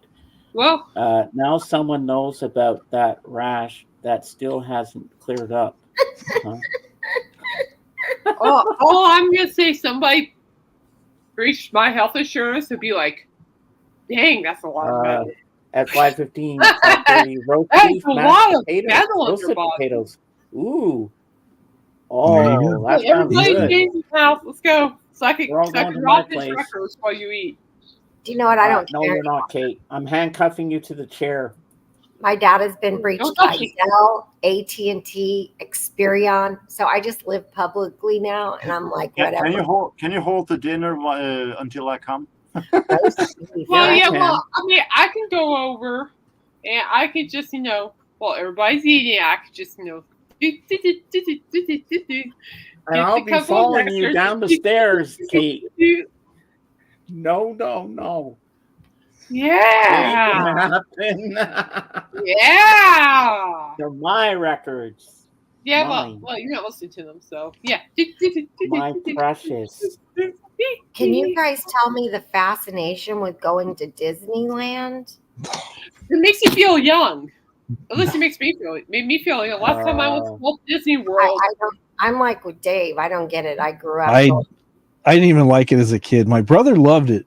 We took my son when he's little. He's been there, I think, 3 times in his whole life. First time he thought it was great. Second time he was kind of bored out of his mind and just, stand in long lines for rides and just, it's and you not get fun. 3 rides. You get to go on 3. Yeah. You'll be there for 8 to 10 hours, 3 rides. Rides. $35 just to park your car. Right. Almost $200 to get in now. Right. There's no shade. No, the food prices are ridiculous. Oh yeah. Last time, a few years ago, a friend went there and he said just a regular bottle of water like this was $10. $5. It was 10 when he was there. There you go, Jorgen. Jorgen, no problem for you. No problem. Terry doing cooking me Yorkshire pudding and homemade gravy. There you go. Thank you. Star Trekker says, seriously, it's like I go to spot Goopy taking a cigarette break behind the teacups. What I liked about it was that I went around the world so you could visit all the countries and stuff. And they have like the coolest shop in England where they have all the rock shirts from England, like all the bands and everything. Yeah, the very worst thing about Disneyland, for me at least, is when everybody's leaving, actually throughout the whole day, the stroller moms. I've got this guy to help me out here. I know what you're saying. Yeah. The stroller moms all day long are doing this right here on my heels. All day long, and I'm getting madder as the day goes on, and I'm just like, I just look back at them and they're just like oblivious to what's going on, and sometimes I'll go like 5 abreast, 6 abreast, and it's just like, it's like watching the videos of the Roman centurions where they have their shields all lined up, just marching forward, and it's like they don't care. And it's even worse when the parades are going on. Oh, the parades are worse. I mean, I've almost had my eyes taken out because kids get all excited, start flailing their arms around. This kid, one time he had like a telescoping lightsaber thing, and he's all, and I had to duck out of the way several times, or I would have lost an eye. I love Disneyland. It's great. Well, I loved it before Fast Pass. Fast Pass is what ruined it. But I loved it before then. Okay. Yeah. I never been there, neither to the original or the European version. Yeah. Oh, you're better off. But I'm a Disney fan. Yeah, you could be a Disney fan, it's just like. Yeah. Jorgen, one day I can see you getting a selfie with Donald Duck. I mean, seriously, come on, I'm 49. I'm 49, not 4.9. Real nuts. It must just be the times I've been there, but there's always a faint stench of vomit and urine. It's just like, it's just, yeah. I'm just being serious. And stale popcorn. They have popcorn being made everywhere, but after a few minutes, popcorn starts to go south, and it's just like the stalest food I ever had was the Mickey pretzel. Oh, okay, yeah. So they use all the leftover popcorn to make those. I like the beignets and beignets are good. Yeah, no, I agree. I also like their whoopie pies. They're like these big cookies. They have cream in the middle. Like, come on! I can't. That is like, oh, what? What'd they say? Because I can't see the comments today. I came in without resetting, so I can't see the comments. What does it read? Pull it up, James. Pull it up. I don't know what I'm looking for. Which one is she talking about? Which one, Caitlin? I was talking about the cream pies at Disney World. Oh, she's upset about okay. that. No, Okay. it was Kate. Yeah, I was just saying, like, the Yeah. cream pies are probably the best. I'll probably mess in terms. I'll probably not gain back all my weight with that. Just that cream pie. I like that. Well, we've been there probably 500 times, but that's because we.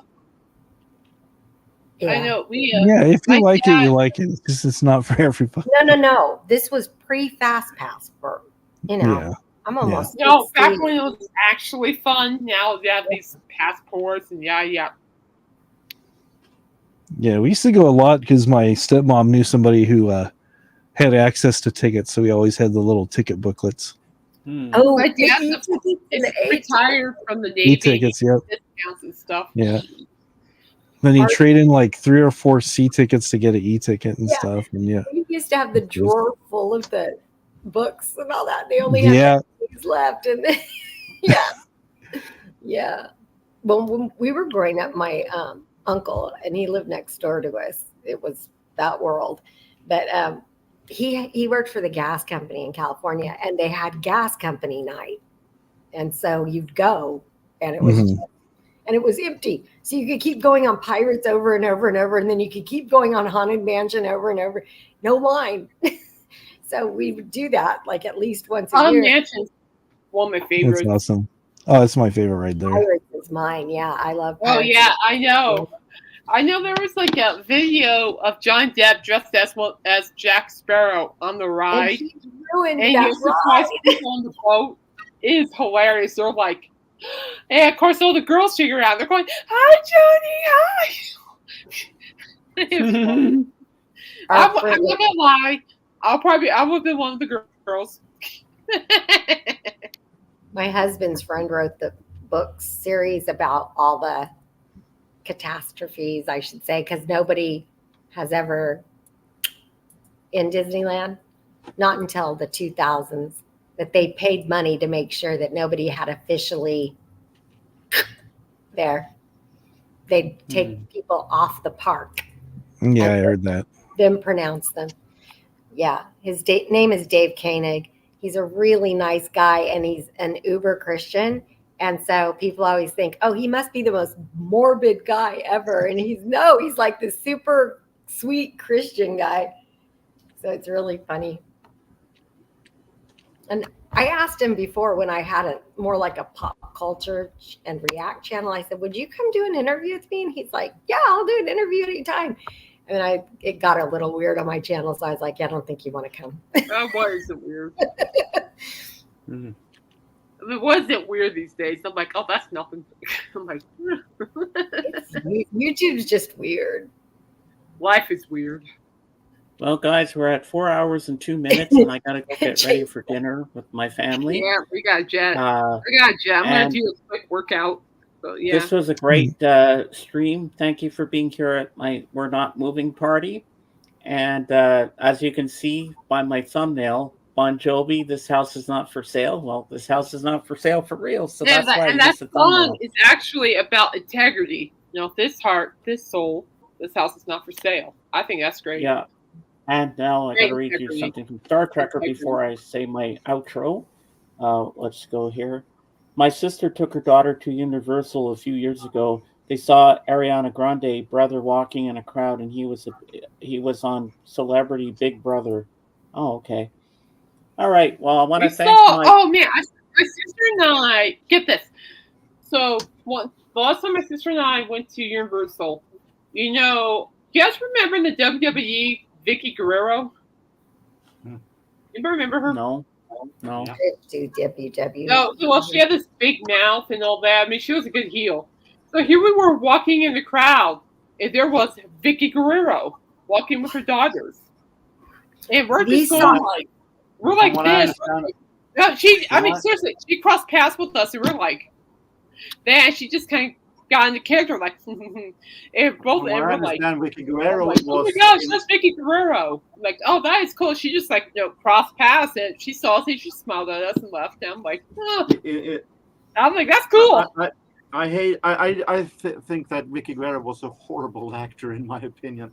But yeah, but it was fine though, because she actually went into character when she passed us, and every time she would yell in that microphone, my sister and I would go mute. We saw her. We actually said mute, and she kind of gave us that look. I'm like, oh, bye. From what I understand, Vicky Guerrero is an extremely nice and down-to-earth person. As she is, and she looked very nice too. She was. I respect her for that, even though I think she's a horrible character. I don't like her acting. Honestly, Jorgen. I think that was her whole purpose. To be honest with you. We were there on Nicole Smith's last trip to Disneyland, and she had already gotten emaciated, skinny from all the stuff she was taking. And I looked at that Howard K. Stern guy and I said, "What is wrong with you?" My husband goes, "Stop it." I love you, Melissa. How you speak your mind. My mom would have done the same thing. You said that? I said it to him. She looked like she was going to pass out. Oh my God. Oh my God. She looked like she was 10 pounds. I mean, and I was skinny back then. I was only like 110 back then. But she looked like she was 5 pounds. And I looked at him and I go, "What is wrong with you?" And my husband, it was just my family and the two of them. And they had the woman kid with them. Good Lord. Yeah, well, thank you all for being here today. I got to get going because we're going to be eating soon. Yeah, I want to thank my panel. I want to thank Kate, Jorgen, the lovely Melissa. I want to thank JJ for being here after a long spell. That was really nice of you to be here. I want to thank my Zeb for being here in the Peanut Gallery. Everybody else that was in the Peanut Gallery today. And next week we'll be back with another one for you. And we'll all see you on Royce in the House tonight. I love you too, man. And as I say in my channel, Beatles forever. See you on the next one. Bye for now. And we are out. End stream.